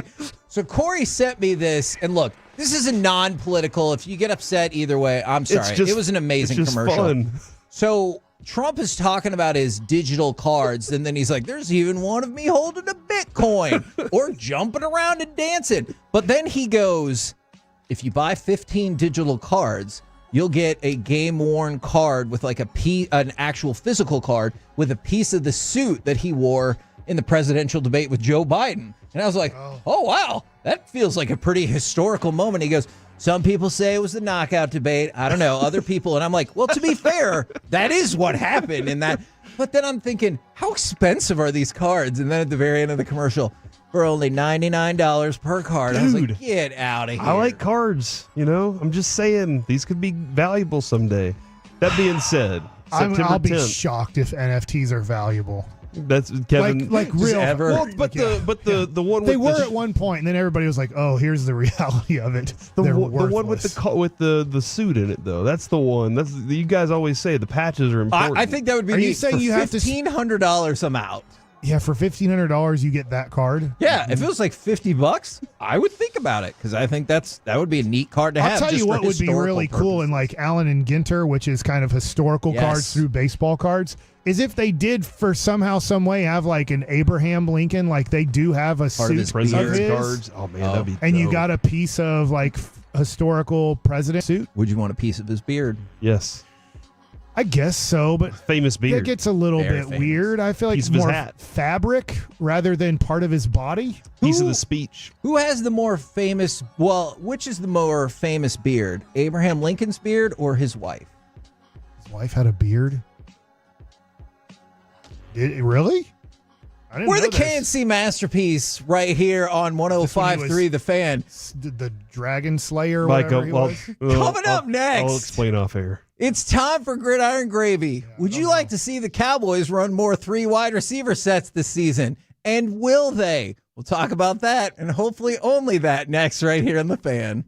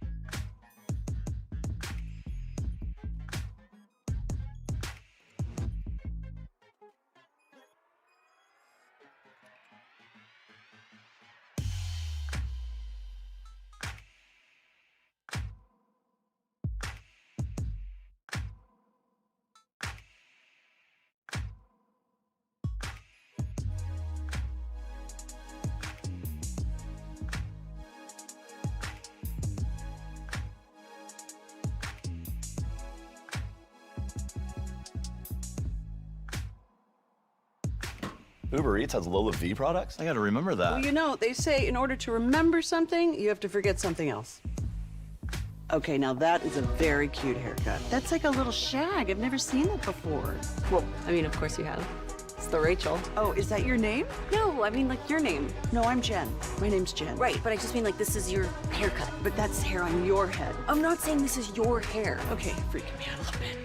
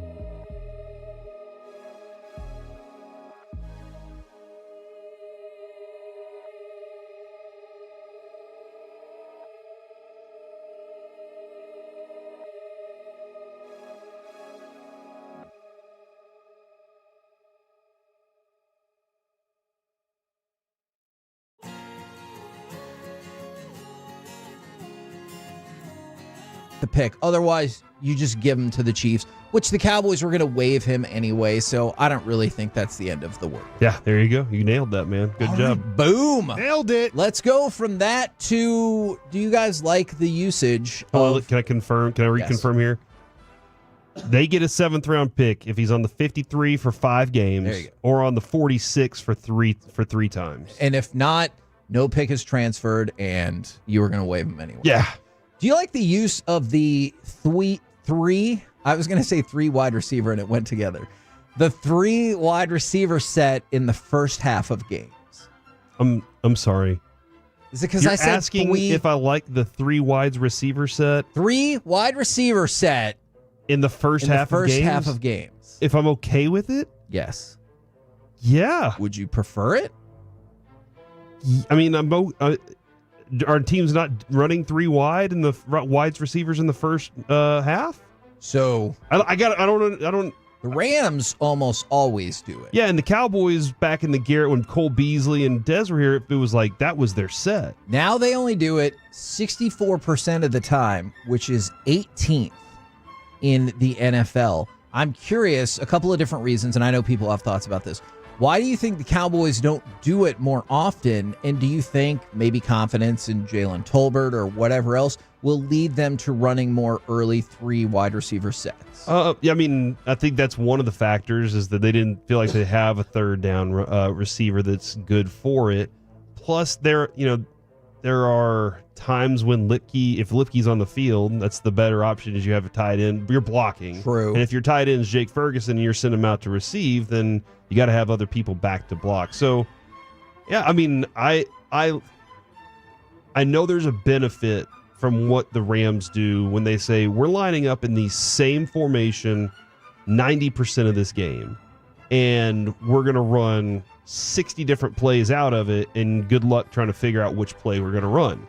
But I also do understand, too, there are ways to get the separation and the space that you need if you have different formations as well. But you got to be able to run plays out of those formations that will throw that'll keep the defense honest. Sure. Like if you can run a delay, if you can run handoffs out of the 3 wide receiver set and get big yards, and you've got the defense on their heels. So yeah, I'm all about it if you can do it. But that also does depend on, can your offensive line do that? So the leading teams that run this set are the Rams, Falcons, Bucks, Colts, and Raiders, all more than 80%. I hate most of those teams. Okay, that's fair. Wow. And then the Dallas Cowboys are at 64%. So about, not quite, but about 2/3 of the time versus the Rams, who roll it out almost every single down. Yeah, and I do wonder too, like how I need to see the numbers on if the Rams throw more off first down than the Cowboys, like what's happening there in those sets, or if they're just running out of those. Because didn't it feel like the Cowboys kind of got lost in, we're running on first down, boys? Yeah, it sure did. Kind of got stagnant sometimes. Now, it probably won't surprise you to know this, but twice as much money per the Westgate Superbook right now is on an AFC team to win the Super Bowl as opposed to the NFC. Now, it's split up a whole bunch of different ways, as you would guess, but right now, do you look at it and say, I think an AFC team is about twice as likely to win the Super Bowl as an NFC team, or is that too steep? They have way more great quarterbacks in their conference. So when we look at before a season starts, we try to base this, it seems like, way more on the quarterback. And I'll tell you who's taken a big hit after he lost the Super Bowl. A lot of people don't think Brock Purdy's a top 10 quarterback, and he has the best team in the NFC. But most people, I disagree, but it doesn't matter what I think in this. I'm just telling you that the majority of people who rank quarterbacks don't think Brock Purdy's that good of a quarterback yet. He has the best team in the NFC. A lot of people don't think Jared Goff's that great either, and he has the second best team in the NFC. So when I start looking at quarterbacks and you look at Patrick Mahomes, wherever you have Lamar Jackson, he's ranked in the top 10 for sure. You have Josh Allen. You have Joe Burrow coming back. You have whether it's the CJ Stroud who could upset everybody in his second year. Aaron Rodgers is back. Where is he? He's in the AFC.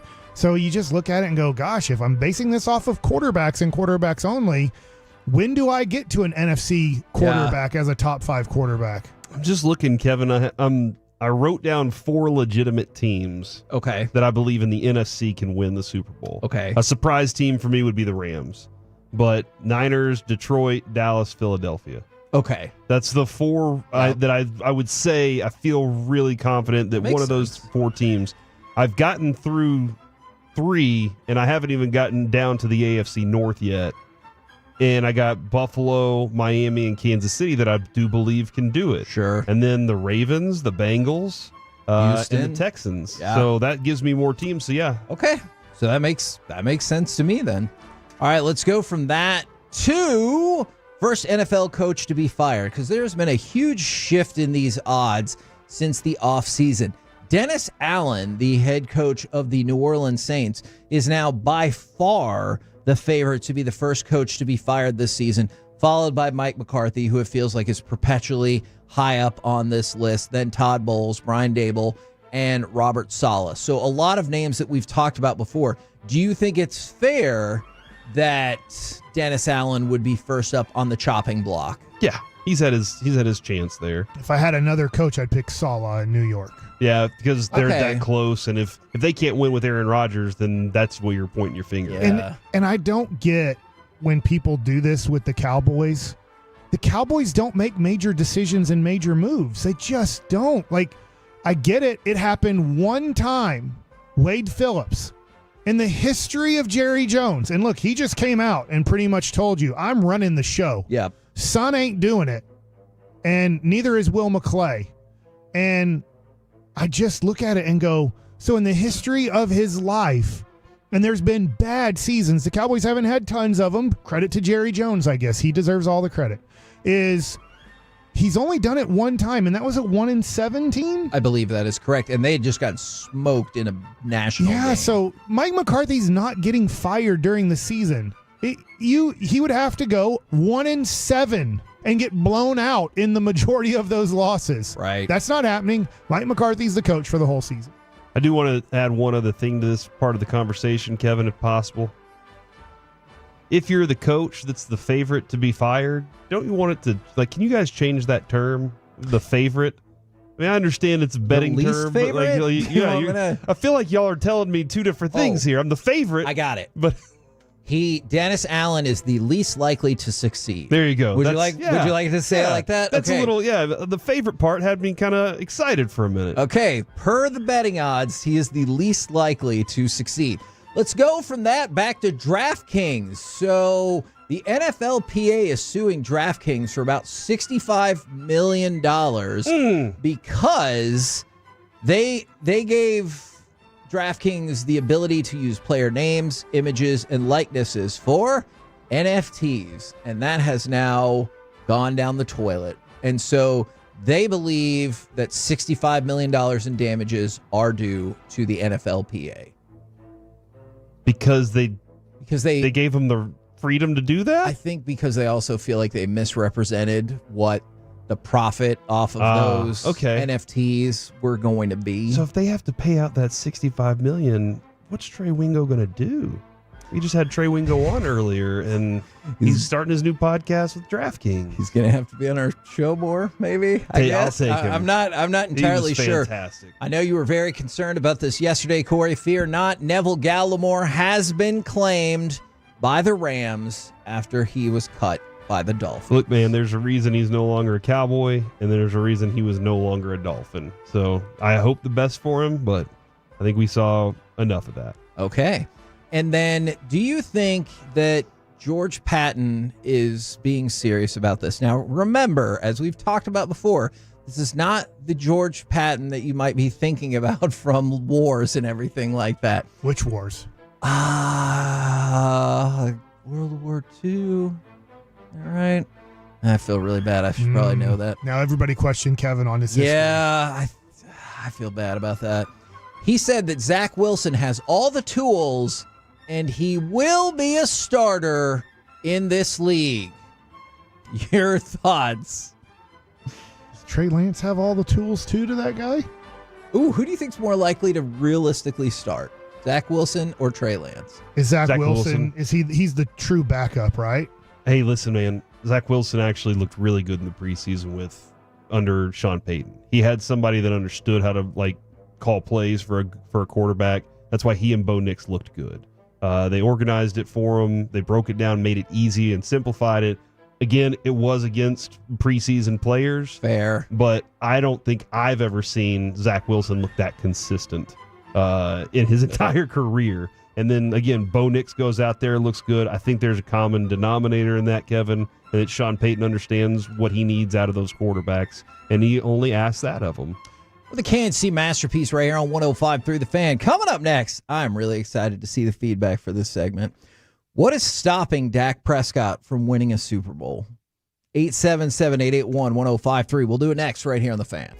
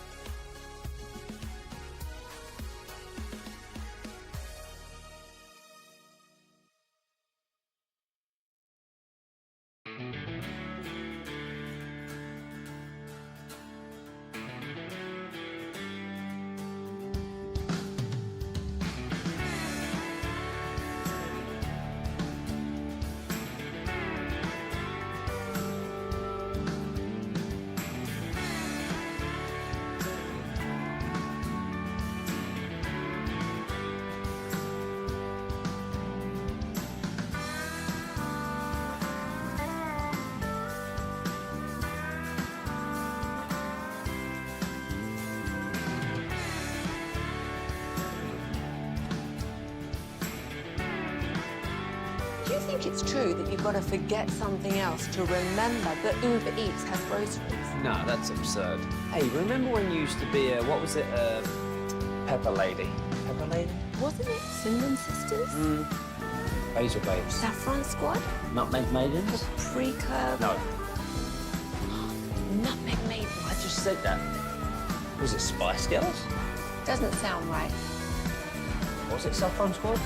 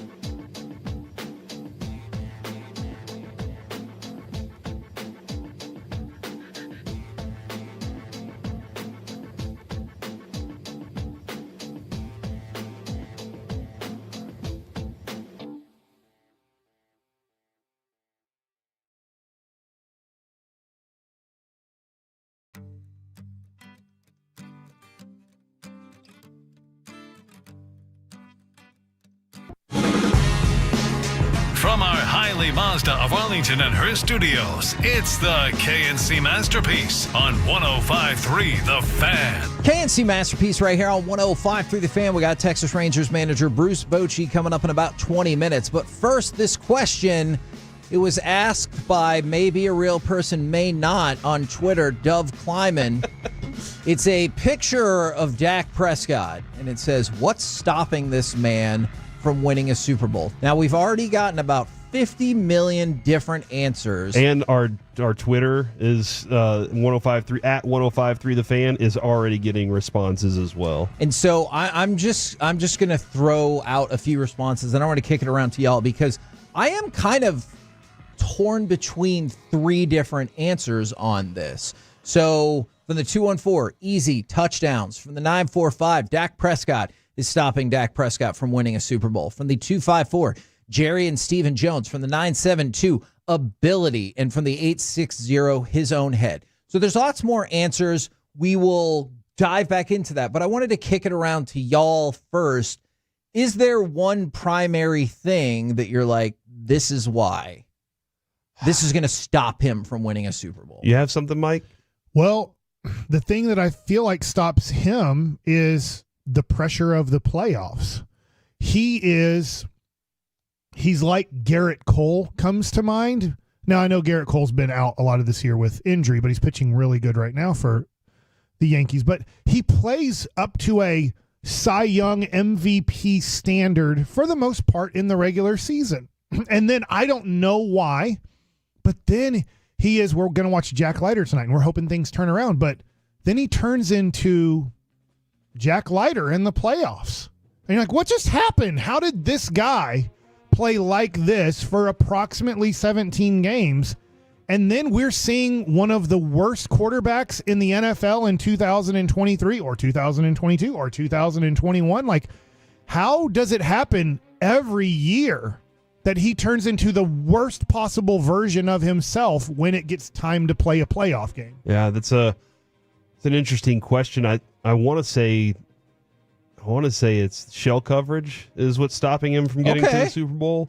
Because and there are a lot of quarterbacks that struggle with this because you learn a certain way to attack a defense, and then if you can't recognize what's going on there and who's what those safeties are doing, man. Cam Newton is an interesting fella, right? I saw a video recently of him explaining exactly what he does once he breaks huddle, and from there, like because there's a clip of Aaron Rodgers. And Aaron Rodgers says to a Bucs guy in their joint practice, back up, you're not coming. Because he looks over and he goes, the way I just saw this defense, you're not really doing pressure. Sure. So you need to go ahead and back up. And he laid the whole thing out as, and we talked about this for years now.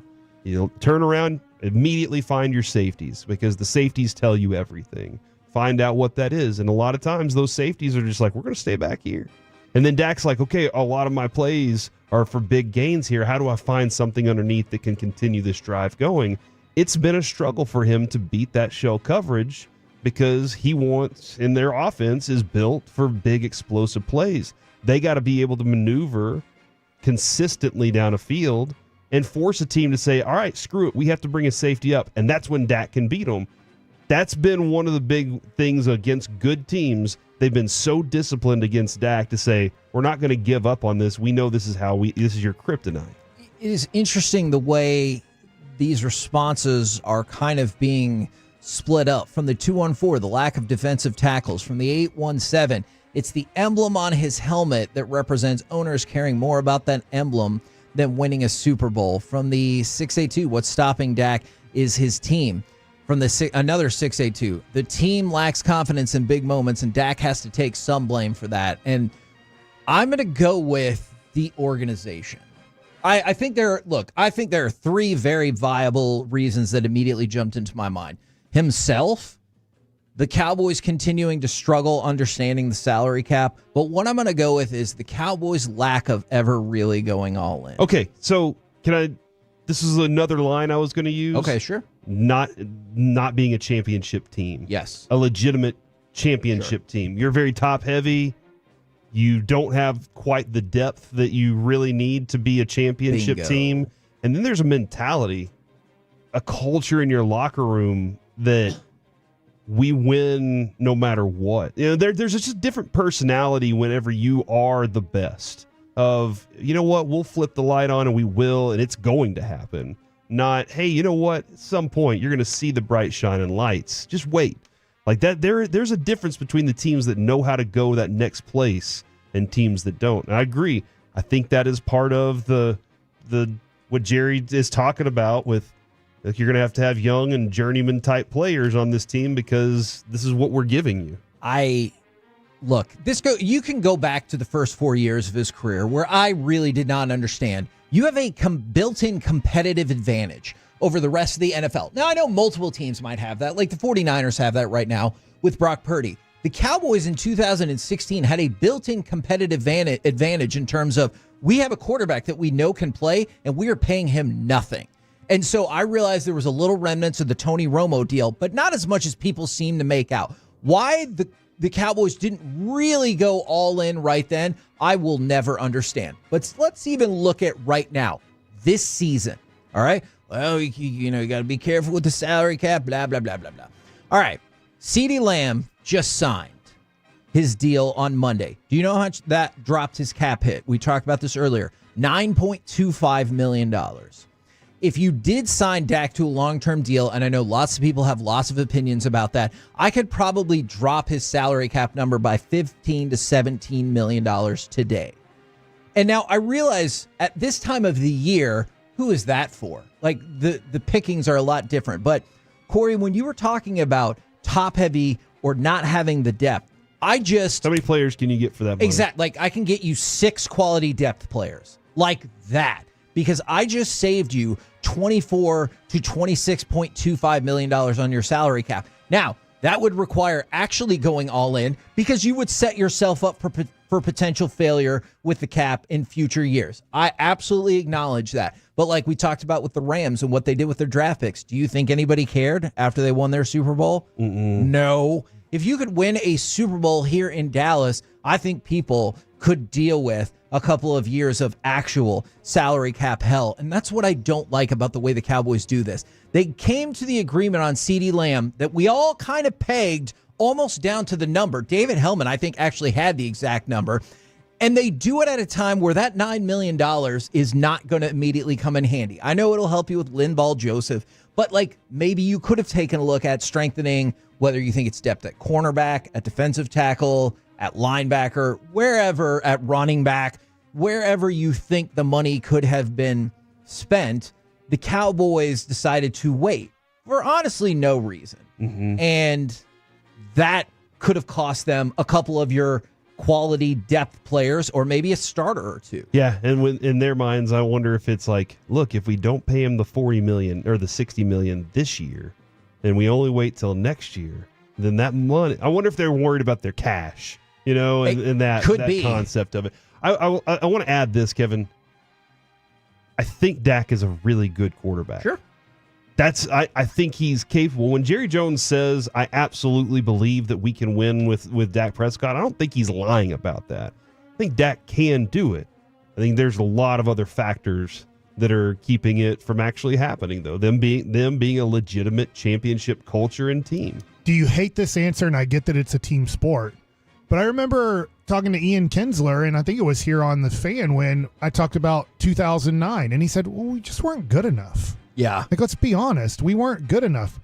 Do you guys not want to hear that maybe he's just not good enough? Yeah, maybe he's not. I cannot rule that out. I think that is a potentially viable answer, and that's why the first thing... It doesn't mean he's bad. Yeah. It just means he's not good enough to be able to carry 3 wins against 3 quality opponents.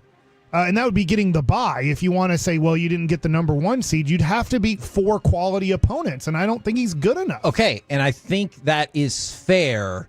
That's why I go back to, and that's why the first thing I said is potentially himself. That might be the number one thing. But that's why I go back to the all-in. Because you have seen quarterbacks that theoretically aren't good enough make their way to the Super Bowl. I know people bring up Dilfer or Brad Johnson or whoever. Like, you can't convince me they're better than Dak. I'm with you. I agree. And so I think by going all in, you could have used that excess money to your advantage by propping up, if you want to say propping up the team, propping up Dak, doesn't matter.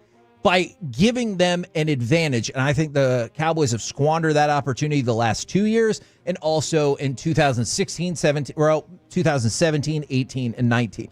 I think that is 5 years of like basic salary cap allocation that they could have done differently and made a stronger team at the risk of the future, which looking back at how it went, feels like maybe it would have been worth a shot. Yeah, I am also like, Super Bowls aren't easy to come by. Fair.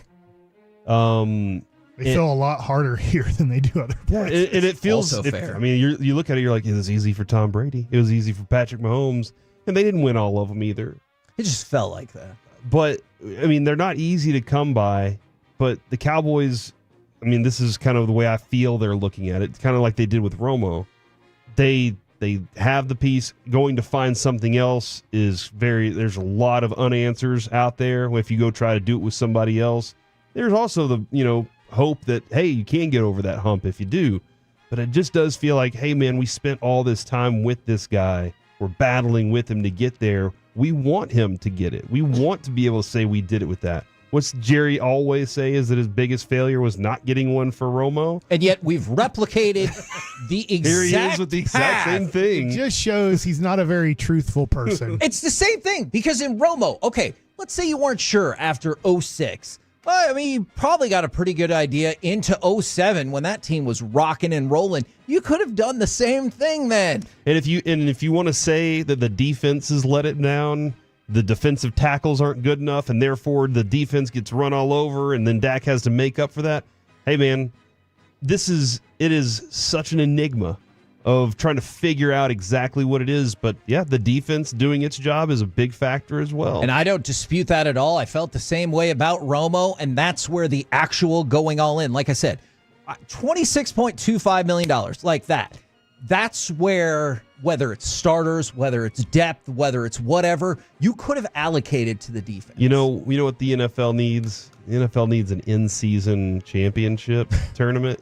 And we the might Cowboys actually win knock that one out. I could see us taking that really seriously. I do want to throw this out there, Kevin. Eric Scott has been traded to Kansas, or has been picked up by Kansas City.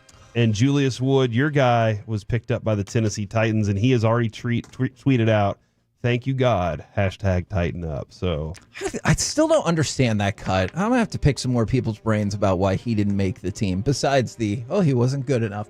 Also, does it concern you that the Chiefs have now picked up 2 players that we were like, well, they're not good enough to be on our team? I realized last time they did that, those guys won championships with them. And Damian Wilson came back. Taco. Well, not Taco. There was another linebacker, Hitchens. So, yeah, man, Anthony Hitchens. I realize different teams have different strengths, but when you hear, oh, yeah, they wanted Hendershot, they wanted Eric Scott, a little part of me is like, uh-oh, they did? Why? What do they know that we don't? That makes me just a little bit nervous. By the way, thank you very much. All kinds of interactions. We're trying to respond to them over text, over YouTube, with stuff that we've been saying on air. So thank you guys very much for getting involved in the show. Coming up next, let's have a chat with a Texas Rangers manager, Bruce Bochy, right here on your home of the Cowboys and the Rangers, 105.3 The Fan. Are you ready?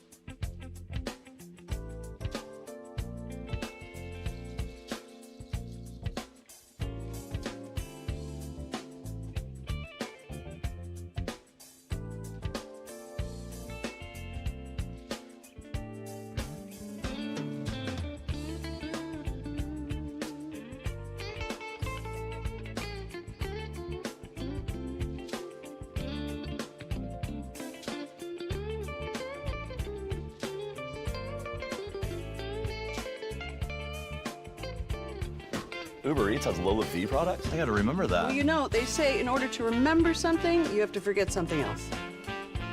Okay, now that is a very cute haircut. That's like a little shag. I've never seen it before. Well, I mean, of course you have. It's the Rachel. Oh, is that your name? No, I mean, like your name. No, I'm Jen. My name's Jen. Right, but I just mean like this is your haircut. But that's hair on your head. I'm not saying this is your hair. Okay, freaking me out a little bit.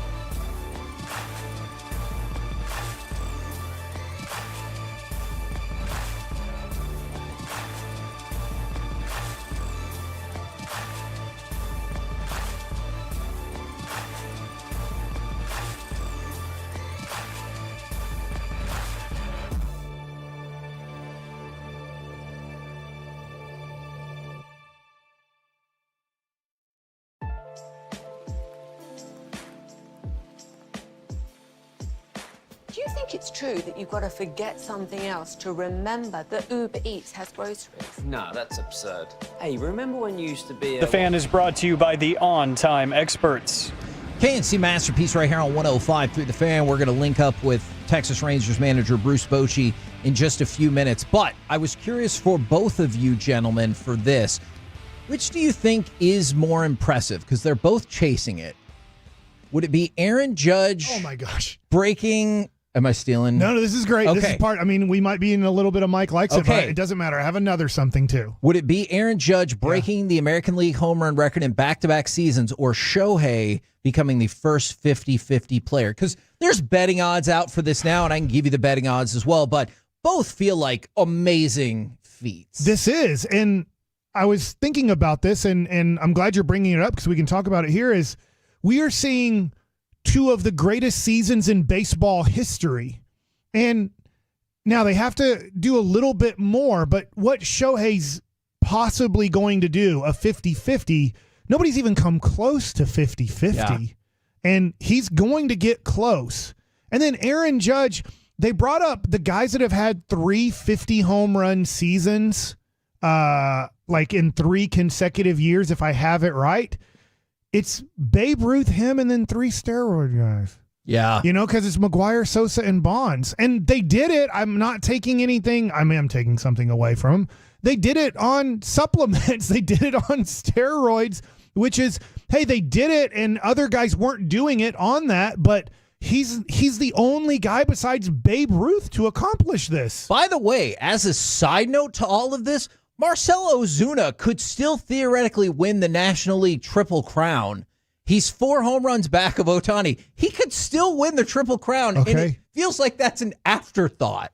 Like, it really does. Aaron Judge has a chance of winning the Triple Crown, yes, too. He does. He'd have to overtake Bobby Witt. Which right now, now they're playing right now. I don't know what Bobby Witt's done today, but Bobby Witt Jr. is at 346 and Aaron Judge is at 333. He doesn't have to worry about the home runs. And RBI-wise, I don't think he has to worry because Jose Ramirez is 18 back. Would that be all the more impressive if Aaron Judge led in every category across Major League Baseball? Yeah, I think I know that there's a lot of longevity in the game of baseball because when we think of the greatest players of all time, we think of Babe Ruth, Hank Aaron, Barry Bonds, Willie Mays, Mickey Mantle, Ted Williams. Well, they all accumulated these stats over such a long period of time. But for you, Kevin, I'm speaking for you, but I know you. You talk about prime. That's as being more important. I think that's a bigger deal. And is anybody having a better prime in the history of baseball than Aaron Judge? Now, Barry Bonds, in a weird way, it happened in his mid-30s. Sure. But like, I don't know. Can you argue that Aaron Judge over a 3 or possibly coming up here, like, you know, he'd have to continue this a little bit longer? Like, is anybody ever having a better prime in the history of baseball than Aaron Judge? It is pretty overwhelming. And somebody brought up this point. It kind of goes to Ozuna as well from the 940. Nobody's even talking about it, but Jose Ramirez has a shot at 40-40 as well. I think right now he's over 30-30. I know that. And he's on pace for 40 home runs and I believe 39 stolen bases. So he would be what, the 7th, 8th player ever to do it? Doesn't really matter. Same thing with Ozuna. That's neat. But let's focus on this. Which is more impressive to you? Well, I guess I'm gonna go with the with Shohei's. That makes sense. Stealing bases is amazing. But I feel like, are we going to be talking about just these two dudes for that long now? Like they are the guys that the storyline is about. Yeah, it's changed from Mike Trout. Yeah. Like Mike Trout's done. Like not done forever, but he's not the face of baseball anymore. He's not in this group. He's going to be a Hall of Famer. He'll be remembered in the history of baseball forever, but a lot of it will be the disappointment of what we didn't get to see from Mike Trout. But now when we're talking about this new part, now I forget how old Aaron Judge is because I was just clicking on him. He is 32. And at his size, I don't know how long he can last. 2 more years? Yeah, at this level. Yes, at this 50-plus home runs, chasing the 60 home run marker, which playing center field. Yeah, I mean you have Babe Ruth, you have Roger Maris, and then you have the steroid era. Yeah, and then you have Aaron Judge, and so I just look at it and go, wow.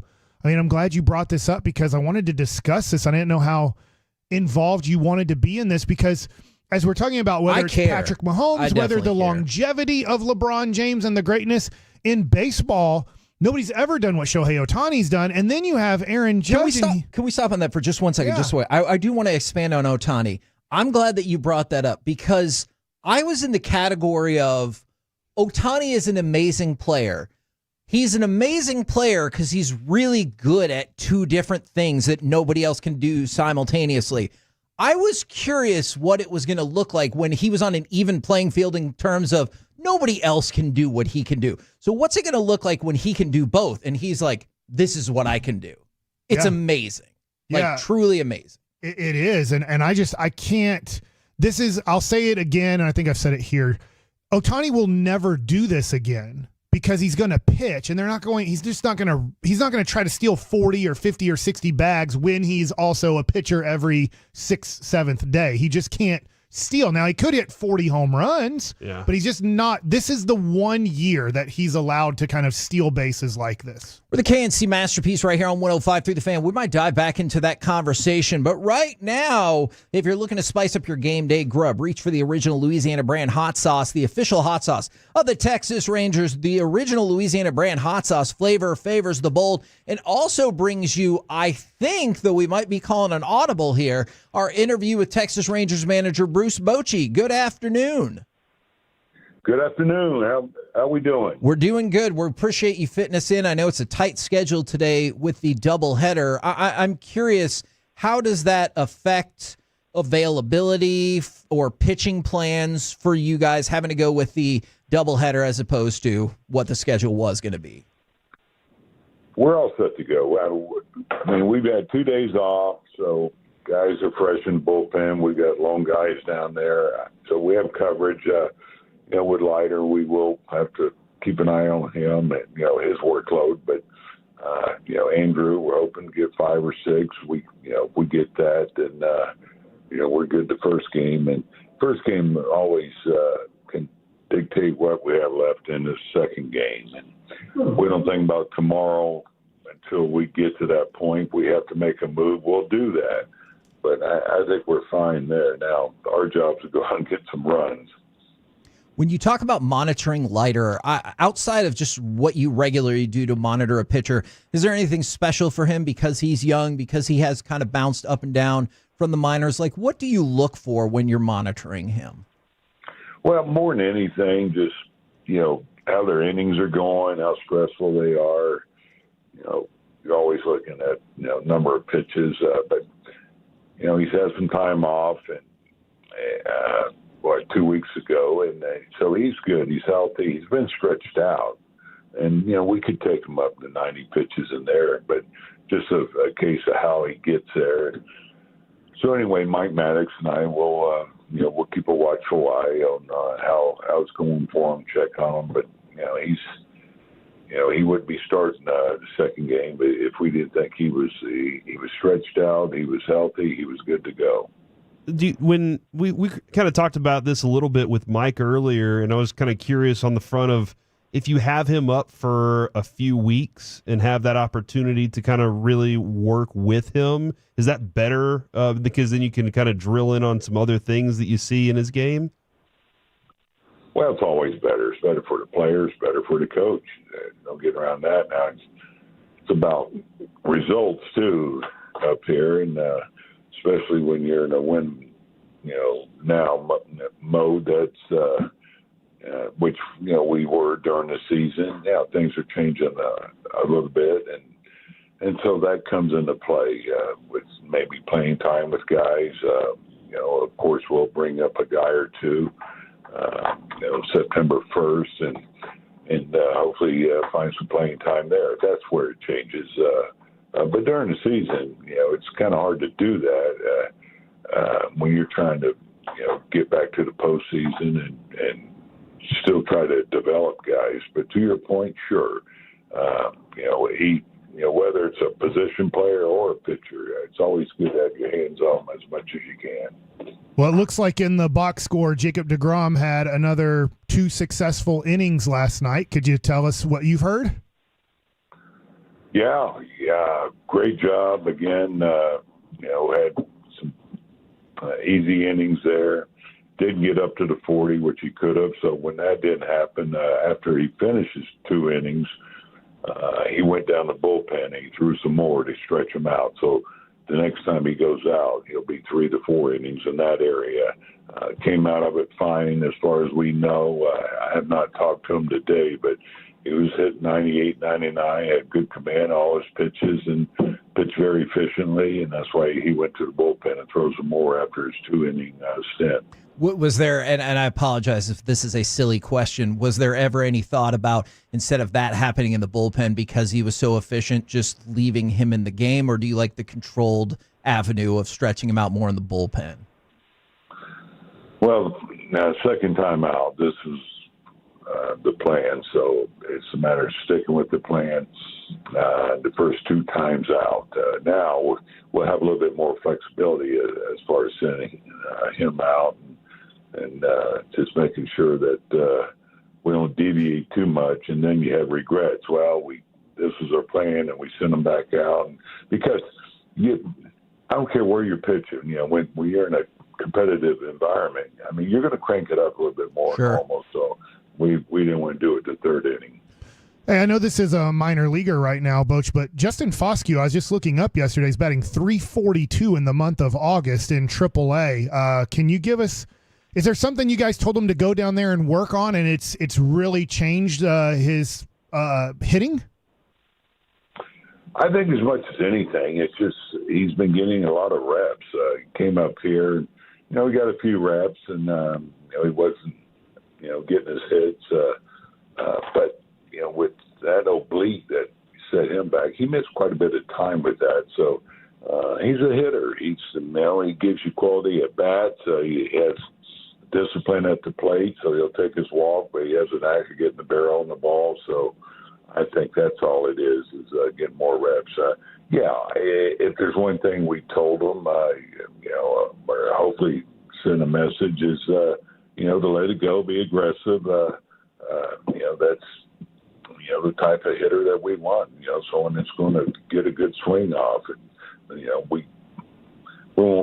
we always want guys to have discipline, but at the same time, not up there looking to walk, especially a guy like Justin Foscue who can do some damage.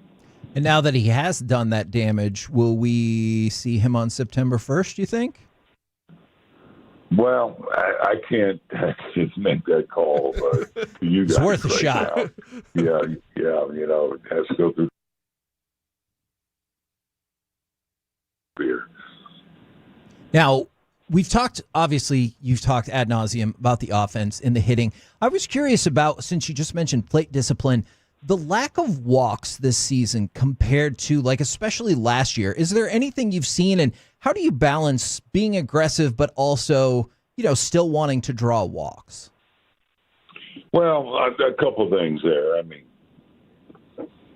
every year is going to be different. Sure. You know how pitchers attack you, and last year I think you look at how we swung the bats and the numbers we put up, the damage. Well, that creates fear when you're doing a lot of damage at the plate. What comes with that are walks. Look at the great hitters, Bonds, guys like that. Yeah, they had intentional walks, but when they didn't get those, they still walked a lot because of the fear of throwing the ball over the plate. Maybe a little bit of that is gone, and we're getting attacked a little bit more than we did last year, or I'll say a lot more, and that is the case. So, those walks aren't available because, being honest, we're just not swinging the bats the way we did last year. You brought up Bonds there, and we were just having a discussion before you came on the air about Ohtani and Judge and the historical seasons those two guys are having. When it comes to, I know you're tight on schedule here, but when it comes to those two guys, you've managed against Albert Pujols, you had Bonds, Miguel Cabrera, Mike Trout. Judge and Ohtani are having seasons that you could argue are back to, or in a way similar to when Barry Bonds was having those crazy years. Where do you look at those two guys right now, Ohtani and Judge, offensively? Well, I agree. I mean, close, but I'll say this. I don't know if we'll see a season, or seasons like Bonds was having in his heyday. Oh, my goodness. I mean, just look at the number of walks, intentional walks. He just didn't get anything to hit. And when he did get a pitch, man, he didn't miss it very often. And so that's just amazing what he was doing, during his prime there. So, but you look at these two guys, I think it's fair to say, it's close, but I don't think it's quite what Bonds was doing. Last thing for you, just a little bit of fun since y'all are in Chicago. What is your favorite style of pizza? I'm not a deep dish guy. I never have been. I like that thin pizza. I've been to Italy, and that's where I kind of, I guess, became fond of it.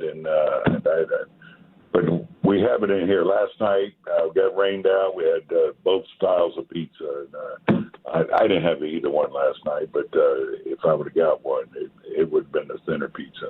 I'm with you, Boach. Breaking my heart just a little Bobby bit. Wilson, he crushed the deep dish last night. What's your toppings? If we were to get you a pizza, Boach, what's the toppings you want on it? I'm a big sausage guy. Sausage and mushrooms. Well, thank you very That is much, wonderful. good sir. Again, I know tight schedule today. Get after it. We appreciate the time. Yeah. I've got 2 games.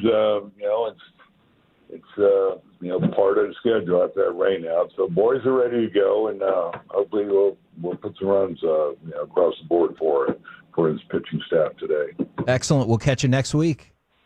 All right, guys. We'll talk to you. Go get Rangers. There you go. Bruce Bochy right here on 105.3 The Fan. You know, the Rangers know that big wins come from bold plays, as he just said. That's why the original Louisiana brand hot sauce is the official hot sauce of the Texas Rangers. The original Louisiana brand hot sauce. Flavor favors the bold and brings you that interview every week with Bruce Bochy. Kevin. Oh.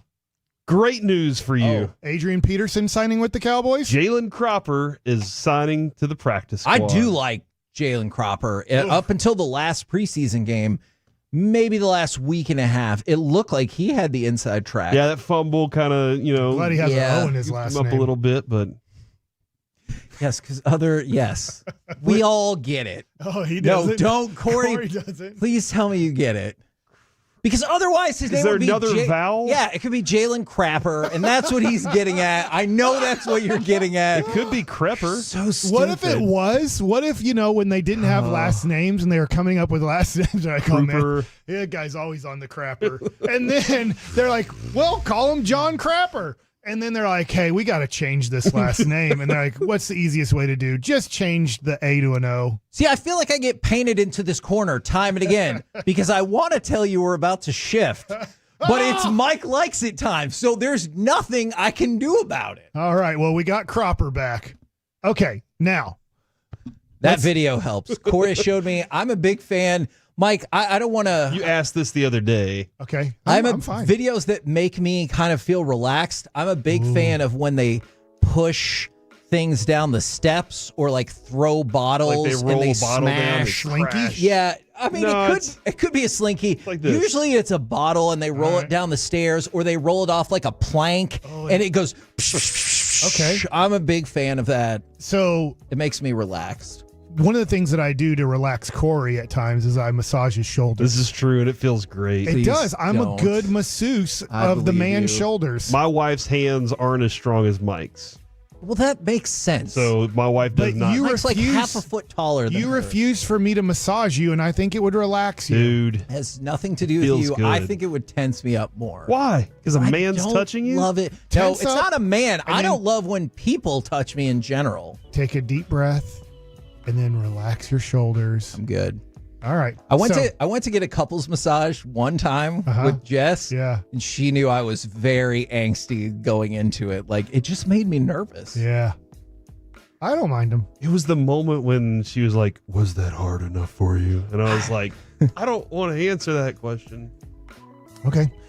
Let's go back to I just remember when I went on a couples massage with Sue, the lady then started like rubbing her finger around my lips when I was That's so weird. It was weird. Nobody I was does like, Hold on now. Nobody does I think I've told this story before. Have you forgotten? I guess so. I think we we're get in- new listeners all the time, though, Mike. I think we were in the Dominican Republic. I think that was where we took this trip, and it was. I don't know. I don't any know. better. This is sounding a little sketchy They to me. roll They over didn't and touch, get on your like, back.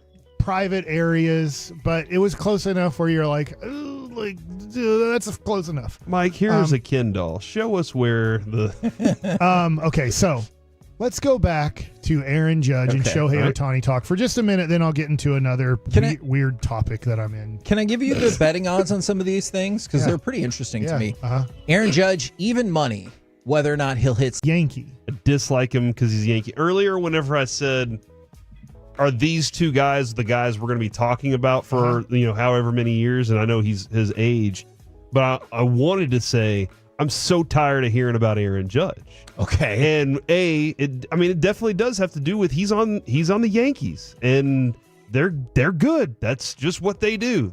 They churn out almost every year a championship type of expectation, and they more often than not in our past got there. Okay. So yeah, I don't know the player as much. Do you love Shohei Ohtani? Or do you? I don't know. Like, where's your? I think I like him better now that he's not on the Angels. Okay. Watching him strike out Mike Trout in the World Baseball Classic was one of my favorite moments to watch. Not because Mike Trout struck out, but because we were seeing two juggernauts of baseball match up like we never get to see.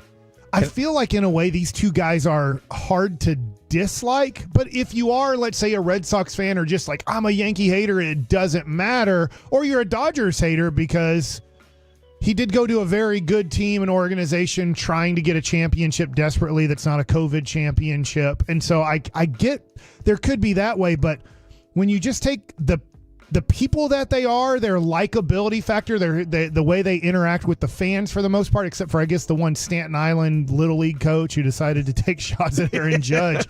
Like, you never hear bad things about these guys as people or teammate-wise, Sure. I think I'm with you. By the way, just a quick NFL side note, the Steelers have decided to go with Russell Wilson per Jay Glazer as their starting quarterback in Week 1. Was that a big question that I wasn't hearing about? There was some thought that Justin Fields could make a run at it. Is there a possibility that he does fulfill the Madden video game and he returns punts? Was it punts or kickoffs? I don't. Which one was it they wanted Fields to? I don't Cordell think he Stewart will either way. But I think I'm kind of with Corey. I think what Aaron Judge is doing is amazing, but I can't say that I like him because I also super dislike the Yankees. Interesting. Now, I brought this up real quick. I have this is always fun to do. You can Google it because I always struggle how to get it, but it's through stathead.com/baseball reference. Okay. Is you can do a versus factor and you can take certain players and say, hey, how about this player versus this player, and then the age. And so this is the one thing about Aaron Judge that we talk about prime versus accumulation. And I put Aaron Judge versus Albert Pujols. I kind of tried to lead, but I didn't do a great job. I talked too much on that Bochy question, and he brought it back to Barry Bonds. And that's fine. I didn't do a great job of asking that question. But at the same age that they're both 30. Well, Aaron Judge is 32. I go back to Albert Pujols accumulating stats up to the age of 32. Okay. Aaron Judge has right now 308 home runs for his career. How many home runs do you think Albert Pujols had at this time in his career at 32 years old? 400. 405. 475. If it was 406, I was going to be so mad. 475 to 308. Wow. So now, Albert Pujols was one of the very few people in baseball history that got to 700 home runs. And nobody is amazing what he did at the end with the Dodgers to get on that. Like, nobody thought he was getting to 700 in the end, got on a run. So now, after you hear he has that many home runs, I'm just going to give you RBIs. Aaron Judge, 694 to Albert Pujols' 1,434. Like, isn't this crazy? Yeah. Like, Aaron Judge isn't going to probably come close. By the way, hits for Aaron Judge right now, 1,001. He just reached the 1,000 marker. Okay. Hits for Albert Pujols at 32 years old, 2,246. Like, it's double. Man, he was incredible. I guess. Yeah, I was thinking about Miggy's numbers and because he was a great hitter. I didn't compare because he's a 3,500 guy now. So is Pujols. He's one of the few guys that's like that. But when I think of Aaron Judge, at times I think of Albert Pujols. Yeah. And I look at the stats, and I go, wow, Aaron Judge will never probably come close to the accumulation of stats because Albert Pujols made the major leagues at 21 years old, Aaron Judge at 24. That's a big factor. And then you look at just the accumulation that he had with lack of injury, no injury for Albert Pujols when he was a Cardinal. Yeah. The injuries start happening when he becomes an Angel. And we'll see. Aaron Judge's body doesn't suggest that he's going to stay healthy for like 7 to 10 more. Because he's so freaking big. 6'7", 285. Like, that's just not a baseball body. Yeah. But anyways, I just wanted to kind of look at Aaron Judge through kind of the Albert Pujols lens and just go, wow. I didn't realize how much Pujols had accumulated stats up to the age of 32. Mike, this is big for you. Josh Ball back on the Cowboys practice squad. Yeah! The ball is back! Yeah, so we're looking forward. I know Mike was really concerned about that. All right. Was really concerned about that. Yeah, I wasn't. I don't care at all about Josh Ball. What? But I do care about building homes. Okay. Mike likes it. All right. I showed my wife this, and she was like, this is very relaxing to watch. I'm on YouTube. Okay. Rangers are rained out. And so I find this guy who built a 3-bedroom, 2-bathroom house with his kids, and he kind of, obviously has it on fast forward. And they built a house. It was a $50,000 like house. And it kind of comes in like a kit type of deal a little bit. Like a prefab. Yeah. So, but my wife was like, our kids can definitely fold their laundry and put it in their own drawers if these kids are helping their dad build a house. Hold on. So instead of the next logical step, which I thought you were going to go with, was maybe we could all build a house together. Your wife reflected on this being like, why can't they fold the laundry?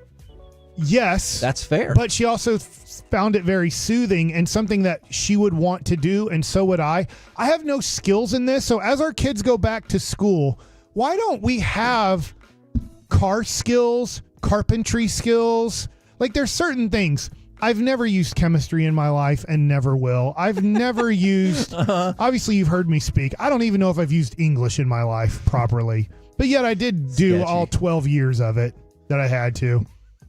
Even that sentence, I really feel like see, messed it up. I would love to know how to do these things. And some of the things that we teach, I don't know what. My kid right now is in geometry. Hated geometry. Can't help him at all in geometry. Never used geometry in my life. I don't think I have. And I don't think I will, because it's very weird to me. I had to build. Did you guys ever have to build like a toothpick bridge and see how much weight it could hold? Yes. As in geometry, I think I got a 71 on that. Like, I mean, all of these other kids, I'm like, hey, how much did your parents do of this? How are you making this hold up? I was just gluing toothpicks and praying that it would just stay for as long as it could. We did, was it Odyssey of the Mind is what it was? And you had to build a structure out of balsa wood. Oh, here at Odyssey? No, it was different, Odyssey. You had to build a structure, but while you were building a structure, you had to do like a skit at the same time.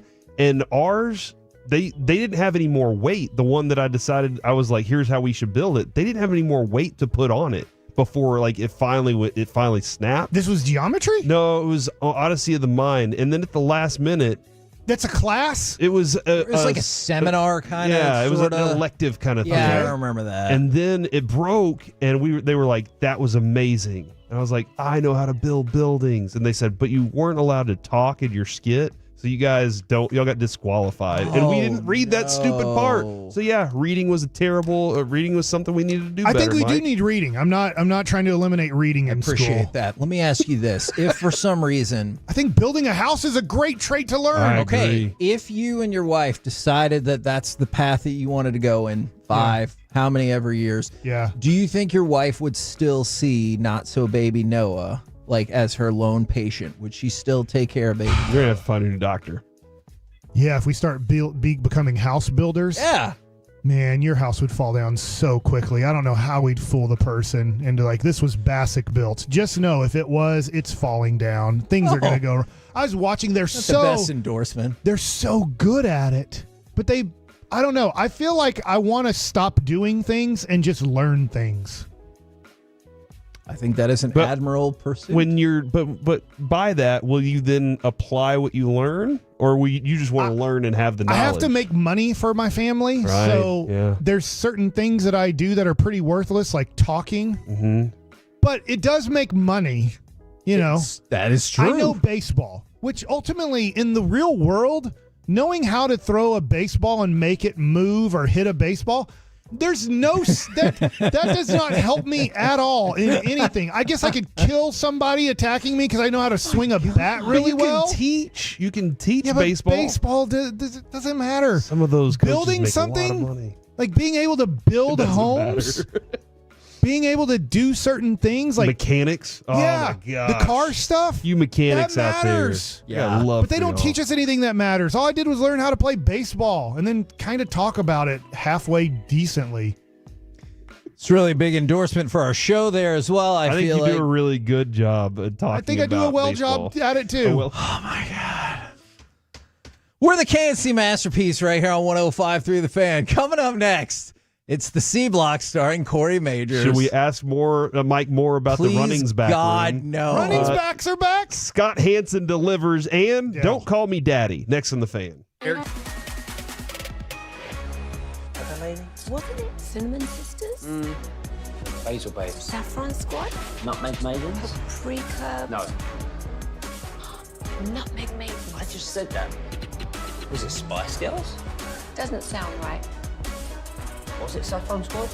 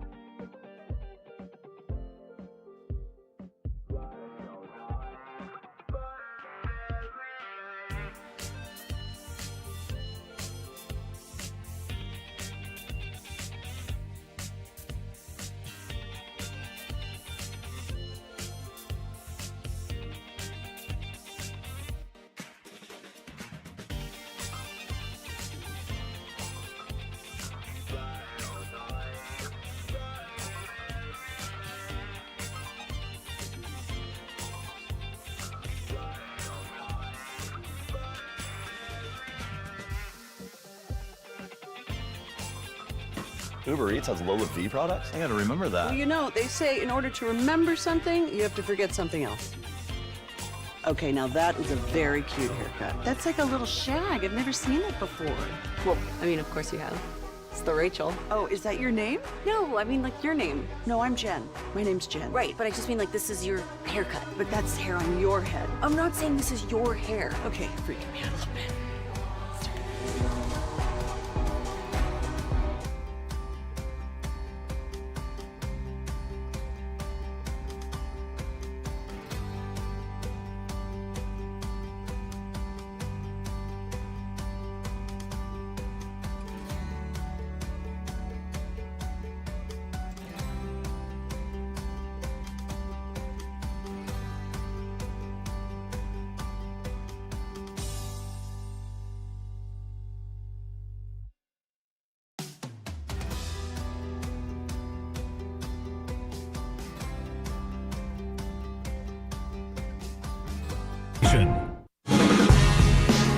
From our Hiley Mazda of Arlington and her studios, it's the KNC Masterpiece on 105.3 The Fan. KNC Masterpiece right here on 105.3 The Fan. We'll chit-chat with the fellas from the G-Bag Nation in about 40 minutes, but I wanted to remind you, tomorrow they'll be at Shell Shack off of North Henderson doing the show after the Rangers game, and then Friday they'll be at Globe Life Field leading into the Rangers game. So G-Bag out and about if you want to catch them the next couple of days. Right now. Dude, how about their 2 days?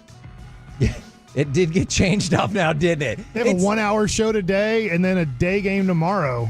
What a time to be alive. Because you get to listen to the C Block starring Corey Majors. Thank you very much. And Mike, if you do see any practice squad news, feel free to hop in. I'm not looking. Okay, I appreciate that. Yeah. You couldn't even, in that instance, you couldn't have pretended and said, okay.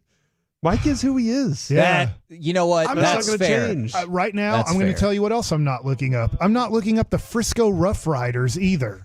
Okay. But I am going to Kumar look at Rocker's Kumar pitching Rocker. tonight, though. Yeah, I'll tell you tomorrow how Kumar Rocker did. If he doesn't do well, just don't then say what anything. we have decided is that the San Antonio missions are a bad baseball team. That's what we're going with. I do appreciate. Even though Mike wanted to call them the Alamo Dogs. Yes, I do appreciate you and Colby have that very much in common. You don't particularly care what the other person thinks. You're going to be honest with them from your perspective. Yeah. I appreciate that. Yeah, I have no clue what the missions record is. If you were standing in line and somebody cut in the line in front of you, and we're talking about like at a gas station, are you going to say something, or are you just going to be like, you know what, I'm letting it go? It matters what the person looks like.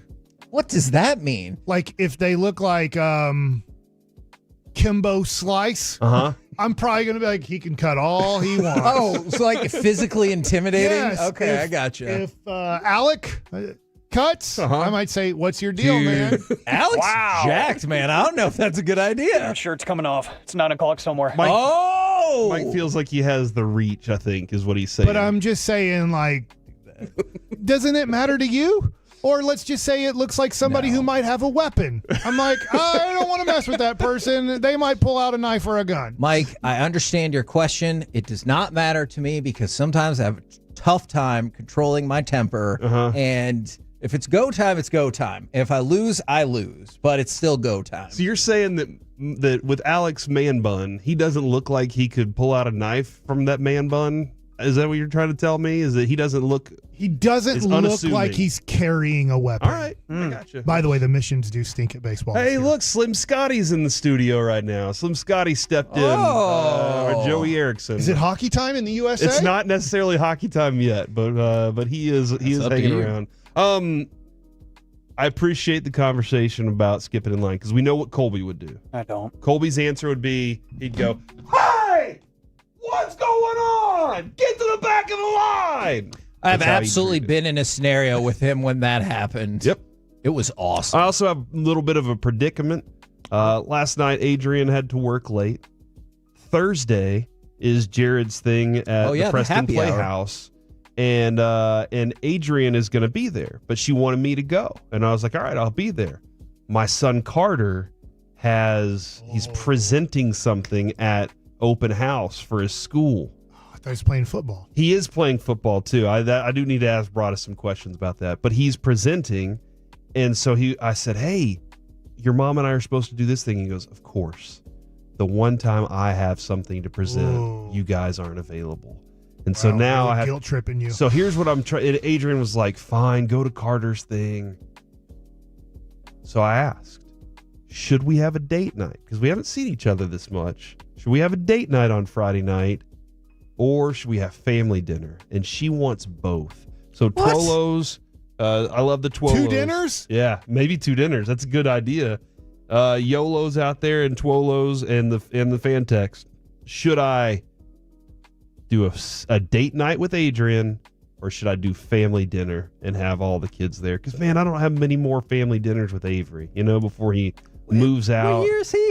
He's a sophomore. He's a junior. I'm sorry, he's a junior. Oh my God, you just lost. I got 2 more years with him, dude.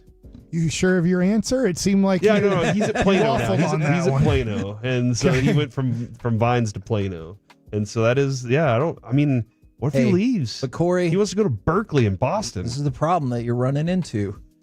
You should only count today, never tomorrow. All right? So you say you only have this much time with your kid. You don't know how much time you got with anybody. I say date night. Date night it is. Wow. Well, for Kevin is what he suggests. I appreciate that. Mike, your thoughts? What's your favorite food on date night? Well, I am going to take it. I do have an idea I've never been to this certain restaurant. I've never been to Steve Fields before. And so I was going to try out Steve Fields Steakhouse. We have one right out there in Plano. Oh. So I've never been there knife? before. Yeah. You have the gift card. I'm going to give that away to somebody else. Yeah, that's right. Who's doing some work for us this year. So I don't know, man. And with family. So you like kind of steak restaurants for date night? Yeah, and with if it's family, it's Mesa Maya, and you know how much we love Mesa Maya. Ooh, so that is good. his eyes. We went, yeah. Scott Hansen.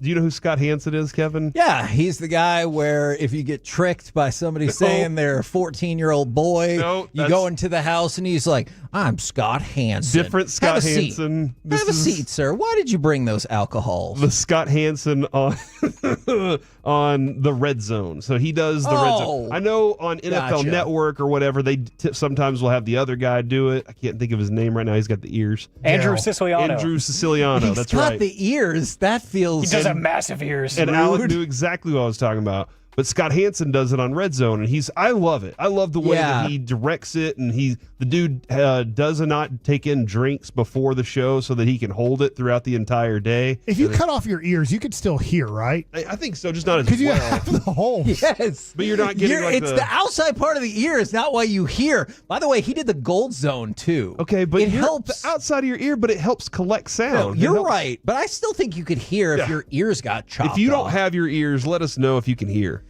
Oh, my God. But Scott Hansen has said they wouldn't be listening, right? They will have. If they text in, the answer is yes, because they couldn't have heard what you just said.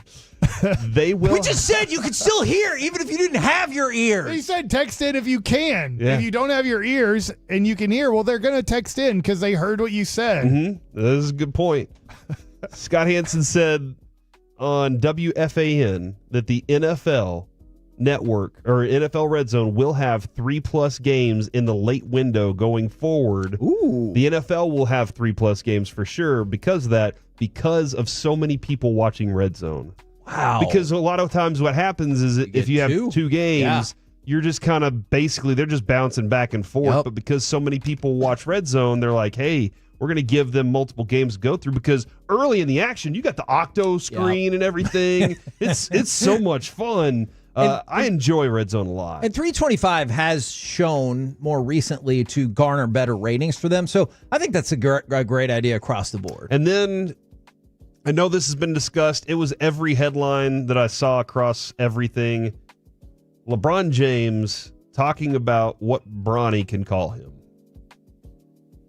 Have you thought through, not relationship, because you'll always be his dad, he'll always be his son, but what's your working relationship? Is he going to call you dad at practice in the locker room? No, we already laid that. No, he can't. We already laid that down. He cannot call me dad in the workplace. All right. Once we leave out of the private facility and the gates close, I can be dad again. In the car, if we ride together. At home, I can be dad.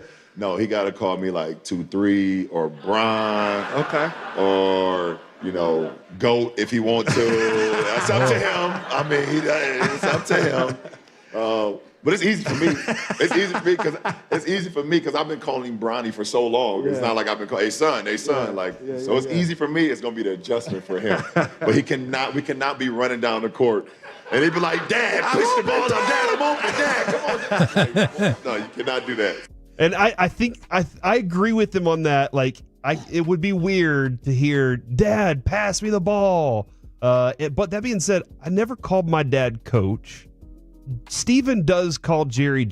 He doesn't. He never says Dad. He always refers to him as Jerry. And I wonder if he calls him Dad at home and doesn't call him and calls him Jerry He says Daddy. The job at the workplace and everything.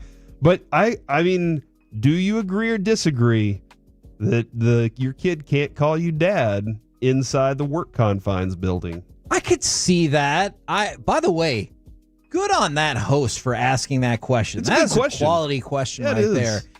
Yeah, I could see that. I think in the workplace, that makes sense to me. I thought Brett Boone answered it great today because he's part of a family that has 3 generations of people that have made the major leagues. And he's like, as long as you legitimately made it there, your teammates aren't going to have an issue. Yeah. So if your dad is the manager and you go up to him and you don't say Skip or whatever, like, Dad, well, that makes sense. Mm-hmm. But I think Brett Boone laid it out pretty nicely. When Ken Griffey Jr. legitimately made it, it had nothing to do with his father being a major leaguer when he made the major leagues. But that's fine if you're like, hey, Dad, I got it. That's fine because everybody's like, yeah, I get it, man. Ken Griffey Jr. is awesome. Sure. Ken Griffey Sr. can still play in the major leagues. In this situation, they have to be careful here because everybody knows that this was nepotism. Bronny shouldn't be in the NBA. So LeBron James is trying to put down kind of rules that are different because it's very tough right now, probably in the world of the NBA players, knowing like, I get it, man. You have a son, you love him, you're able to manipulate the situation because of your status. But now it's like, let me try to manipulate this where people don't, see that he's calling me Dad on the court. When it'd be, hey, if he is Ken Griffey Jr., nobody have a problem with it. I think, somebody from the 469 said disagree. That would be cool as a dad to hear that. And I I agree that it would be cool for me as being a dad to hear my son say that in a game. Come on, Daddy. Yeah, something like that. Thank you very much, Troy. I really appreciate that.